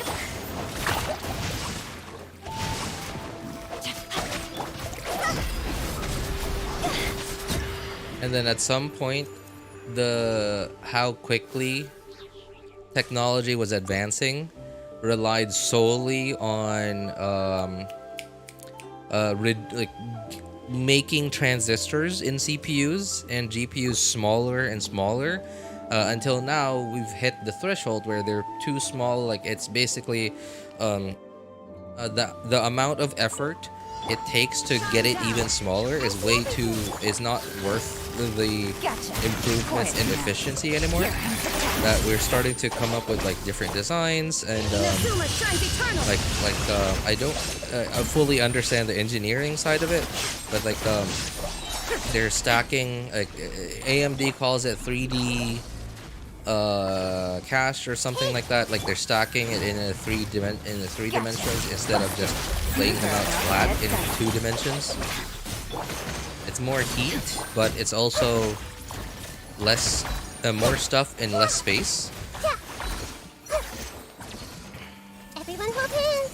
Share my knowledge. And then now, the next boom in technology is probably going to be AI. And it's not going to be hardware anymore, it's going to be software. Like, the advancements in software and how quickly software is going to progress from now on. As long as AI does not take a huge wrong turn in the next few years, I think that will be the next one. I think AI will be the next speed up in technology development. Gotcha. Because back then, like, every basic piece of software, you would need to have a proper developer to write the code for it. No matter how basic, how level 1 it is, how basic it is, but if it's a part of your thing, of your product or service, somebody has to code that. And at some point, like when AI gets better and better, AI will be able to take care of that stuff. And the more advanced stuff, AI will help speed up discovery of new stuff.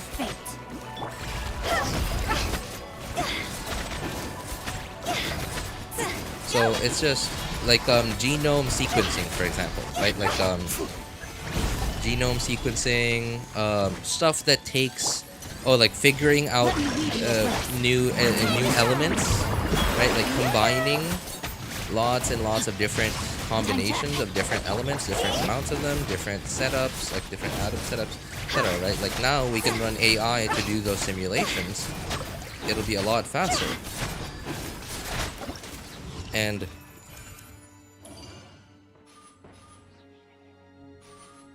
it's no surprise that everyone is betting so huge, is betting so much on Nvidia. Because Nvidia is leading the hardware, what? I don't know.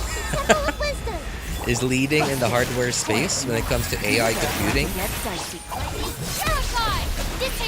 Oh. Didn't notch that one. Okay.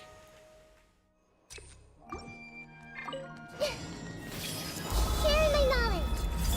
Shine down. Game's up. Time's over. Gotcha. Quietly now. Out of my way. Our bond is sorry. Man, I just can't time that right.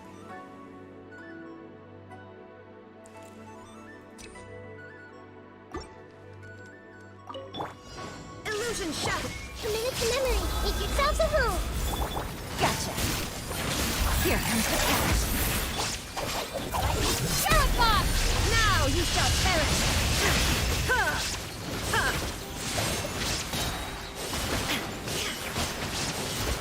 There is no escape. Grow, grow, grow. Share my knowledge. Busted. Oh, yikes. For the truth. What advancements did we get? I think the biggest advancements we got from 1900 to 2000 was probably more advancements from just society and less technologically. Like, of course, yeah, the radio, the TV, probably the fridge at the in that time. Here comes the catch. Get with me. I'll settle this. Make yourselves at home. Torn to oblivion.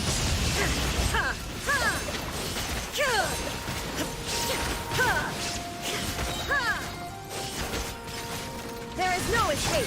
Grow! The Temple of Wisdom! Things are about to get dicey. Gotcha. Quietly now. Terrified! I think Redhon just died. Yep. Redhon did die. Alright, let's see if we can aggravate our way through this. With no healer. Oh, I did. Okay, nice.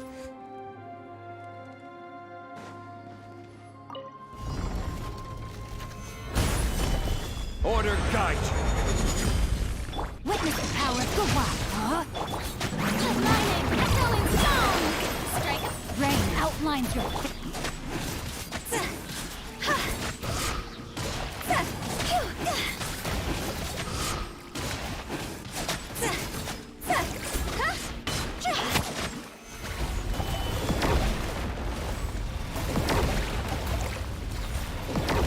Let me lead you a verse.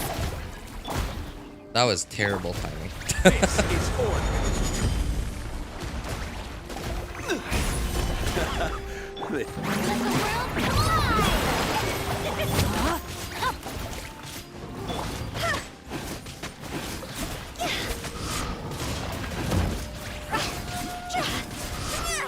It's over!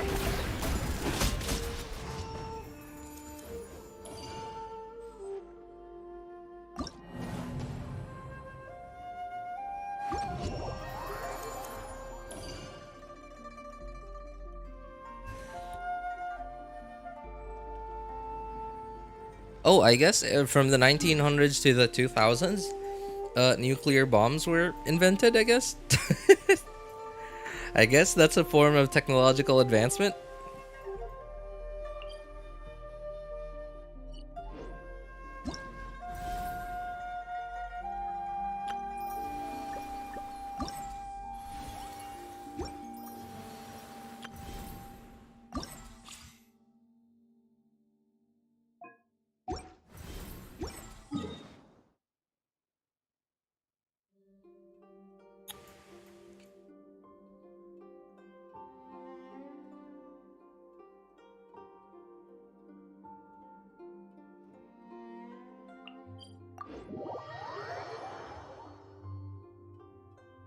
Yes, I play in Asia. Oh, okay. Oh, I'm, surprised you just did that when the Asia server reset was like 12 hours ago.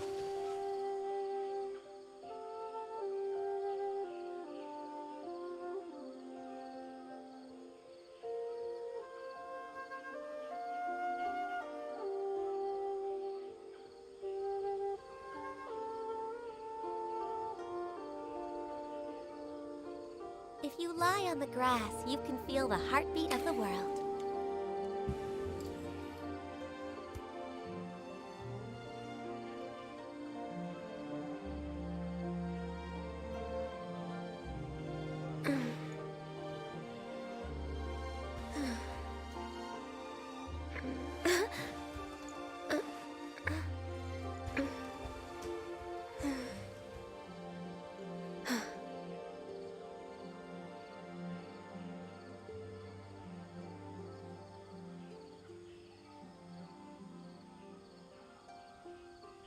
Should we really be off work this early? Oh, right. We got 20, There's no, still a 30 lot left seconds, to do. 32, 31, 30, 29, 28. All right. 20 seconds to daily server reset.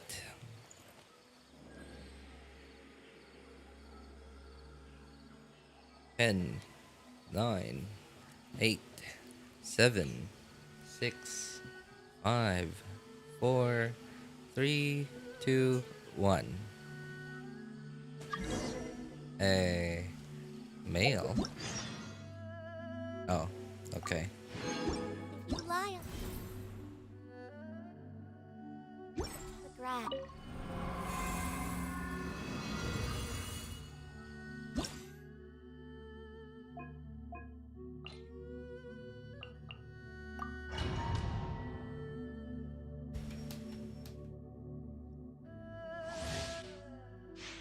Skill and burst. Delicate as silk.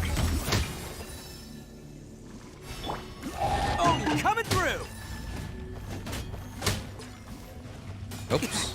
Is that all you got? Oh, man.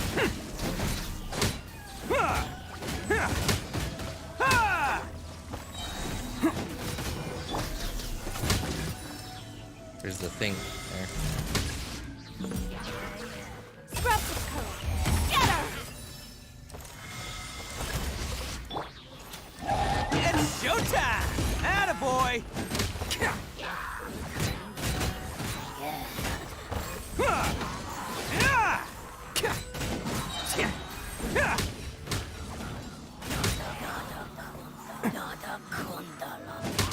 You know, I just realized like one really annoying part of Itto's kit.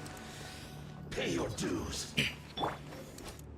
Nothing has got to feel worse I am the cutting than edge of like fashion. you're unga bungoing with Itto. Who wants some Right, of you this? get your stacks to be able to. Where's the thing?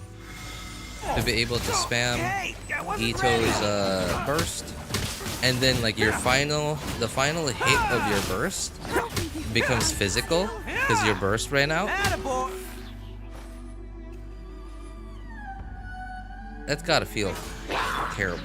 Let me ahead. Scraps of code. Get her! I don't even have Itto on my account, and yet I understand that feeling. Showtime! Roll! Did I scare you?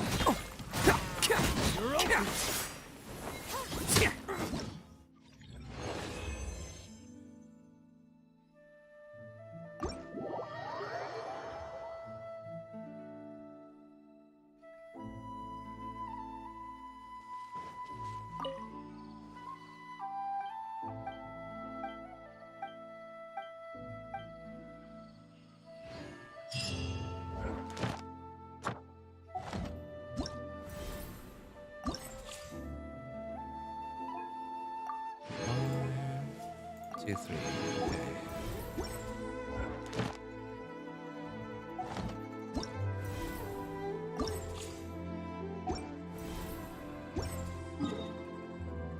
Maybe I'll just do one daily commission. Alright, is there a quick one we can do? Oh, yes, very nice. You would see one just clicking Q and E and hold. Wait, is that C1 Zhongli? I thought that was C6 Zhongli.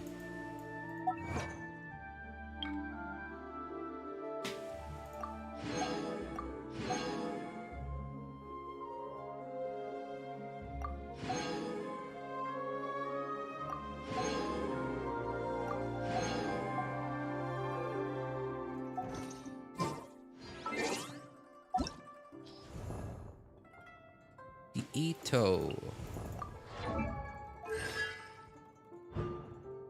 His charge stacks deal 70% more crit damage. Additionally, when he has 50% chance to not consume stacks.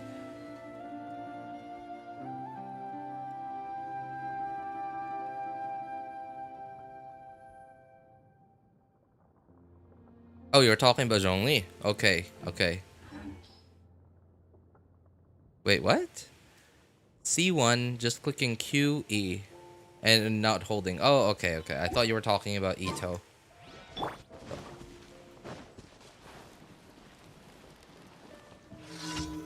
Solidify.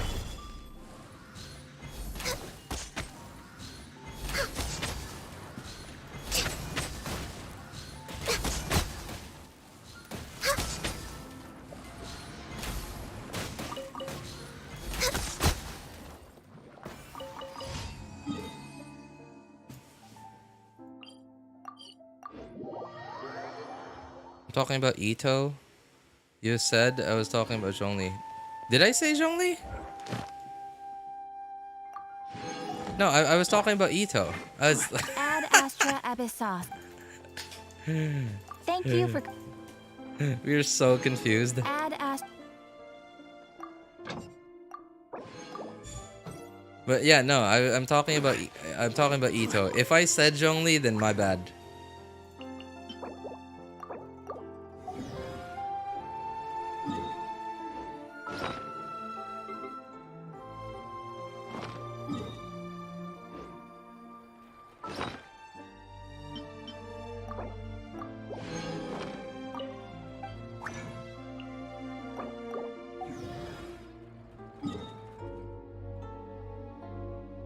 Man, kind of sad that I'm finished pre-farming for Alhaitham. I'm not still not fully finished. I still have to farm more of the pupa seed thing, but I'm done with all the resin stuff. I have nothing else to spend my resin on except just artifact domains. Kind of sucks. I hate it.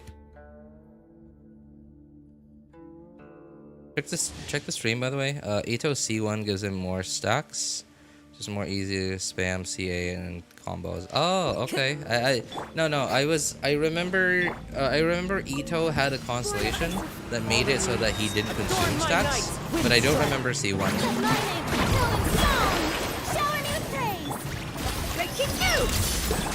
All hail! No touching! We're way behind schedule.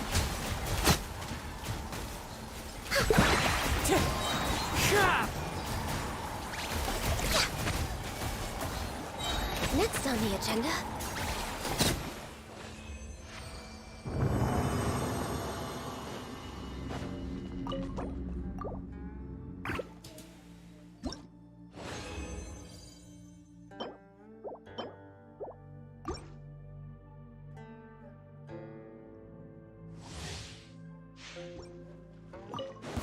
Access denied. As one with wind and cloud.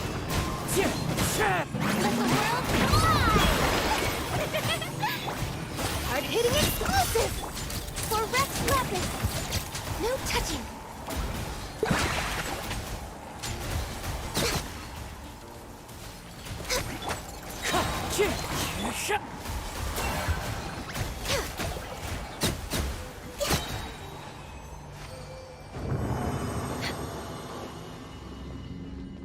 Man, I just now okay, yeah, cause you told me about Itto C1, and I just looked at Itto C6 just now in the character archive. I now realize why like those whale Ittos are just able to keep going. Like just they could just keep charged attacking like forever. Access denied. Kinda crazy. Adorn my night. How much more stacks does C1 give you? Showering you praise! Breaking you! Safe, all hail! I can fix this! Born of ice and frost.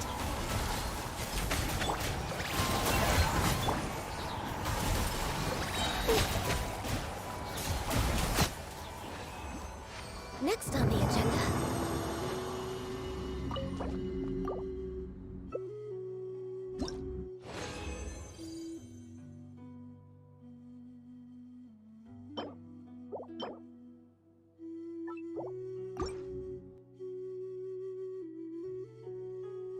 These are Itto has 5 stacks, and C1 gets 3 more.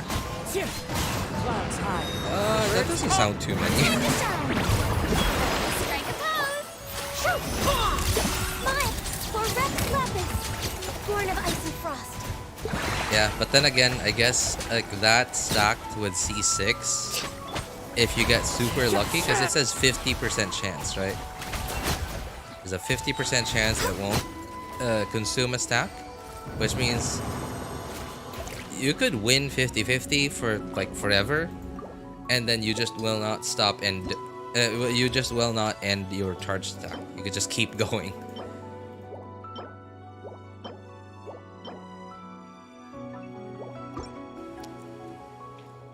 Those I want how to NA to get my stacks back, right? No touching. One with wind and cloud.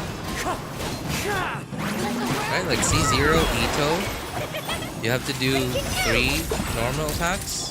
Say cheese! This is long overdue. Born of ice and frost. Wind strike.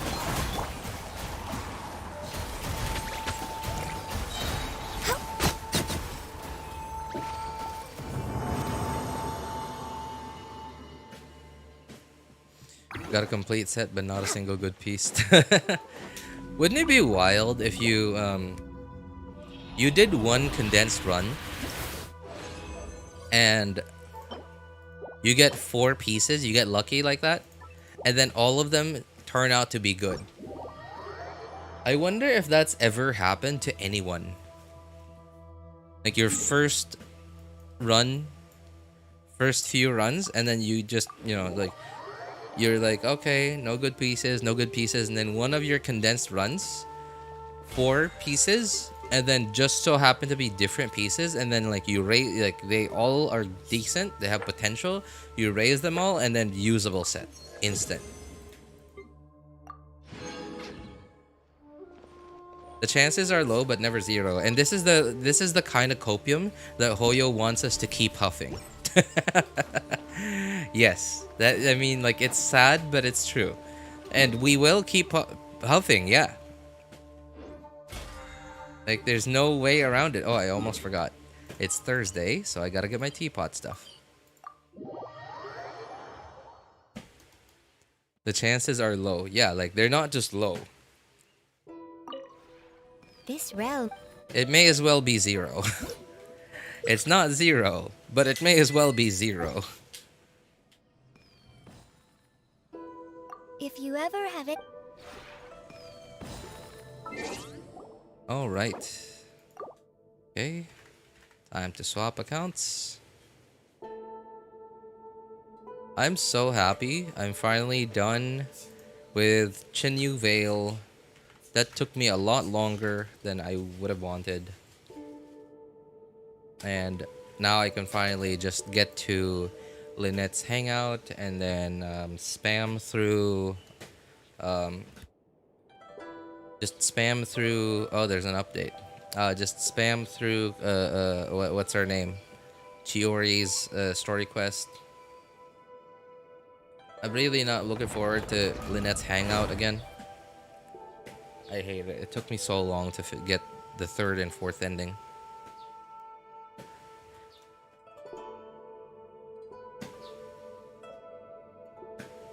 I've seen clips of people getting 4 to 5 stars in 110, in 110 pull. Even Happy got double Yelons in 10 pull. Yeah, right. Yeah, I will never get enough of the copium. Oh. Add Astro. I mean, yeah, that's true. Like the fact that it's something similar has happened to other people, and we've seen it happen to other people, that makes us keep huffing. Maybe one day it'll happen to me.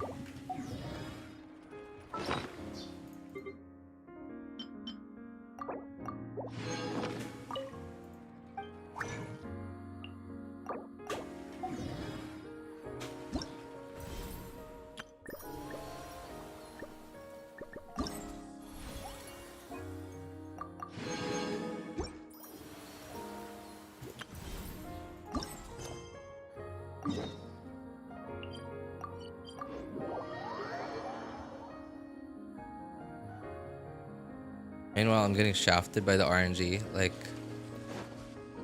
what are my, like, what are my weapon banner pulls?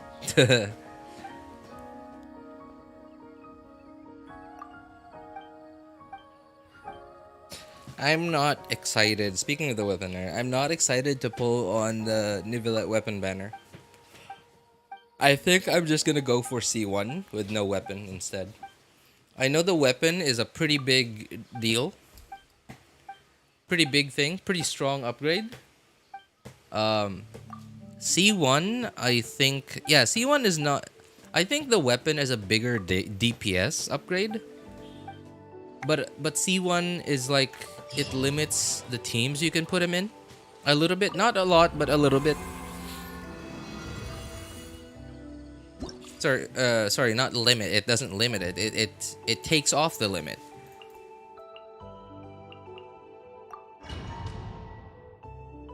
Yeah, quality of life upgrade, and like I don't know what I want. I don't know what I want at this point. Like, do I want more DPS? But then like C1 is guaranteed, right? Like obviously there's a chance for you to lose 50-50 and get a standard 5-star. But with the weapon banner, I could get Freedom's Horn, which is an okay whale weapon. But then like, when am I ever gonna use that thing? Illusion shattered.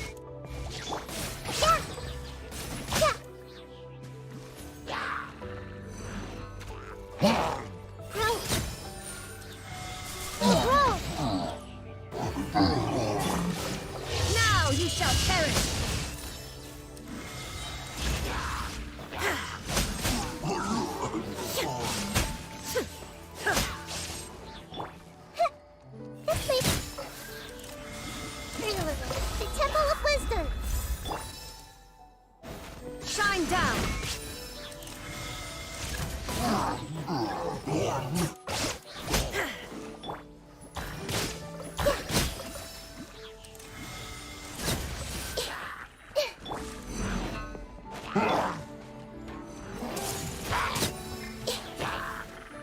Share my knowledge.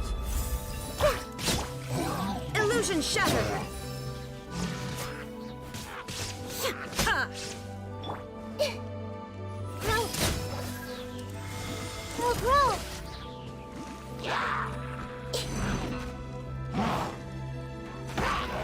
This makes me a little. The Temple of Wisdom. Shine down!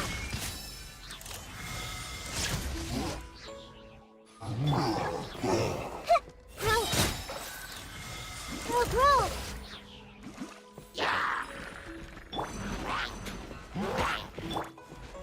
Everyone hold hands.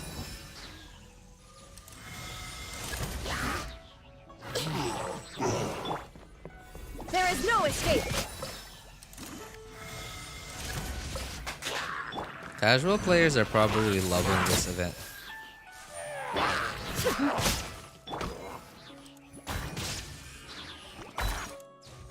Right, like it's a combat event technically, Memory. but you don't need your actually built Illusion characters shattered! to be able to do it. Grow. And yet there's this like really OP damaging thing that you have access to. So whether or not your characters are built, you can still just use that.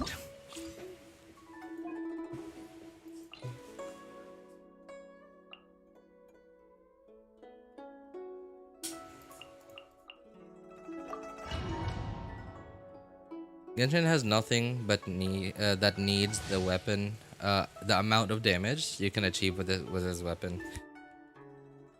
As a casual didn't. Okay, I guess that is true. But then again, my goal is well, to make combat in Genshin as easy as possible and as fast as possible. So Embrace the ice. now I'm starting to rethink it. But I also don't want to be limited in terms of my the teams I could put Neuvillette in, just because of not having C1. Obey! Take flight!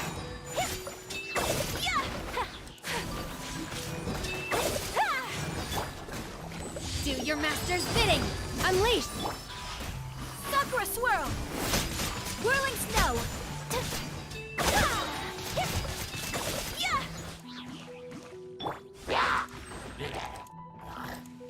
Manifest!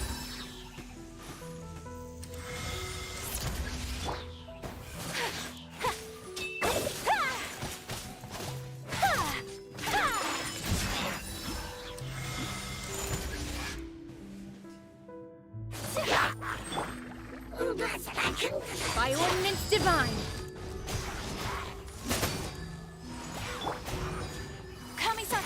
I'd say C1 is better, opens more versatility. Yeah, that is true. Then I don't know, man. I hate myself. I want the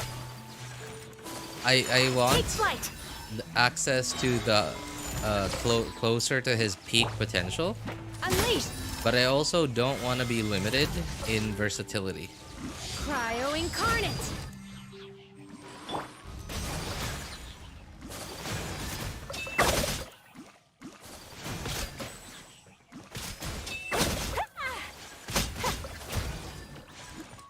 My apologies. Sakura swirl. Manifest! By ordinance divine! Take flight!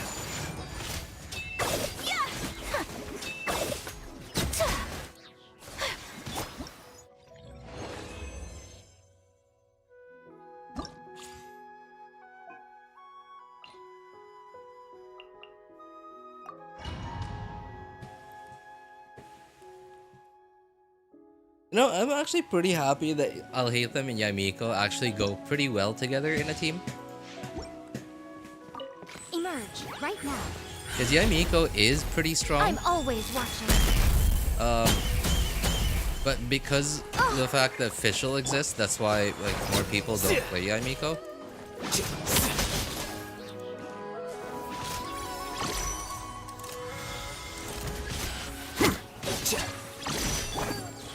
Emerge right now.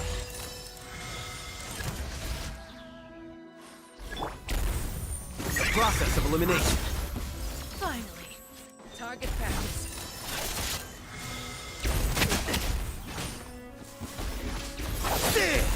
Goodbye. But we'll Your coming was foretold. Right here. Emerge. Sight to behold. Right now. For the Emerge. eternal oasis.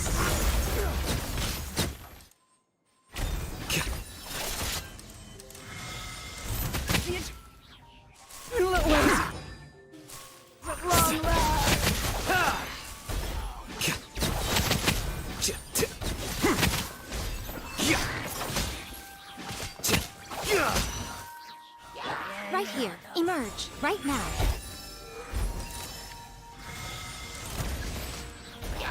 Nothing lasts forever. Right here. Emerge right now.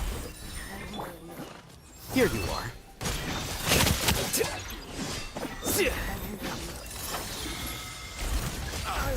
The process of elimination.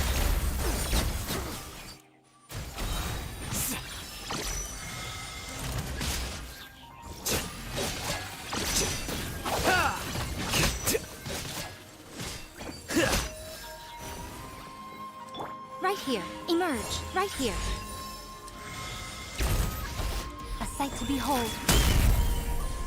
Come on out. Right now. Emerge. One of these days, I'll finally get my hands on Yamiko.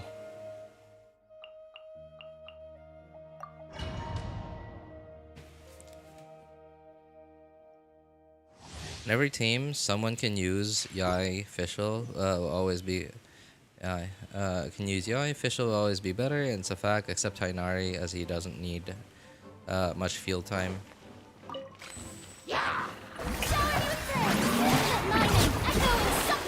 Let's begin. Skill or charge attack. Have a seat.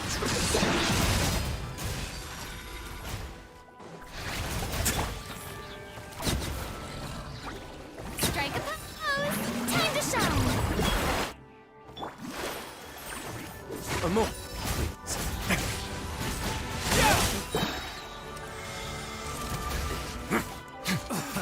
Another test. Get a little chilly. Let the world collide.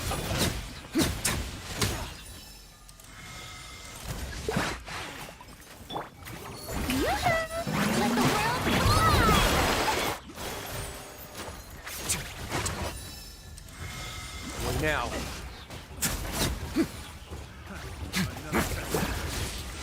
No, I still don't understand how Wriothesley's kit works. So what does his E do?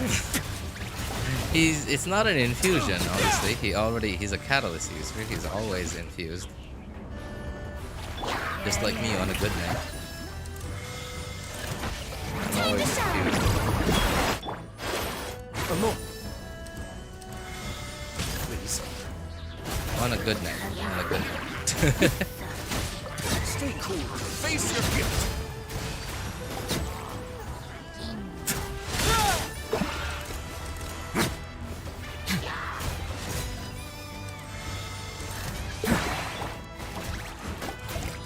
Strike a pose. Let lightning echo inside.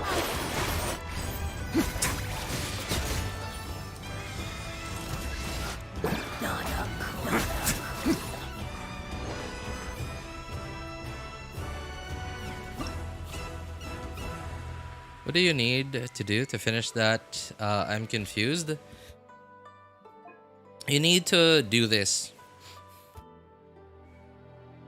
So, phase force is when you so you have to, like, in different stages you need to do certain things. Like, for example, when you do an elemental skill in this stage or a burst, like when you're not pressing anything, when you're not moving, when you're not clicking, right clicking or bursting, etc., time will stop.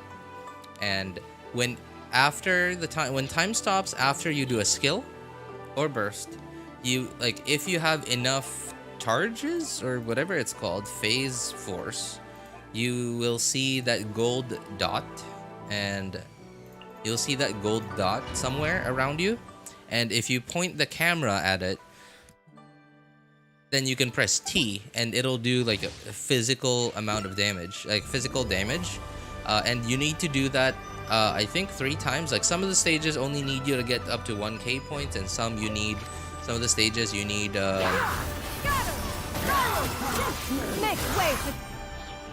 yeah, like this one is normal, plunging, or skill, right? So this was a burst, so I don't see the golden circle. I have enough phase points, but I don't see the golden circle. But if I do a skill here, then I will see it. Now, if I point my camera away from it, I can't press T. If I see, like, look at that, gold, no gold, gold, press T, done. Disappear! Worthless! Here! Another gold circle. Here! Worthless!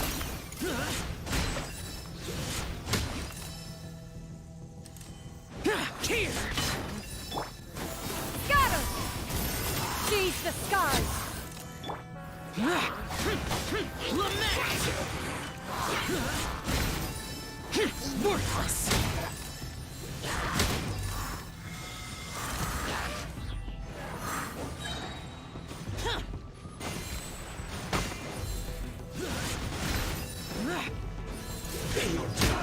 Worthless!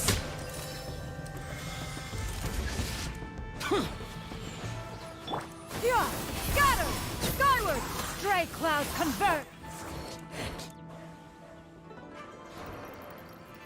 Where's the guy? Useless! Disappear!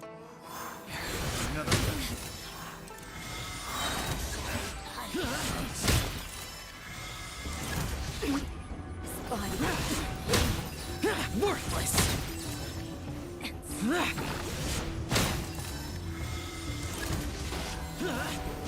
Pay your dues. Yeah! Seize the skies! Will conquer!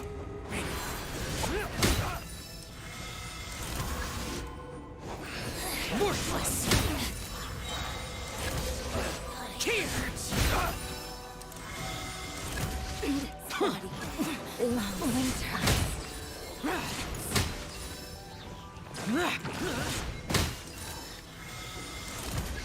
Worthless! Yeah! Stray clouds converge! Lament!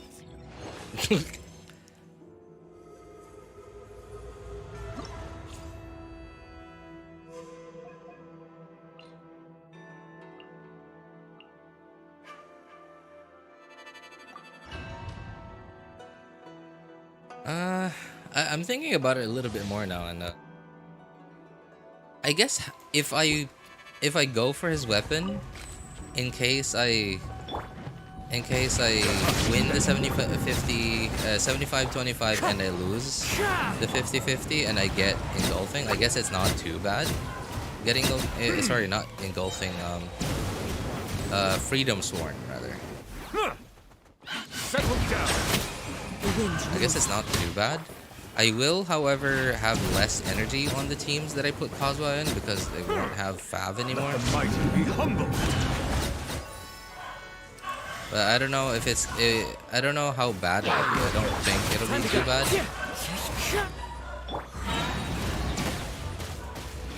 Justice is blindsided.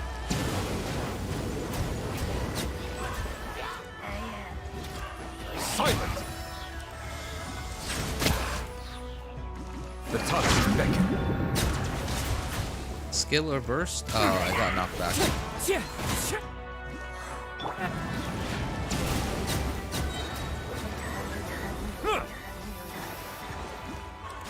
An oversight on my part. Bow your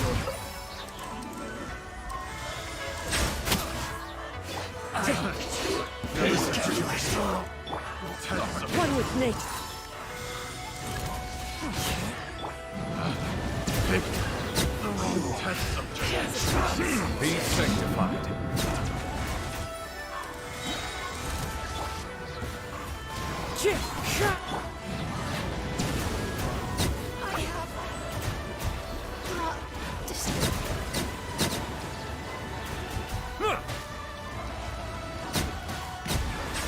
Wind strike. Come at me. The time is beckoning. Oh, have you guys heard of this Have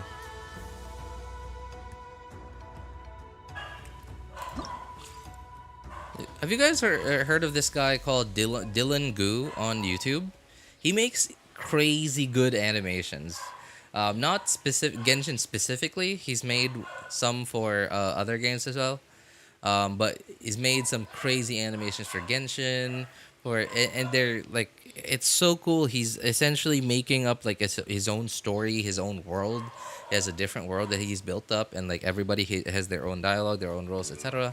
But it's these characters, and the animation is so good, especially fight animations.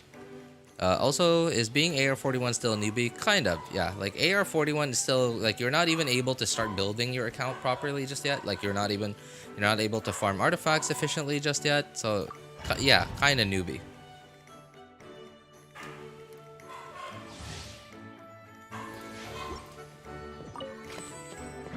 Burst forth. Is a skill and burst. Okay. Moments of birth. Attack! That's the way. Hiya! Coming at ya!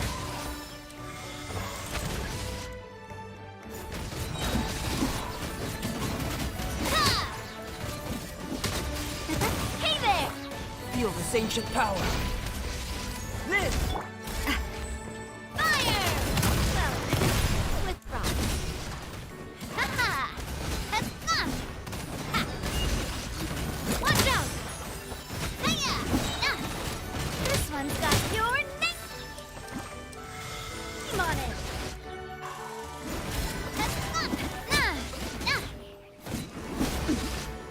Feeling lucky?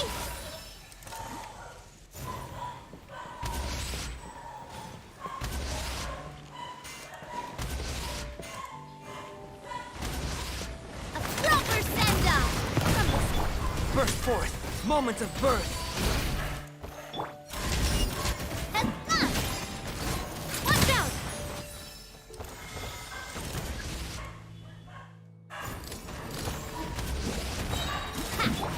Live!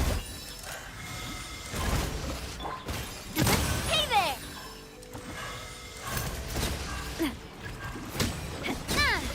Hiya! Witness my great undertaking. Attack! That's the way. Feeling lucky? This one's got your name! Come on in.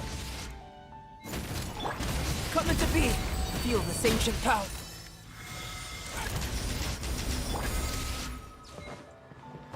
Fire! that was weird. I thought it was just part of Navia's burst animation. Oh yeah, he's one of the one that made that Cyberpunk and Genshin mixed together. Yes, that was so cool. It was Albedo and Klee and Raiden Shogun and Wander even. Like that was awesome. That was awesome. Like I want that to continue. If he ever plans to continue that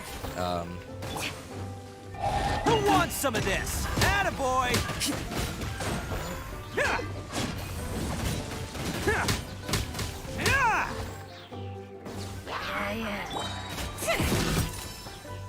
Like, I want that to actually be a story and the world to continue to be developed. That was the first video of his that I watched. It's showtime! And fight scenes are like top notch.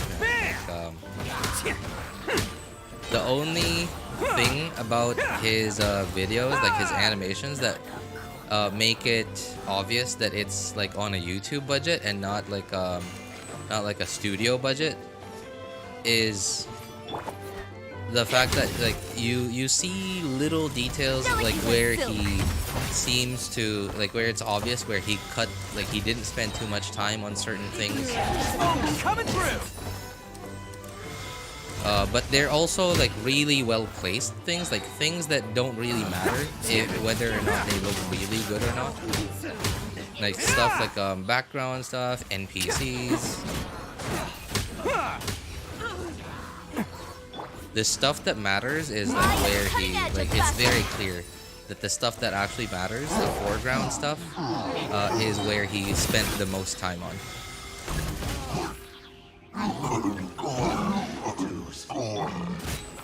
It's showtime!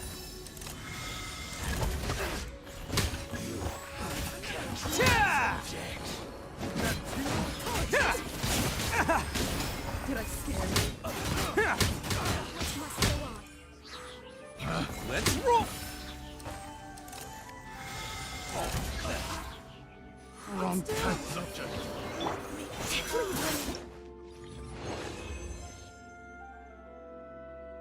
Bro, really use Chiori? I mean, like, it's not like we have a choice. Right? Like, look at this. Do you even have a choice? No, we don't. Playing smooth. Yeah, it's smooth as somebody who's never used Itto. Well, not never, but like just doesn't use Itto ever. I don't have Itto, just don't like his playstyle. I mean, I like that it looks so fun, like going unga bunga just and then slamming down at the end. It looks so much fun, but like everything before it is just so annoying. Getting staggered all the time if you don't have a shielder.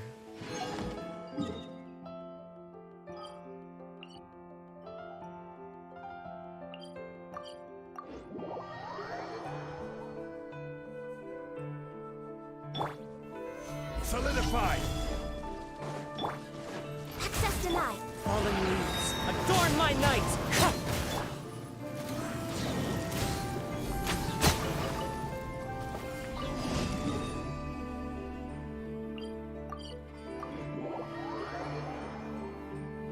Oh wait, no. No. Gotta use my resin.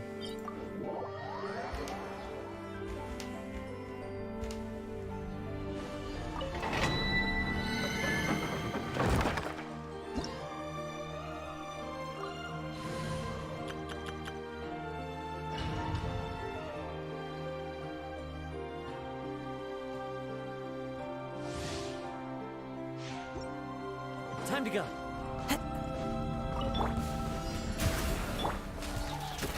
Oh, Kazuha.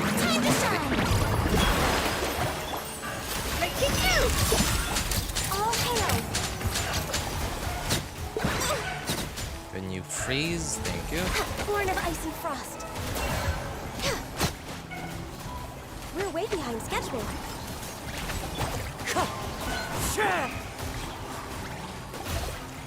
Access denied.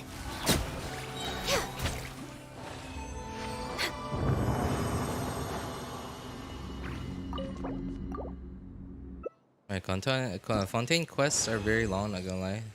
The unfinished comedy quest. Subham, have you have you gone to Sumeria yet? Do you know anything about the Aranara? Born of icy Clouds high. The birds come! The lightning, killing stone.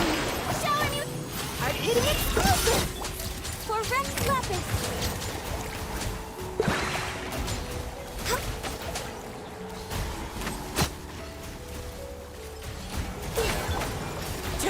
No touching. We're way behind schedule. I mean, I'm not gonna disagree with that, but yeah. It's, you know, the fact that you're saying Fontaine quests are long, they are. But they're sort of nothing compared to what the Aranara quest chain was.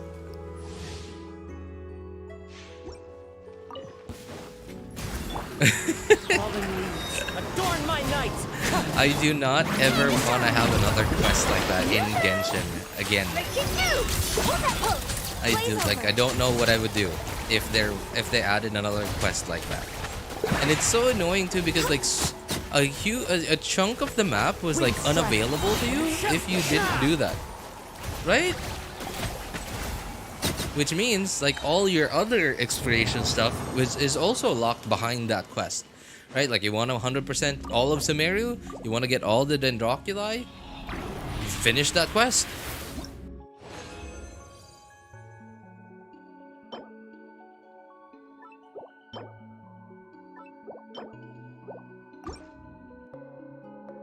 Here's the reason why I didn't even bother with Sumeru, doing exploration in Sumeru. It's like, Sumeru is just One with wind and a nightmare.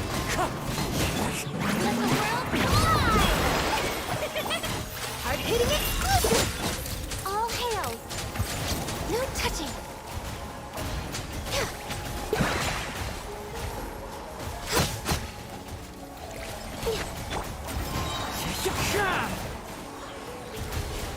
Born of ice and frost.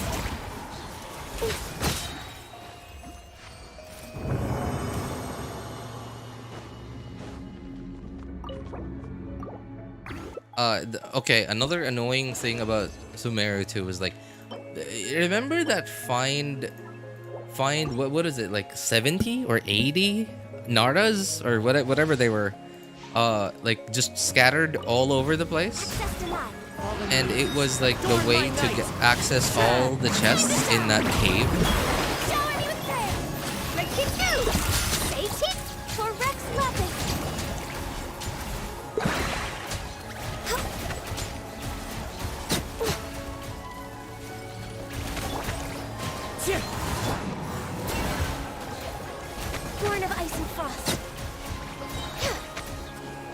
My unfinished comedy quest is still unfinished. Unfinished comedy quest. Unfinished. Oh wait. Sorry. My unfinished comedy quest is still unfinished. Unfinished comedy. Okay. So Fontaine was, you know, the thing in Fontaine was like they were quite long,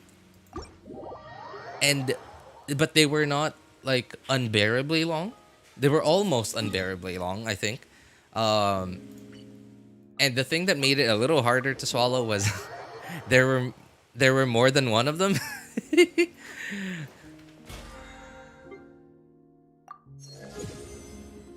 Now, if you're a new player coming into Fontaine, it's definitely going to be overwhelming. Oh wait. Yeah, it's definitely going to be overwhelming.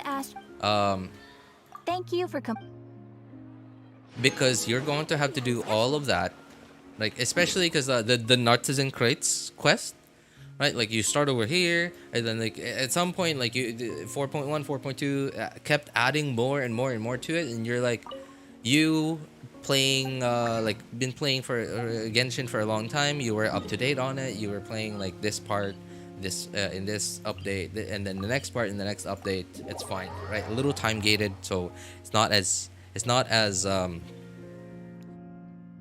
it doesn't feel as long as it would be, as it would feel if you were a new player and like you have to play all of it right now.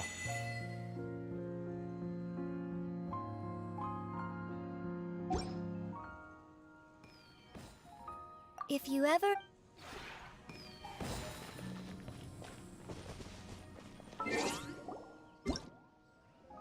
Banner info? Banner info! Xingqiu? Okay, the 4 stars are a little yikes, but you know, like, okay, well, we'll talk about it in a bit. I just gotta go swap to my main account and do dailies over there.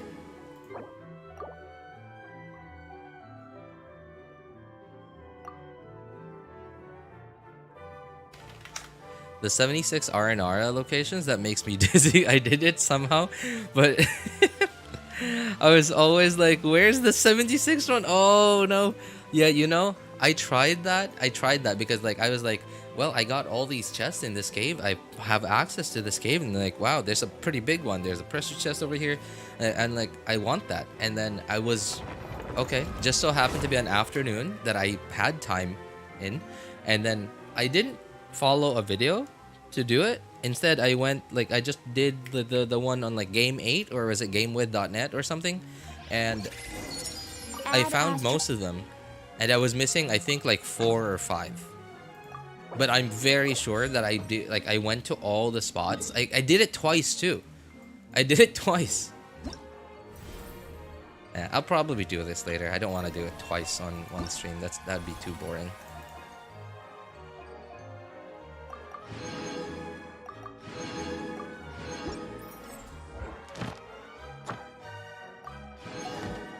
Hang on, so how many days do we have left? Let's see. We have, hang on now.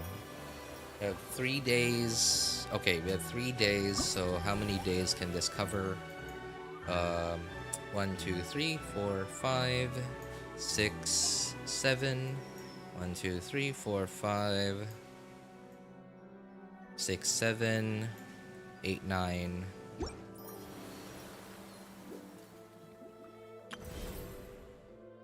How many was this? Was this like 7? I don't remember now. Okay. Okay. I think I'll still be stingy a little bit on the points.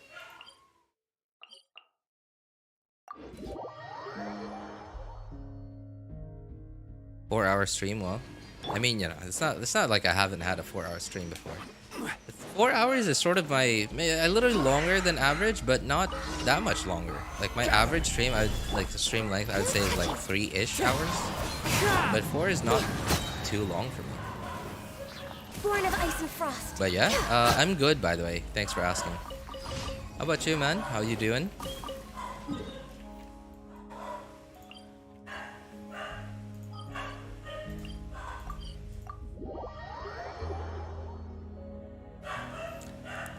I was not up to date. I had oh no, yikes.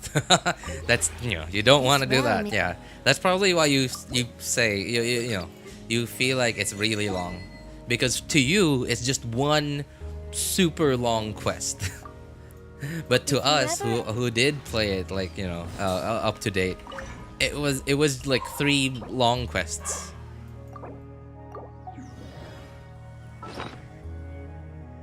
Even though it's rainy season, it's still so hot. Well, you know, it's summer, right? It's from what I remember, NVG, you're Filipino, right? If I'm wrong, please let me know.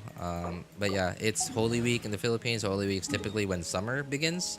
So yes, that is true. It's not raining here though. Like it's not the rainy season here in the Philippines. It's summer, and it has not rained in like 2 weeks now, I think, at least in my city.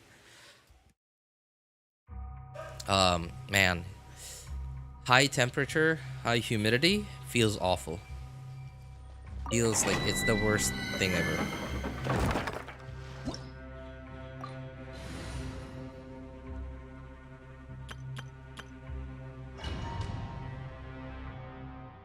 Three+ years of playing Genshin. Honestly, people complaining about Genshin, I don't understand why. I don't see the point.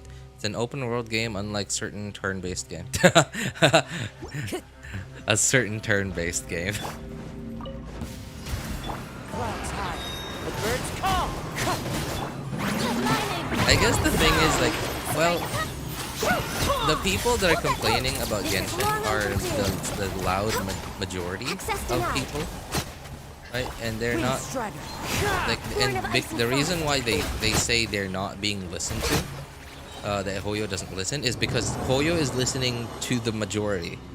And the majority of people are the quiet ones, and like nobody knows what they're thinking of. And well, we can guess what they're thinking of based on what Hoyo seems to be trying to do with Genshin. But yeah, that's the problem. Is One with wind and cloud. and they are definitely running Genshin the way Tim Cook runs Apple. Safety? All hail! Hey, what's up, MD Fahim? How you doing, man? Welcome back. Wind strike. Oh, I missed.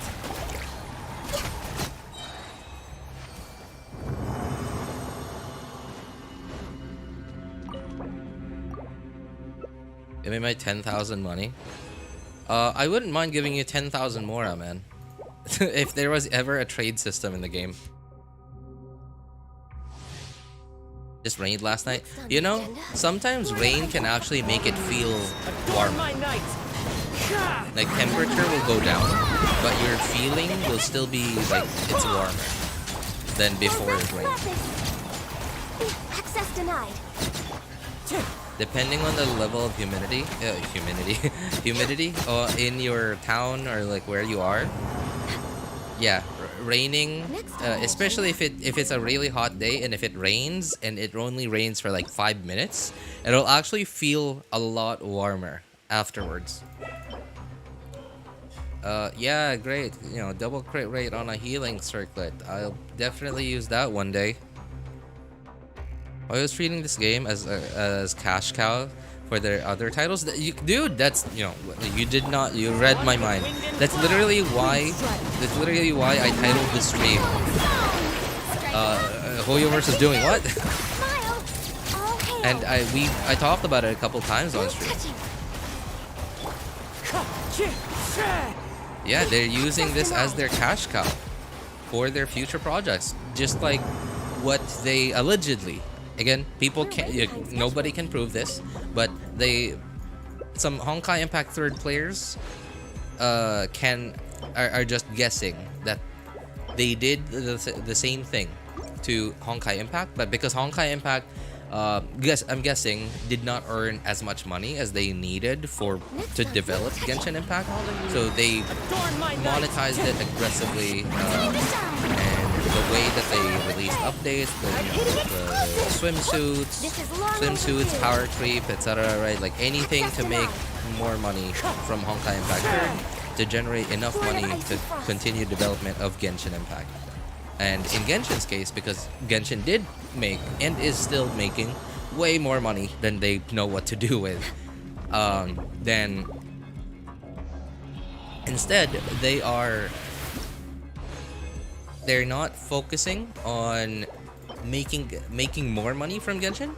Instead, they're focusing on keeping more money from Genshin. Healing bonus for Yuna. I guess that works.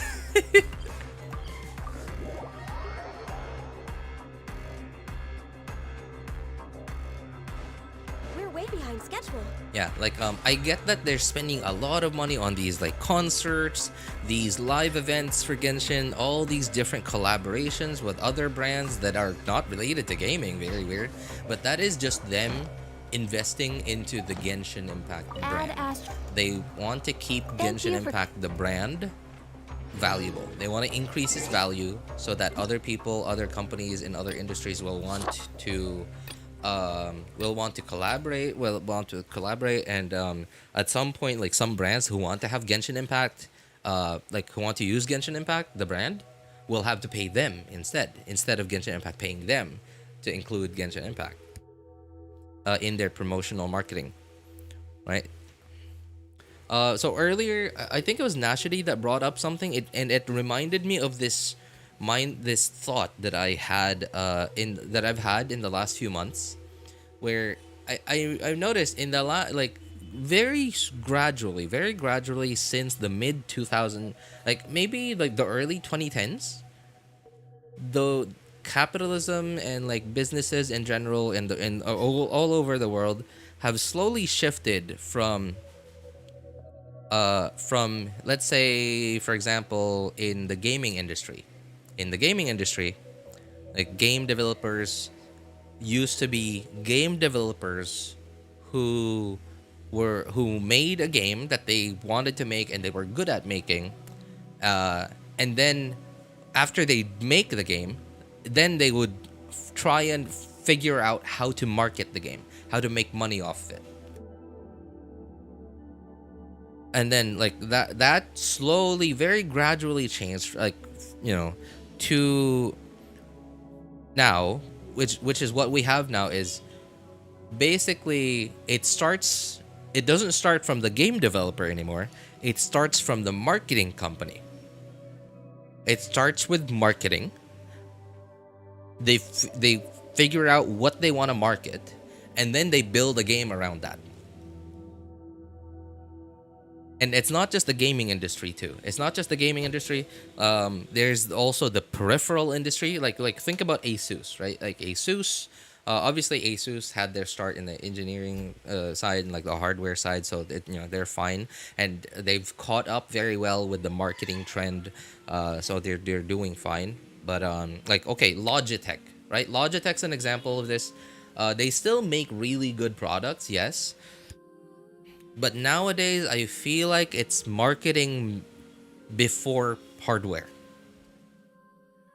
Especially on their mid-range products. Mid-range, like their lower end products are like whatever. They're just there, like, you know, just so the people who can't afford the mid-range to high-end products are still able to get a hold of their brand and see their brand. Like, oh, you have a Logitech mask. Like, there's still a little bit of marketing playing there. But like their mid-range to high-end brand is like I feel like 80% marketing, 20% hardware. It's just a smidge better than their low-end stuff. It has features that they can use to market, but the hardware quality is just a little bit better than their lower-end stuff. Their higher end stuff is more like 60-70% marketing and 30-40% hardware. It is the best hardware that they can make, but it's also not like their most expensive. Their high end stuff is like 3 to 5 times more expensive than their mid range stuff, but it's not 3 to 5 times more more quality. It like they're, you know, it doesn't last 3 to 5 times as long. It doesn't perform 3 to 5 times as much, but it's 3 to 5 times or more times more expensive. And I don't know, like what happened to the world. I thought we had it figured out back then in the 90s, where we make a product and then we figure out how to sell it. Right now, the world has changed into, I know how to sell things. Can you make me something I can sell?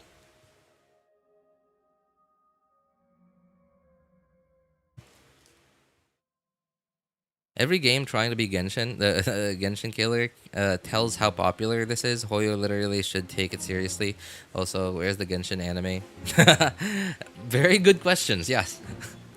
I really do hope Wuthering Waves and like whatever other quote-unquote Genshin killers that will come in the future actually make a good game.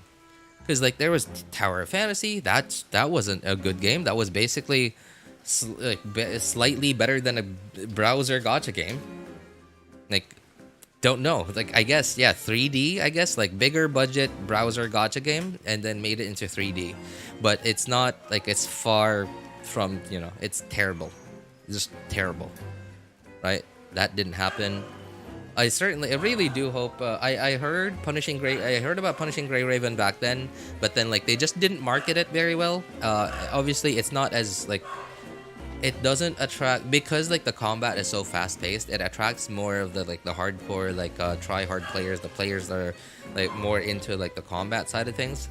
I don't know how they're going to treat Wuthering Waves. Like, I really do hope Wuthering Waves hits that perfect balance between like pleasing the players that want the hardcore combat, and at the same time attracts the casual players that don't want the hardcore combat and just want casual combat, but more exploration, more story, etc. Right? Like, and Genshin just does that so well, but it has like it doesn't have everything right. It doesn't have everything. It hasn't done everything perfectly, but it's got a really good balance of a lot of those things, and that's why it attracts the most people to it.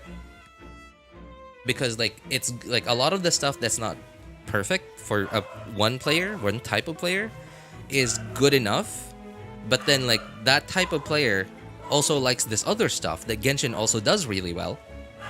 So he's like, well, Genshin has this and this and that. Like, this is not as good, but right? Whereas most other games only tickle one spot of a gamer, whereas Genshin doesn't do a very good job of tickling in those spots, but it tickles a lot of spots, and I think that's why it's really hard to knock Genshin off of that off of their podium, because of how many types of players they can attract.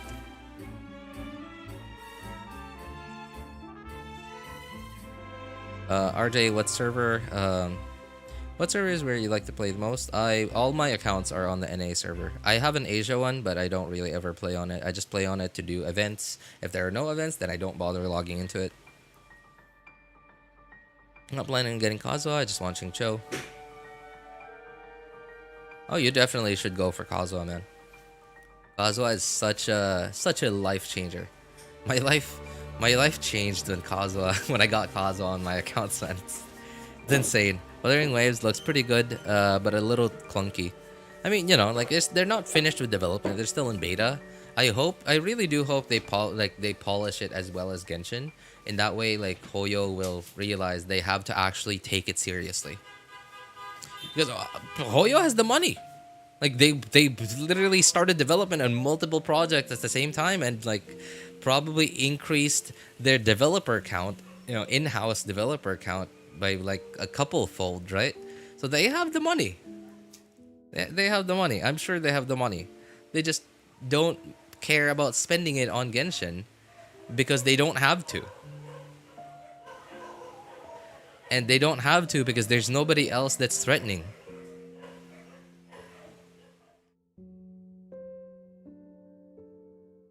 I have that much pity for him anymore. Oh, alright. Well, you should at least try and get Neuvillette if your goal is to make your account stronger and make combat a little easier. Anyway, not much else on the banners, I guess. Like, wait, where's the Neuvillette one? There it is. Okay. This is so weird. Why is the...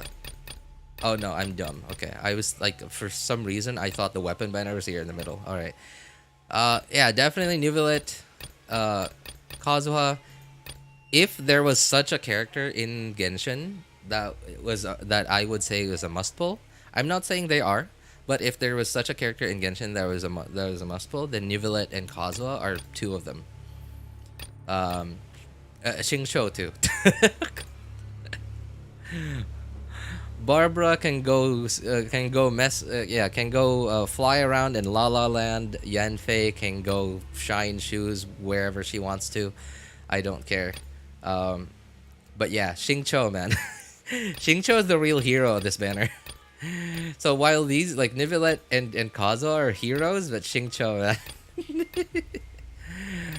Yeah, definitely a banger set of banners. I'm not like, if you want my opinion on which one is more valuable to you, like the answer is very account specific and situationally specific. So you'd have to ping me on Discord to ask for my opinion specifically, so that I could tell you my exact opinion. Because I think both of them are just as valuable as each other, depending on your needs and your preferences, your practical preferences. As for the weapon banner, they're very good weapons, especially Neuvillette's, but it's really only good on him. Of course, 88 crit damage is nothing to scoff at, but like, what catalyst user wants 88 crit damage? I guess Yaimiko, sure, but then like, it's 88 crit damage and then nothing else, right? But yeah, it's a really big it's a chunky DPS increase on Neuvillette. Freedom Sworn, very whale weapon. A little hard to get your energy back, like if you know, a little hard to get to burst on Kazuha every rotation with Freedom Sworn, but it's a very whale weapon. It's a very whale weapon, very strong support weapon. 4 stars are yikes. I have no idea what Wan and Swang does.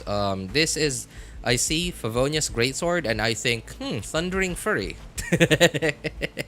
That is the only reason why I would ever raise Favonius Greatsword is if I want to play Thundering Fury. Favonius Lanzo, very good polearm. A lot of characters use it. Yaimiko, a sub DPS Zhongli, or sorry, Yaimiko. What's her name? Yunjin. Sorry, Yunjin. Sub DPS Zhongli. A Zhao, even like yeah, like a Zhao, where everything else on your kit, like in your artifacts and stats, are like focused on just damage, crit, and attack and stuff. You have very little ER on your substats. Yeah, Fav Lance. Really good. Flute is, it doesn't belong in this game and should just get deleted. It's absolutely useless. This weapon, like if you want physical official, it's not, you don't use this. You might think this weapon, like Mitter, what is this called again? Mitter something. Yeah, there it is. Mitternacht's Waltz. First look, you look at the passive and you're like, oh, I guess this is good for a physical normal attacking official, and then you realize there's compound bow, which is a craftable bow from Mondstadt, right? It's free, you just have to have a billet. There's also Rust, which is, while Rust is a limited 4-star weapon, it's a lot less limited than this one, because this one you can only get if it's on the banner, whereas you can get Rust just whenever you get a 4-star. So yeah, no, don't ever use that weapon. It's just, you know, it seems great if you don't have Rust and you don't have a billet. I guess if you want physical normal attacking official, if you have no choice, then sure, go for that. Otherwise, no, has no use. Is it the second phase already? No, not yet, Akun, but it will be on, is the date over here? There it is, right? Event duration. So on the, what? 3rd. April 3rd. So yeah, 5 days from now, 5-ish days from now, depending on which server you're at. But yeah, Tomb of Eternal Flow. Yeah, again, like I said, really good stat stick on everybody else, but passive is basically useless on anybody else. But very strong on Neuvillette. Neuvillette's already very strong, but you don't need this weapon to make Neuvillette strong. Neuvillette's already very strong, even with just Prototype Amber. I myself am going for Neuvillette. I'm still very much on the fence between C1 Neuvillette and no weapon, and C0 Neuvillette with the weapon. I'm not sure, like, because the weapon, choosing between C1 Neuvillette or the weapon is like choosing between, do you want to be able to run Neuvillette on more teams? Then C1. Do you want more damage on Neuvillette on your few teams, on the few teams that you can run him in? Go for the weapon. That's sort of the choice between C1 and yeah. Freedom Sworn, like I said, brain dead, easy weapon to use. The whale buffs that you get from it with Kazuha, right? Just use Kazuha E, plunge, and then whale buff. Very hard to be, to burst on Kazuha with it though, because like no ER. Fab sword is just better if you want to burst every rotation. Hey, what's up, Cold the Ghost? How you doing, man? I'm just finishing up the stream, just giving my thoughts on the banners. Not a lot to say, really. Like, really good 5 stars, really good 5 stars. Very situational, which one of them will be more valuable for you specifically. Xingqiu, really good 4-star, like just as valuable as, like, yeah, exactly, about as valuable as Kazuha and Neuvillette themselves. Other 4 stars, okay, whatever. Why are they here? Alright, I guess placeholders. Yeah, Well, anyway, I'm sorry guys. I have work in 18 minutes and 20 seconds from now. So that's going to be it for today.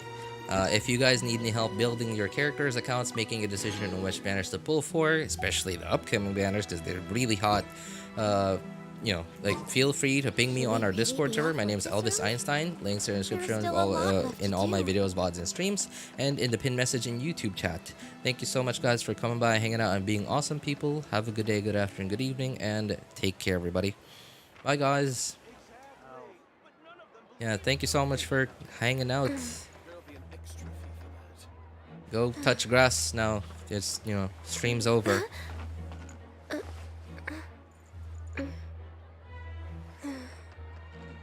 Let's see, how many minutes do I have till work? Oh, by the way, like, let's see, 17 minutes and 30 seconds. I need to have dinner, and I need to get ready for work.